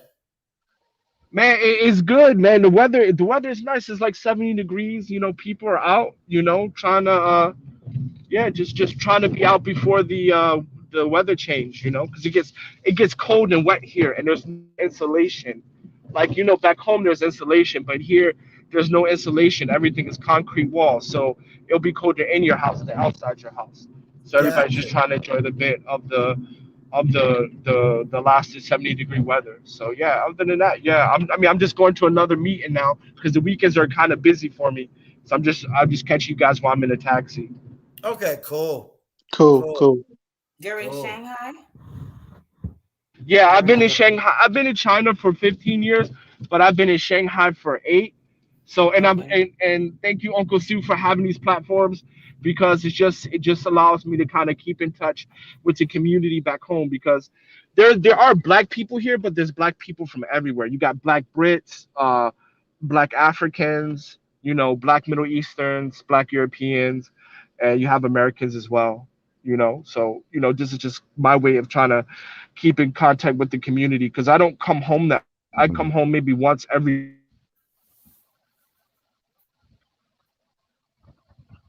2 weeks. Did he fade out? uh-oh. Probably connection. Yeah, probably connection. Mhm. Probably Oh, something connection. happened. So what y'all thinking? I'm sorry if somebody says something I couldn't hear. Yeah, we thought you faded out. Hello, Yeah, can We you can hear hear us? you. Yeah, his hello. connection is probably off. Like Yeah, he it's couldn't probably hear off. We us. can hear Yeah. you. Yeah, I can hear I y'all. I can. can hear y'all now. Okay. Okay. Can you hear Okay. me? Yeah, can Yes. you Yes, I repeat can that? hear I'm you. sorry. Did somebody say something? Yeah, we I don't know. Like the listened to you last when you was talking 20 about seconds. what was going on. Yeah. Oh yeah, that's it. Just pretty much. Everything is good. It's just that China's still staying closed. So now I'm just trying to find a way to keep my business running because I need to leave because China is like once you leave you can't come back because they have a zero tolerance policy on about the thing that's going around right now, the Gotcha. C thing, right? So now I'm just trying to build up my business so that I can operate it remotely, so that I can travel, because I have other things I want to do, and being stuck in China, it's just not. It's just ain't it. It ain't it. It ain't it. Right. We So got yeah, Melissa. that's it. Yeah, we got Melissa Jane in the chat talking about the black I bread. see. We got the world famous. Shout out to Melissa Jane. The chat definitely shouts you out, Melissa. Yeah, but What y'all but yeah, think? thanks. I think you definitely have to. I would say forgiveness, right? You gotta accept people for what, like, for example, my fiance now. There are certain things that really piss me off, but I accept that, and I'm willing to forgive her within reason, and she's willing to forgive me within reason. So I think that's how we're able to last, I would say, because I'm willing to accept and meet her where she's at. Because I know there's certain things that she do that's really annoying and I can't stand it. But I know everybody's going to have that. It's just her annoyingness and things that make me mad. I can live with that. And I'm sure there's a bunch of things that I do that make her mad and I do that annoy her, but she can live with that. So, and we're willing to forgive each other within That was reason. Within that's reason. great. That to me, And what yeah, you that's just my two said cents.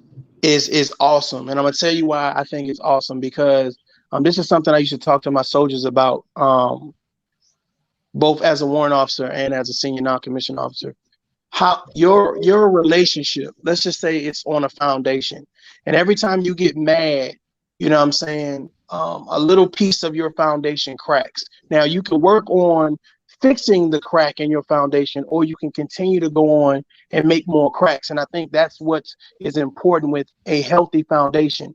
You guys decide that, you know what, this is not necessary for us to keep on cracking. So let's fix this. Let's mend this. And I think that's what happens with a lot of couples. They don't mend the damage that they've caused with a disagreement. They let it go on, they let it fester. And with that resentment, you have those other third parties who are probably not in relationships or bitter or vindictive. And then they start adding more damage to your foundation. So how you recover is very important. So I always used to say, it's great to have a relationship, but are the people involved in that relationship healthy enough to not let it fester when it comes to a problem? Do you guys take a long time to recover, to bounce back? Like if I get mad because you don't pick the movie that I want to go to, do I stay mad at you for 2 weeks, or do I say, okay, hey, let's let bygones be bygones and move past this and work on a better way? And I think that what he just said is like, hell, I'm mad, but it's how, to me, it's not about overlooking anything. I don't think you should ignore anything. I think you should address it, and you guys move forward together. What I mean by like, so for example, let me give you an example. Like, she likes to rearrange the spices in the closet, in the cabinet in the kitchen. That's how she is. I mean, I can be mad forever, or I could just be like, that's her. Let me adapt to that. And there's certain things I do that she's gonna adapt to, right? So, like, you know what I mean? Like if there's an argument, of course you want to have conflict resolution. But I mean, like, there's the little everyday annoying things that we want to sit down and talk. That can be tiresome as well, right? That can be tiresome as well.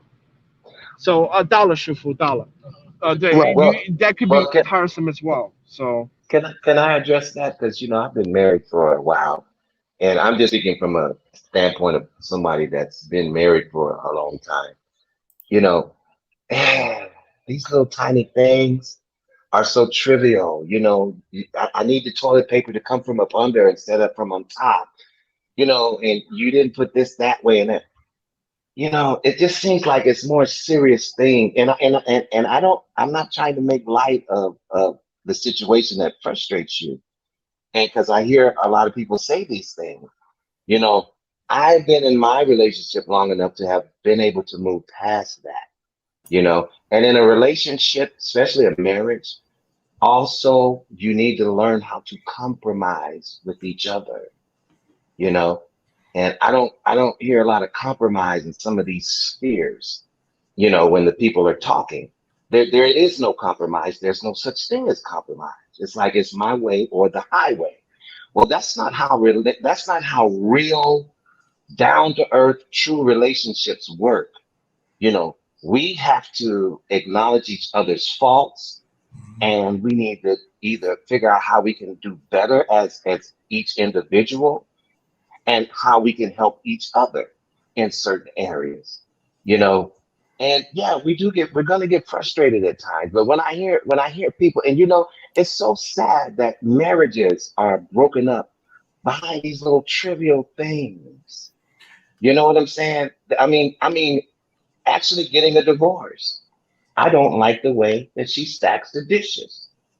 I don't like the way that he leaves his clothes on the floor.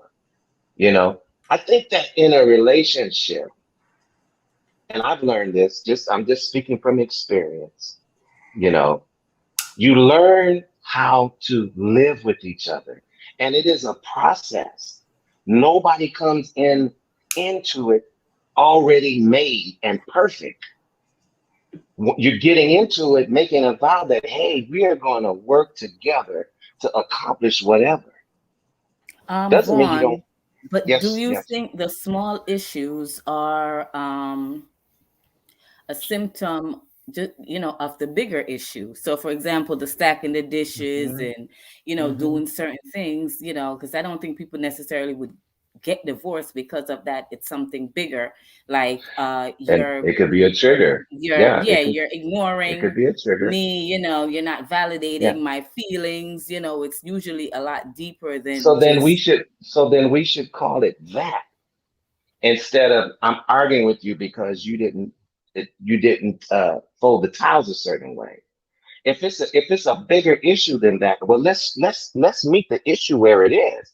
Because as long as we project the issue on something else, like I don't like this kind of toilet paper, and now we're fussing about that on and on and on. Let's meet the issue head on. You know, this is what has helped me. I'm just speaking from my experience, and my experience is not everyone's experience, and I understand that. You know what I'm saying? You know, and as long as I've been married, me and my wife still work through things.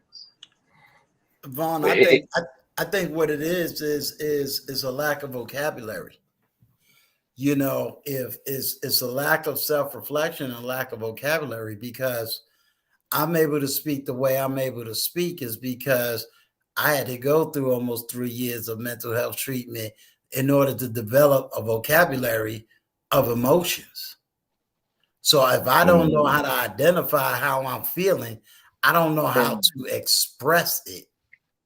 yeah. If I don't, if as a man, being in the military, they taught you suck it up, drive on. That's all Hmm. you know. So that means if I felt pain, suck it up, drive on. Suck That's it right. up, drive on.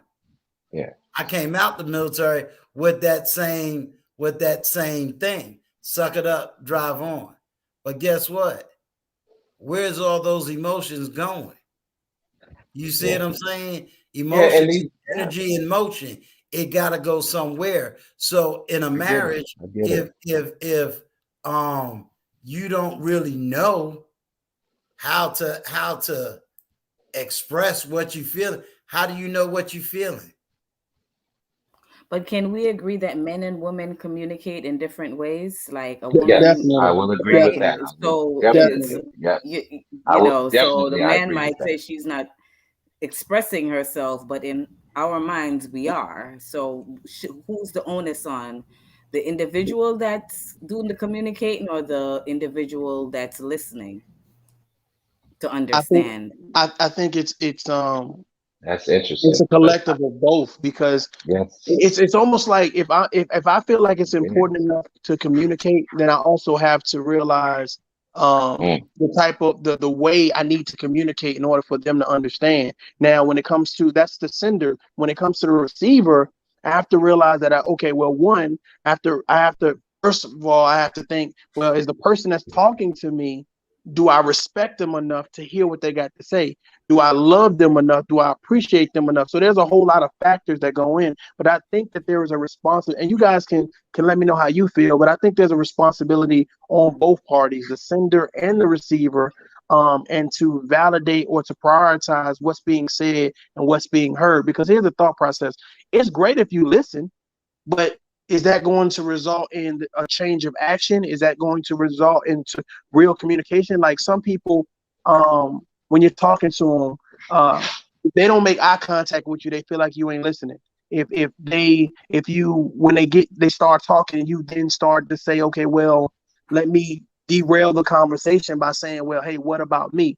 So there's a whole lot of different ways where people do certain things. So are you an active listener, or you're just there and say, okay, well, like if I say I was dating a young lady, well, we was about the same age, but the fact of the matter is, I had mentioned to her, when it came to our daughter, with bleach, like we just had brought some bleach or whatever, and she liked to keep the bleach down. My daughter's was small, and I was like, let's put the bleach where she can't reach it. And it was like, well, she has, the bleach has a safety cap on it, so ain't no kid gonna open that. And I was like, do you really want to take the chance?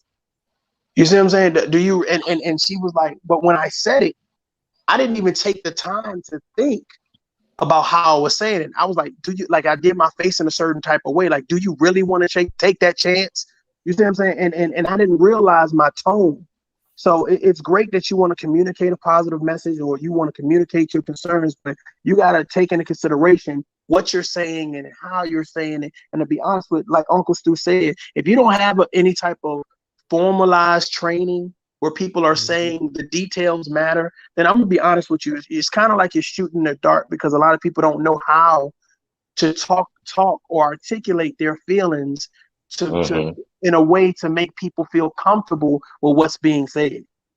Exactly. And I appreciate what you said. I appreciate that, tough love, when you said that it's a communication on both parts. It's like two people have to come together and communicate with each other. And like you said, are you are you listening? Or are you hearing? Or are you just talking? I agree. I agree what you said. You made some good points there. If you think about it, Mr. Vaughn, think about what you kind of hear on the platforms. You're hearing men communicating the best way they know how, right?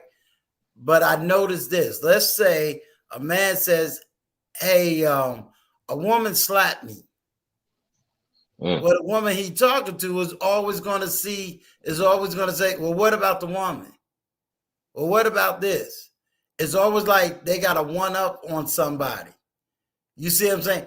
But nobody's really listening. Everyone's just trying to argue their own individual talking points, but nobody's really hearing.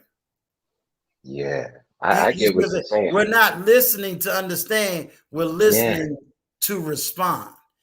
So I'm listening just for you to say that one word, and as soon as you say that word, I'm ready to pounce on you. Yeah, no, that's just not. That doesn't make a good communication. But if they've never been taught, then if you've never been taught, because Tough Love said it right. I can do it all because I was taught.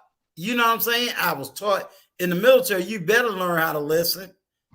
And then I went to college. You better learn how to listen.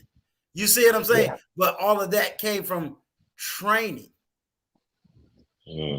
Ms. B. Finesse says it right. When you're listening and you ain't healed from certain things, it causes a trigger. It triggers you. Now you ready to fight. But instead of analyzing, well, why did if I use before the billion, why did what before the billion say trigger me? And I understand how to analyze that trigger. It ain't really before the billions that trigger me. It's a deeper root of something that happened to me. That's really the problem. But if we never process the deeper pain, everything that come out of our mouth is pain. And like I said, if we don't have a vocabulary, we stuck. Like when I have these platforms, I'm getting everybody just to talk. I don't try to summarize your conversation. I don't try to debate your conversation. Now, if you said something that I know is way to the left, then I'm going to bring it back, on point. But if you're just having dialogue, then that's what I'm looking for. Okay, let me hear Vaughn's point of view. Okay, let me hear Kareem's point of view. Let me hear Tough Love's point of view. I got Jedi Mike on the panel. Let me hear Jedi Mike's point of view to the same thing, because each one of us either have our own experiences or we've been through something. And it's like Tough Love would say, having that tough conversation in love. See, we can all talk like this because we're all coming from a place of heal, but we also coming from a place of love.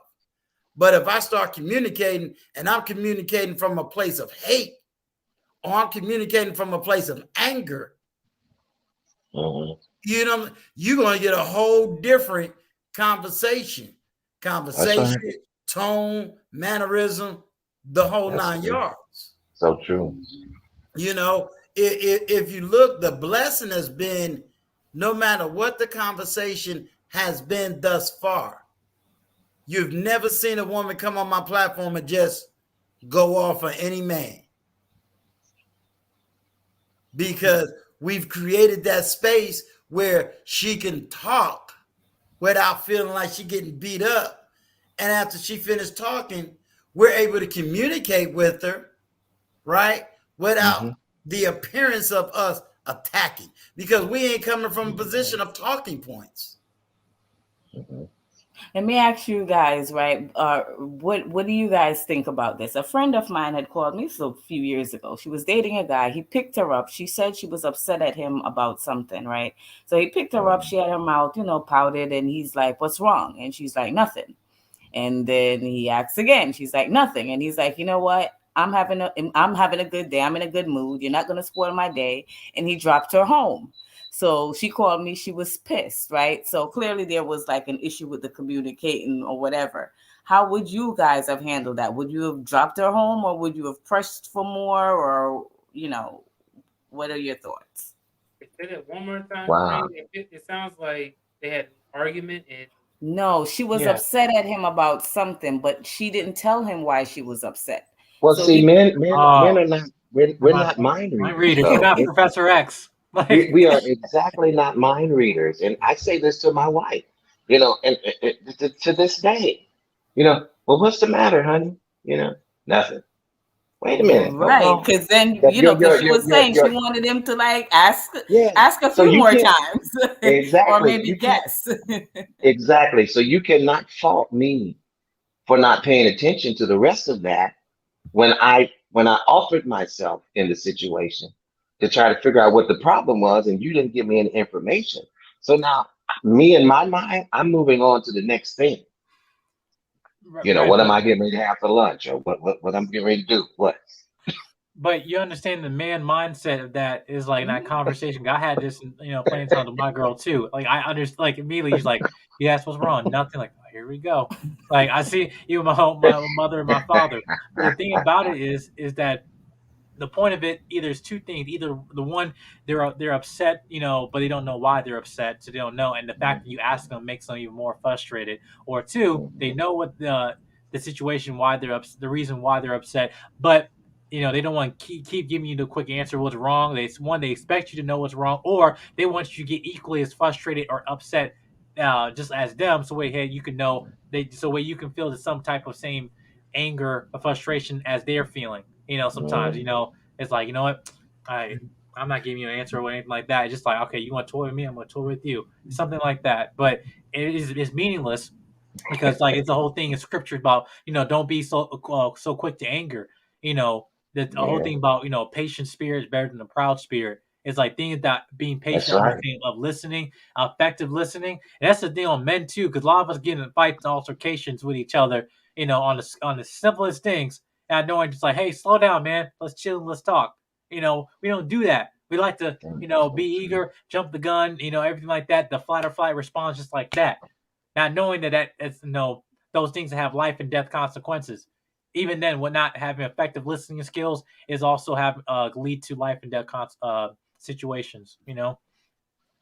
That's so true, man, what you just And said. And yeah, a lot of times we need to be slow to speak, and quick to hear. Mhm. I always say this, you need to listen to see what's going on. The word listen and silent are interchangeable. You can definitely spell the word silent from the word listen. And so that is the key thing. And it trips a lot of us up because we don't listen. And we're so quick to speak. We should be a little slower to speak. First of all, let's grasp what you just said. Did you really call me a bitch? Like, let me see. Let me see. What did you just say? Let me calculate that before I and a lot of times where we slip up too is because we are very reactive and we don't know instead of being responsive, we are reactive. And that can create a big problem too. Because when you react to something, you're actually reacting to it. But when you respond to a thing, you give an answer to that thing. So it's a lot. It's a lot going on. But this whole little dialogue that we're having, I think is awesome. We're brothers talking to each other and listening to each other as well. I can learn something from everyone on the panel. Each person's opinion is valued, and I'm sure Uncle Stu would agree with it. We may not agree with your opinion, but that doesn't mean that we don't value your opinion. right. And to answer your question, Kareem, I'm that dude that'll just drop you off and keep it moving. How did I know that? I was gonna say the same thing. I was gonna say, It's hold like, on, watch wait. this iron burn. I'm out. That's just I'm gonna say wrong. the same I thing, knew it. man. I didn't get that way until I had my son. Uh, Now I'm very careful where my energy goes. So Yeah, I mean, but Kareem knew I was going there. I learned that from my dad. When my dad, Kareem, I done told you the story. But when my dad left me there Oh at the yeah, the at the school school. and stuff, I'm like, yep, that's exactly it. Yeah. But I ain't shout gonna out lie, to Kareem. I learned that from my dad too. yeah, You shout out to know, Jedi it's like Mike. I ain't gonna sit up there and argue with you. If I ask you what's wrong more than twice and you don't respond, I'm out. yeah, I I don't just have the I energy to keep sit it there and moving. be I keep it and be moving. I trying to keep it figure moving. it out. But now here's the thing. Here's the thing. When you come back to me later with a little bullshit, then now, hey, hold on. Please don't tell me you coming back with this stuff that I tried to address earlier. Right. Because like it's Yeah. almost like you want to have selective. Like I mentioned this Uncle Stu talking about selective grace. Is like talking about sometimes like forgiveness, right? Or reconciliation, because forgiveness is, I feel like, is key, but reconciliation is not always a given. But when you're Right. given that opportunity, the thing is that some people want to do, we don't want to check our ego outside the door, so we just like we want Mhm, people to apologize and respond that we want them to mhm, but in any sense we don't like to apply that to ourselves, like, well, any apology I give to someone, they should value it, but when it comes mhm, to me, they need to give me a certain type of way. I need them to apologize to me. I'm sorry, you're not the Lord. You're not. There's no way you're not in a way of saying that you are the only person in the world, saying that you have the ability and power and right to say, well, actually, you can apologize to everybody else. With me, you gotta do it a certain way. You gotta apologize to me. I need you to beg. I need you to get on your knees and all that stuff. No, no, no, no, no, no. Yeah. Well, this is what I'm gonna do. What we're gonna do is I'm gonna table this conversation for the night, Mhm. but I do want everybody to be aware that I am, Jedi Mike, you came in late.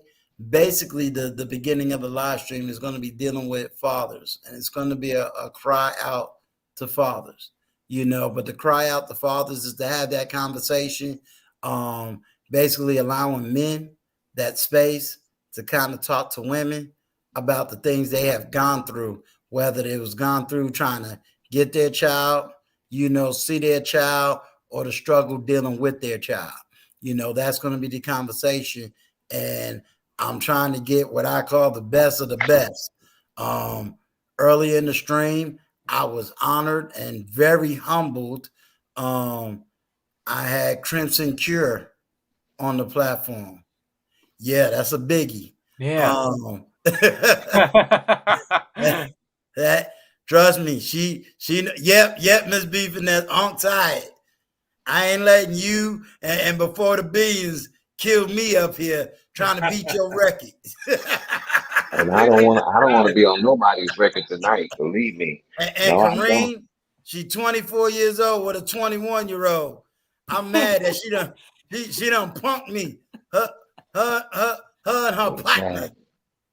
Jedi Mike, let me tell you, they punked me, Jedi Mike. They punked me. On these platforms, Kareem speaks British. Right? Really? Yeah, she speaks British. Kareem. You got that British accent. Wait, Jessica X on this thing? No. You know what I'm saying? Then turned around. I'm speaking to a homegirl in Florida. I thought we was all speaking English. Then all of a sudden, Kareem just punks me and go into patois on me. Like, what in the world? That is English, man. See? She just cut me out the conversation. You see how these young folk do? See how they do? You gotta get like us. You gotta get like us, man. Yeah, we're bilingual, multilingual. Hey, I ain't mad. I'm gonna learn the language. Yeah. That way, next time they cut me, I'll be like, hold up, I know what this means. Yeah, we was talking about you. Be like, before the beans, I need you to translate. I want to know what they talking about me. Wait, I ask a question. How old are you? So before billions, how old are you? I'm 26. 26. And Karen, how old are you? I am 26 plus some years. Okay, it's some other years attached to that. That's just enough, right? I'm 20. I'm 23. Yeah. And Jedi Mike, I am 59. Oh, right on. Right, it's my pop's birthday today. He's 64. All right. Happy birthday to you. And many more to him. That's right. But just to, that's just to let you know. So I was very humbled that I had Crimson Cure. So when I wake up in the morning, I think everybody knows what's the first clip that's coming out. Because I had the bishop up here too. That's his title name, the bishop. The whole show was awesome. It's awesome. Yeah. So I have both of them up here. So I am totally humbled that I had kind of two powerhouse people to be on the platform. I'm just glad you thought enough Before the of me Billions on the platform. Wow. Well, then I got Before the Billions. He beat everybody. Before the Billions can write a web page, turn around and sing, then turn around and tell jokes. Then he could turn around and he gets smooth. He get that Luther Vandross on you with his voice. He just all over the place. See.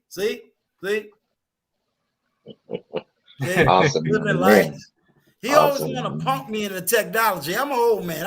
I'm trying to get it together. See how he punk You can learn it, Unc. You can learn it. I'm learning it too. You can learn it. My son do me the same way. You can learn it, man. Come on. Look what you're doing already. Come on now. You got your feet in the water. And Miss B Finesse messing with me over here talking about write a web page, huh?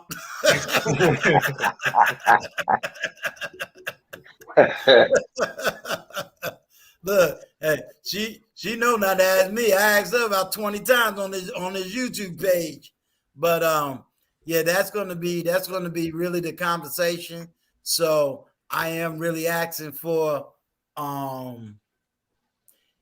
yes, Patrice, that was on JP's panel. Yep.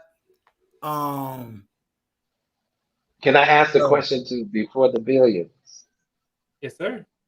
Oh, okay, because I don't get to talk to you now. Okay, so out of everything you heard tonight, young man, what would you take away from the conversation? Before the Billions, before you answer that, you tell I'm not trying what to time keep it you is on on the longer. I'm East sorry. Coast. I know. But he can answer that on another panel if he wants to, but I just was Go ahead and answer it. But before you answer, you tell Vaughn what time it is on our side of the water. Yeah, it's only 10:15 here. Listen, we still up over here. Before the billions, you need to start a live stream after this because I'm not ready to go to bed. I do need to work on my website though. I ain't gonna lie to you. Look, you, Kareem, and Miss D, y'all young folk. I still got some gray under here. I saw 2 strands of gray hair and I screamed the other day. I was like, what the hell? I screamed. I said, no. Yeah, I had You guys, great hair I since I didn't was mean a to keep the kid. conversation going, but no, you can answer that later Oh, hold before the up. billion. Now I gotta go get a cup of coffee. Lord. You gotta go get some tea. Now before it be, see how I get pumped? I just said, Oh, shut down look the at live stream. here. Here come Melissa. Melissa J. See? Hey, Melissa J. I love her accent. I just love to hear her speak. Can you hear me? Yes, ma'am. Yes, We can. ma'am. So good evening, everyone. Mm. Good Good evening, evening. Melissa. Hey. How was your Black Brit your event that you went to? Yeah, somebody was talking about Black British, and my ears peaked up. So See, now, let me show you. Jedi Mike, they set me up. Kareem set me up. See how she be calling her homegirls in on me. See how this stuff work. You see how this This is work? how it works. You Now, can't go to now sleep you yet. understand why I be Right? having these 6, 7, 8 hour live streams. Yeah, I don't know how you can do it Kareem without. done spoke patois to Melissa, and I didn't know Guess the what, my language. girl? And now you see her up here, right? See? Come on, what's up? Nice to Oh meet you. man. no, let me just so somebody was talking about all the things that Before the Billions can do. But Before the Billions, can you do an English accent? You can sing, you can build a website, but can you speak in a British accent? Hello, Governor. That's about as good as I can do. That's close. I'll give you 5 out of 10. Yeah, I had to put on my voice changer for that one. See, Hello, Miss Governor. B. Finette Governor. said the chat will hold you hostage for real. Miss B. Finette, you see what Before the Billions of Kareem did, right? Kareem set me up.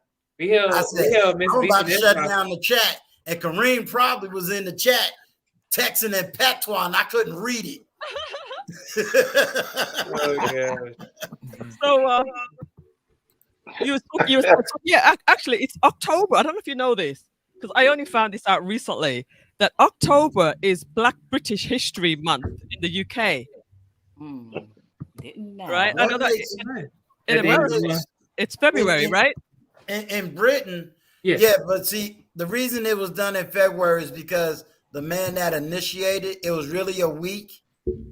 It just happened to be February, but it was originally 1 week, and then that got expanded to a month. Okay. You know, I don't think it was no conspiracy by some white guy that gave us the shortest month. Mm-hmm. A man started it. It started in February, but you're just saying. Yeah, but what makes October special for Black Brits? Because I don't think a lot of people that don't know history, like I study European history, so I have a deeper compassion for what goes on in Europe, especially Black British, because I don't think a lot of people know the wealth of Black Britons in a sense of their history. Yeah, you know what? There are quite a few Black Britons that have contributed quite greatly. I couldn't even give you the history lesson. Like I said, I only discovered that this was a thing a couple of years ago. But I'll just tell you about our event, or just one or two things. You know, in the 40s and 50s was when a lot of people came over from Jamaica to the UK as British citizens, as part of the British Commonwealth, came over to be nurses and a lot of other professions. And during that time, there was a lot of racism. So even tonight, we heard from a couple of people who had experienced some challenges when they first came over from the UK from Jamaica to the UK. but most of the people settled in England, and that's where we're the kind of the generation of those people from the 50s, the 40s and 50s. We're the generation that come after them. So we're kind of celebrating the month. And just tonight, we actually had an award show. Are you hearing me okay? Is there background noise? No, I can hear you clear. Okay, I just had my fan on. I'm sorry, that was me coughing. Sorry about that. Oh, okay, no problem. Yeah, so tonight we just had something very, very special. It's the second time we've had an event at this level. Usually you might have a house party, you might have something like that, but the city of Miramar in South Florida, actually one of the commissioners is also a Black British of Black British heritage, Black British and Jamaican heritage. So she initiated this event. She actually recognized 4 people, and they received awards. Somebody from the business and entrepreneur, somebody from the education, somebody a big entertainer. I don't know if you know of Alison Hines, who sings soca music. She's actually was born in the UK. And then one other person, somebody who was somebody in the community. So it was really, really nice. It was a situation where you get dressed up. I mean, I got out of my white outfit that I was wearing earlier. Most people wore something from the flag, from something from the British flag, either red, white, or blue. So I had a white outfit on. Last time we had it, I had a red outfit on. And because I do media, I was actually on the red carpet 2 years ago. But this year, I just wanted to enjoy all the festivities. So I didn't take part in anything this year. But it was amazing. It was great. We had traditional fish and chips, and other delicacies from the UK. The music was from Jamaica and the UK. It's kind of a fusion. We call it Lovers Rock, and we just had a really, really good time. Sounds like a great time. It was. Yeah, let me ask you something. You mentioned the 50s. You said the 40s, 50s. Is this migration part of Bob Marley's experience? When Bob Marley went over there, and this is almost right before his death. I know there was a lot of political issues going on in Jamaica at the time that they kind of wanted him to speak to, but he ended up going to Europe as well and staying there. Was this migration more based on Jamaica's political system, and therefore that was the land of quote unquote almost prosperity, to get out? Or was it just because of old traditional slave trade, they were just more connected to Europe than, let's say, America? Maybe Karine could answer that, Well, in the 40s and the 50s, it was more so the connection, right? Better life. You can automatically go to the UK and you're a citizen, you can work. Now, during the Bob Marley era, that was way after the 40s and the 50s. Bob Marley died in 1980. Right. Right. So that was way after. What happened is he went there at one point. He had gotten shot. The political system in Jamaica, and it's like crazy because at one point, my belief in their conspiracy theories is that the US the CIA infiltrated the political parties there. And I was a child there during the early 80s. Even though I am only 24, I was a child there in the early 80s. Don't forget, right? We're a 21-year-old now. Right. And it was very dangerous, right? Because one political party, the PNP, was more of a socialist party, and they were very friendly with Cuba. And it was more so they spoke about, it was more Black pride and national pride, right? The US did not like the affiliation with Cuba, even though we weren't leaning towards the communist side. But I think the US was also in fear of that because of the friendship. So the US backed the other party, which was the JLP, which more aligned with what the US wanted at the time. So the word on the street is the U.S. also helped to provide guns and things like that, which created a lot of gangs and fighting and shootings between both parties. I remember as a child, the school that I went to, I could not go to school during that election because the uniform that I wore had green in it, and that green represented the JLP party.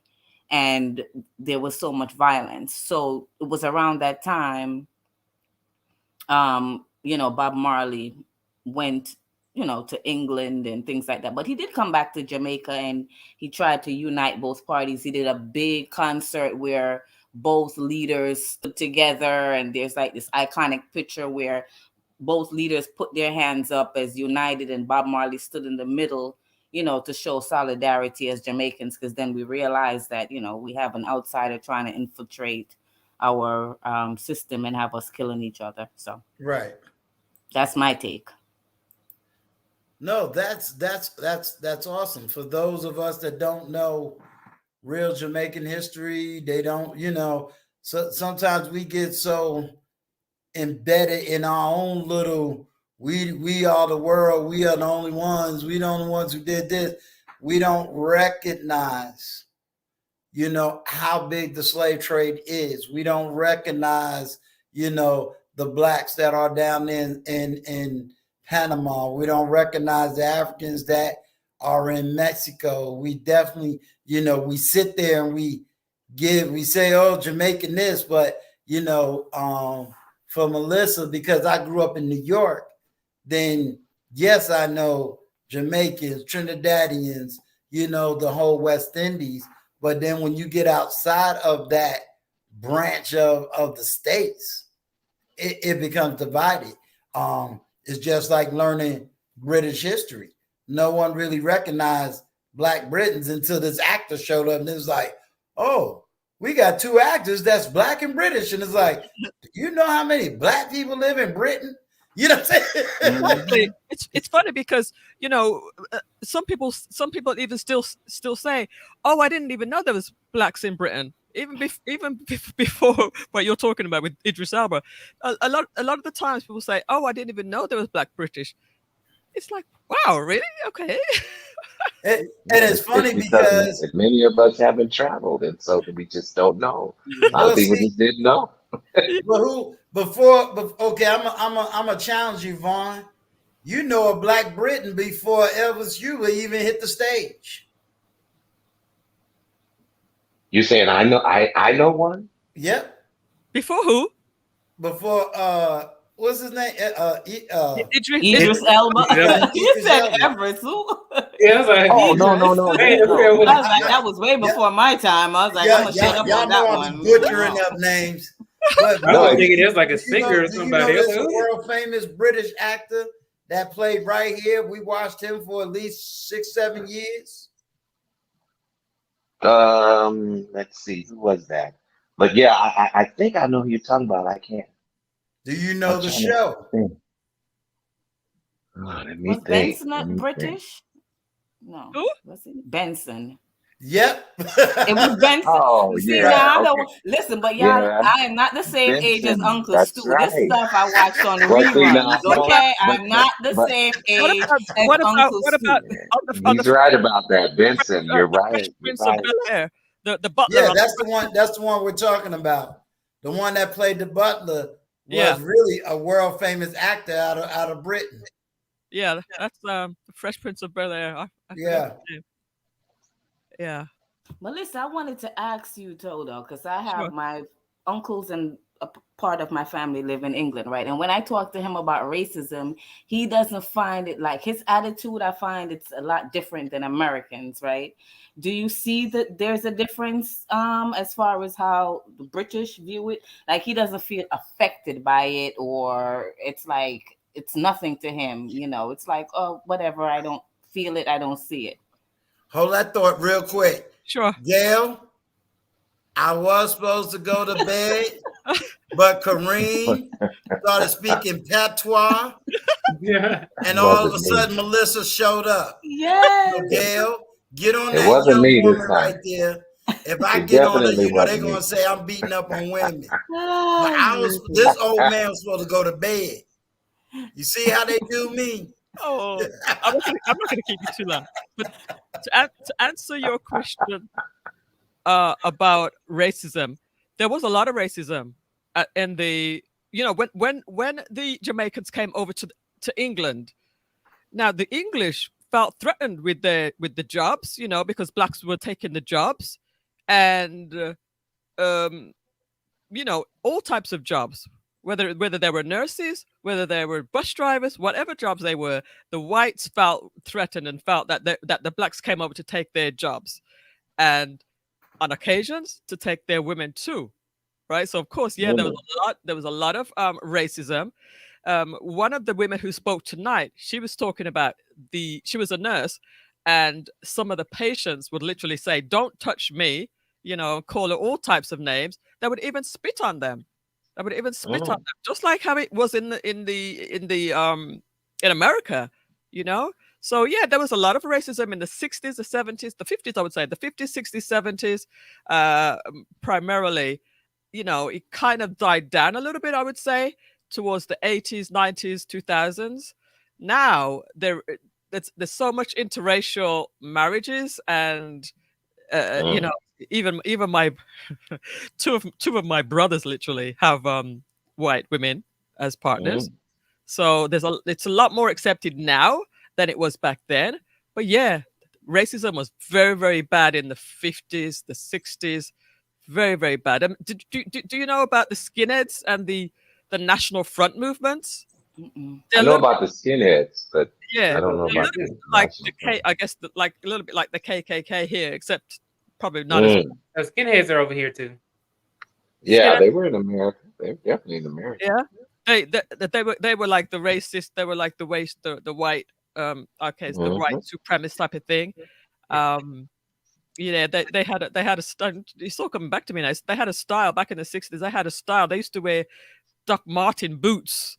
They used to wear these And their hair was shaved. this Their hair head was shaved. shaven, very very low or skinny. Exactly. Yeah, Yeah, I remember and that. I remember they that. were like they would be the charge of the white, the whites against the blacks. There was lots of riots. There was all sorts of Mm. things. Yeah, there's a lot of that stuff as growing up. But to answer your question, it was somebody said that it wasn't too bad for them. Who asked the question? Was Yeah, it my you? uncle, but see, he was born like in the late 60s, because my grandmom had him after my dad. So he's one of the younger children of my grandmother's. So he was born maybe 65. I think he's like, 10 years or so older than me. So he's like 65 or so. He was Yeah, born. it wasn't. So here's the thing. It depends on what part of the country you lived in. He's in Birmingham. Oh, And I think Birmingham. that's a huge Jamaican I'm from population. Birmingham. Oh, okay. Yeah, Yeah. Aston, Birmingham. Aston, Birmingham. Yeah. Yeah. So yeah, that wasn't. I guess probably in that area it wasn't too bad. Um, but in that time, and I don't want to give my age away too much, literally, but uh, I would say that I don't think that I was affected that much with racism as well. And I'm around the same age as your uncle or your cousin, whatever. I don't think that I was so affected, personally. And I'm just trying to think. I'm just trying to think why. I don't think that I experienced too much of it personally. So it's a personal thing whether you experienced it yourself. Everyday podcast by Daryl Long. Sorry, I put it in. Okay. Does he speak on this topic or what? Oh, okay. No, I was trying to look up something and I didn't push the mute button. Yeah, because I've seen this brother on different platforms. He's a pretty good brother.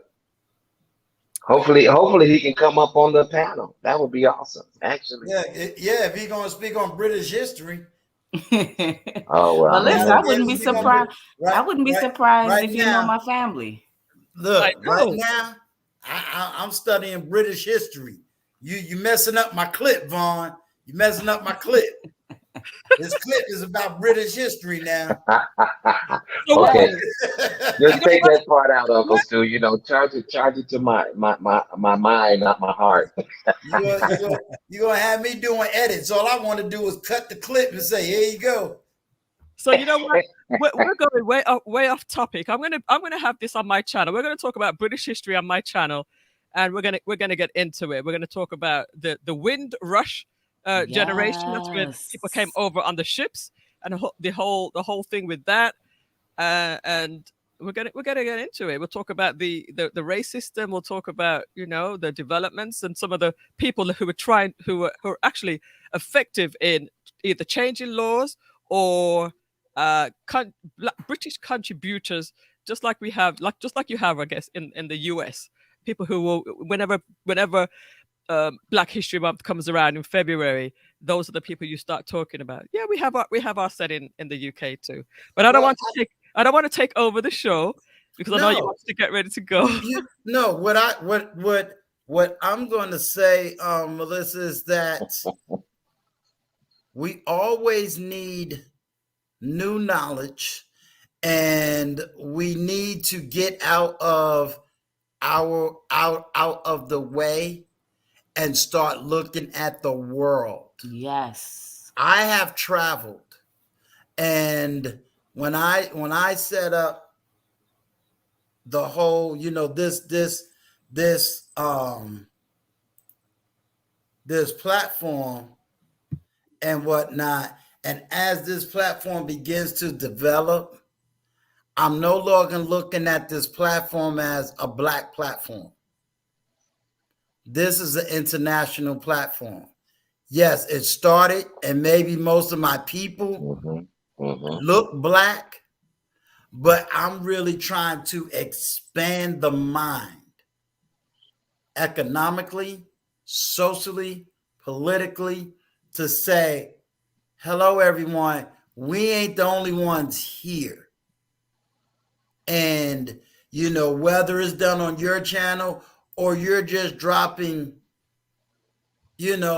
soft knowledge, everyone needs to know that when they look at you, hey, guess what? She look Black, but she is from over here. And that there are Black people over here. And there's Black people that went from Jamaica to over here. We always cry about our struggle. We the only ones. We the only ones who did this. We the only ones. But guess what? In theory, didn't Kareem go through the same thing? She just told you most of us couldn't relate to, I can't go to school because it's gunshot. We can't relate to that. Right. Mm-hmm. But how many of us hear that story? We can't relate that. So when we cry in America, oh, yada, yada, yada, yada, yada. And then they can't figure out, why do all the Jamaicans come to America and work the way they do? Because we don't understand the difference in poverty levels. We don't understand political systems. We don't understand, freedom of speech. In Jamaica, you can't you couldn't just speak against your government. Oh, actually, you can. We're probably the most vocal in that regard. Yeah, but I'm saying back in the days, could you? Yeah. You could? We are Okay. probably one of the most rebellious in the diaspora. When you think about, they speak out. We're very rebellious people. Okay. But we need to learn. Now, I told you, and I always said it, New York is just unique because you got everybody from every corner of the world in New York. So you're just, when you're competing, when we see Black people, we don't say Black, white in New York. We recognize Jamaican, Trinidadian, Ghana, Nigerian, Black, British, we recognize you by your culture. When you leave New York, it's you Black, he white, they Mexican, and that's it. You're so right on the Mexican thing, because I remember when I first moved to North Carolina, and like people were like referring to everyone as Mexican, and I'm like, no, he's not Mexican. He's from Puerto Rico or he's from Right. Guatemala. But it's like they don't know that there's like another country that speaks Spanish besides Mexico. Right. Do you know the compliments I get when I lived in North Carolina and I knew a Puerto Rican right off the top, and I go, are you Puerto Rican or New York? They just be happy that I said the word Puerto Rican. What's up, papi? Right. Fast. you see, but I think, Melissa, that not only on your channel, but what you just dropped on this channel, for anybody that you heard me say, Vaughn, be quiet. I'm clipping the British history. Yeah, You I'm know what? putting the title British I history. won't be able. I won't be able to live that down. I already know. That's just gonna go in. That's gonna go into the archives. That's right. It's gonna be there, and there's nothing I can do about it. Next time you have to mute. Yeah, right. But I'm trying to mute and then unmute, and hey, I'm learning. Yeah, but just the fact that people get an opportunity to come here and to learn that there's other countries outside of America, Oh yeah, a lot to of learn the struggles that other countries had. Mm-hmm. We think we're the only ones, and that's not true. We think we're the only ones that has had discrimination. That's not true. Very right. We think we're the only ones that's been in slavery. That's not true. Mm-hmm. You see what I'm saying? Uh-huh. So when we get that, then it's like, okay, do you realize what America really is? Do you realize why everybody fighting to get here versus not come here? Do you recognize what's really happening? And when we don't understand certain things about America, I'm not going to say it's perfect, but go overseas and see how everybody else living. Mm-hmm. You come back here, it's a little bit different story. Especially when you go overseas and they don't call you a Black American. They ain't going to call you a Jamaican. They're going to call you American. Mm-hmm. They don't see you other than American. You the only one calling yourself Black American, Negro American, Afro American. You go overseas, you American. And you're going to find out you got nothing but American ways. Ain't nothing about you that's going to separate you from the very country you come from. Something else. Yeah, absolutely. But I'm gonna go now because I had a long day, and Phyllis finished celebrating. It's so good to see you, Melissa. Thank you, Vaughn. It was a pleasure speaking to you as well. Yes. Was there dancing or just music? See I'm before sorry. the beans. See. You Look, notice I got quiet right before Destination the Dad beans. has been good. I He's got been quiet. good. Here you go. He's not Here you go, part of this. Kareem. I just wanted that she was dancing to calypso music. Right. Before the beans. Didn't we talk about that listening stuff?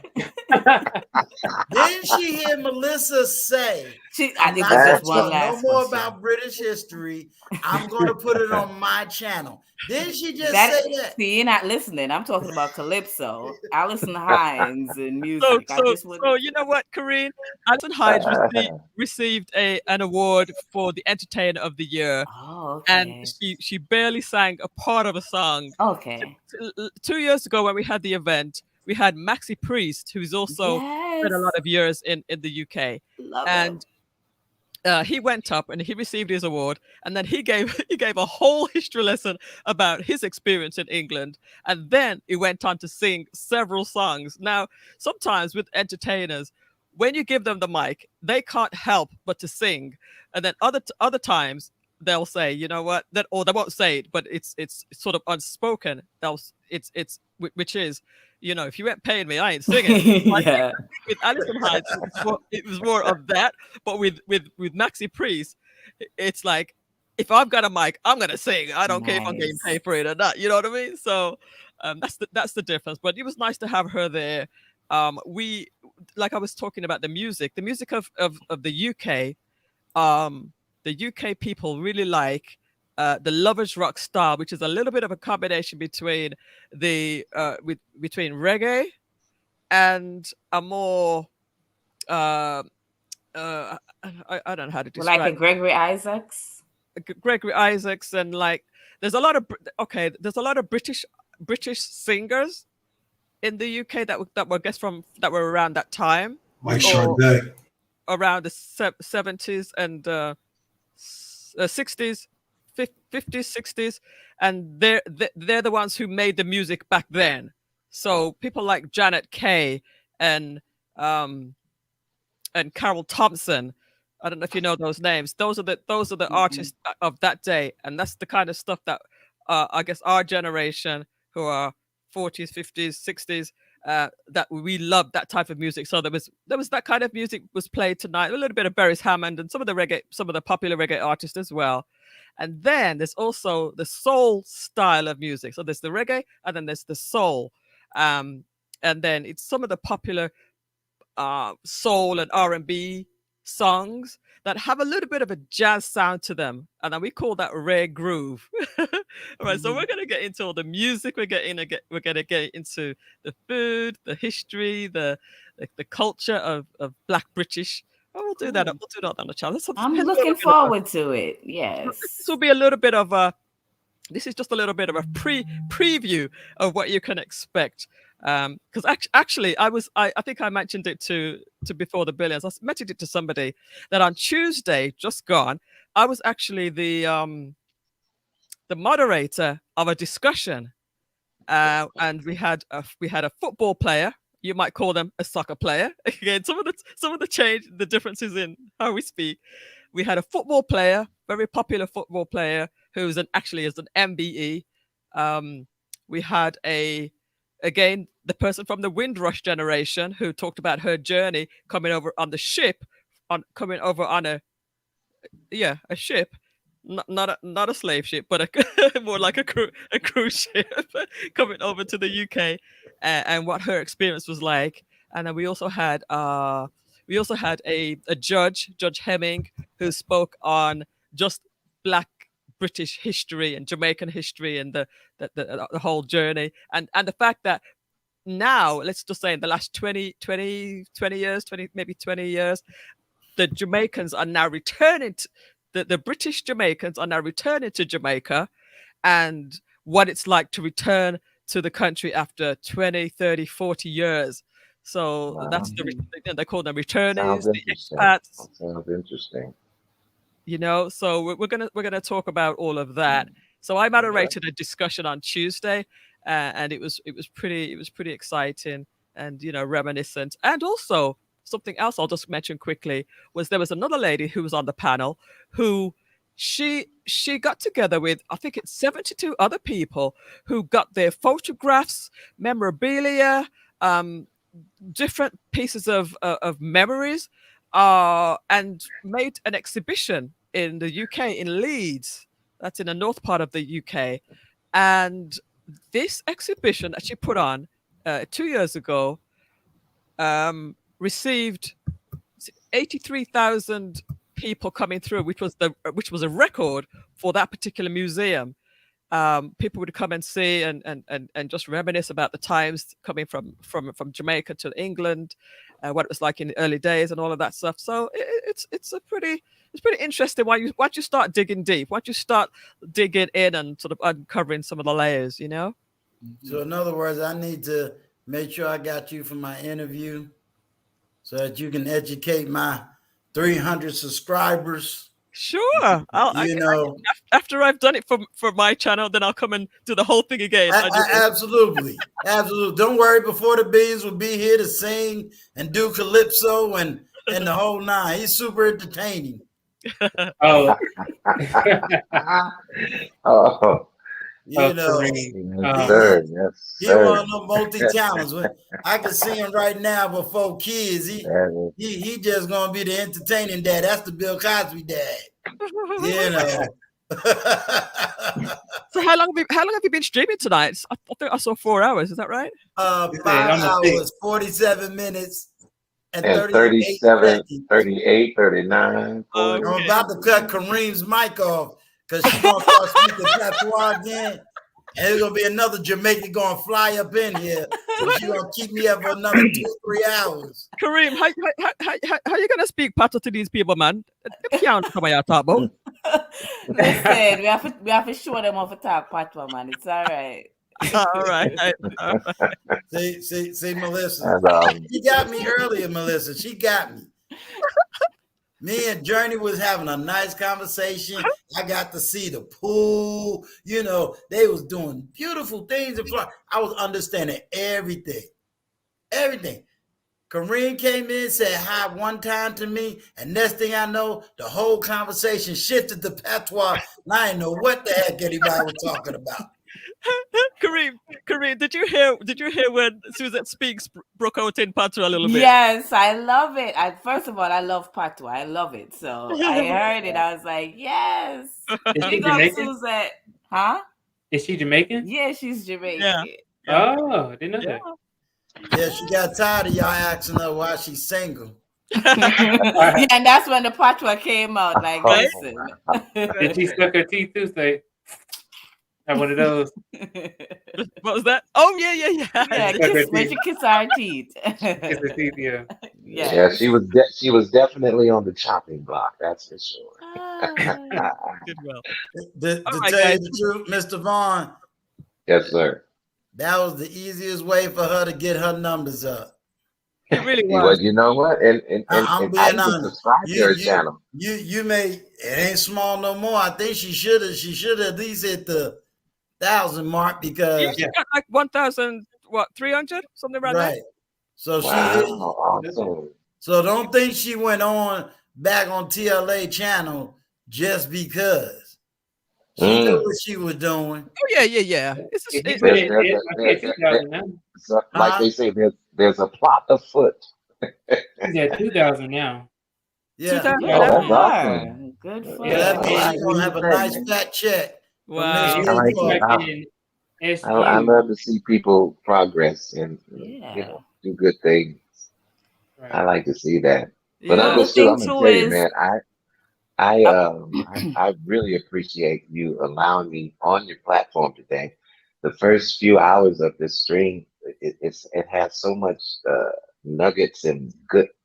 I mean, not that all of it isn't good, but I mean, we just really went over some things. The men got to talking, and some good information came out of all of that. And so I hope that the people can hear that, because that's the point of all of this. I know we're talking and we're having a good time now, but the earlier segments of the stream, they really hit home for a lot of people. And a platform like this is really important. So I just want to say kudos to you, and I support you, and I'm still here with you because if you pass out, I'm gonna pass out. So we're gonna both do it together. I got your back. You do. Don't worry. Before the Billion's about to tell you what time it is on the East Coast. Okay. 1:51. Oh, that's not late. Yeah, it's late. I'm gonna go now. I'm tired. So It's good to see you not all. even 11 over here. Good to see you, and thanks for allowing me up here. Oh, Vaughn, definitely. you are. Look at Gail talking about. I was going to come up on the panel. She's so funny. Gotta love Gail, huh? Oh, okay. Bye, Kareen. Night. All right. Bye before the billions. Good night. Destination Dad. Good night. Before the billions, you can answer my question on a later date. Yes, sir. Can I? I'll answer it on the later day. I don't want to hold Uncle Stu up. Go ahead and answer the question for him real quick. Look. All right. So I believe the question was, what have I gotten out of this conversation? And overall, this conversation has, I learned a lot about some British history, Black British history, right? But I remember the topic was they were talking about betting a woman before you get married or before you have kids.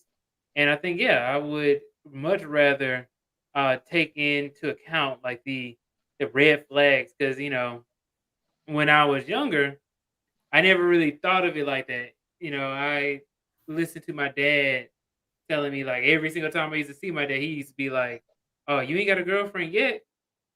And he used to tell me that all the time. And then, back then I was in high school and in college and stuff like that. It ain't like you could just get a girlfriend like, like this. Like it's. So finally got one, but a lot of things that you just that you have to kind of learn over time as you get older and dealing with people. There's a lot of things that you have to kind of vet out. And I wish instead of it being like get you a girlfriend, like you really need one, you need to hurry up. Be like, okay, you know what, you need to watch out for this, you need to watch out for that. And I think that probably there's people who can listen to this who probably or grew up like how I was and really wanted to be in a relationship, but then didn't really know what a relationship entailed. And overall, like just the advice that you guys have given have helped not only me, but probably most likely going to be people in the future who's going to be watching this as well. And I'm really appreciative of everybody's advice and their experiences. Awesome, man. Awesome. That's good. Thank you. All right. Well, may the peace and the blessing of the Lord be upon each and every single one of you.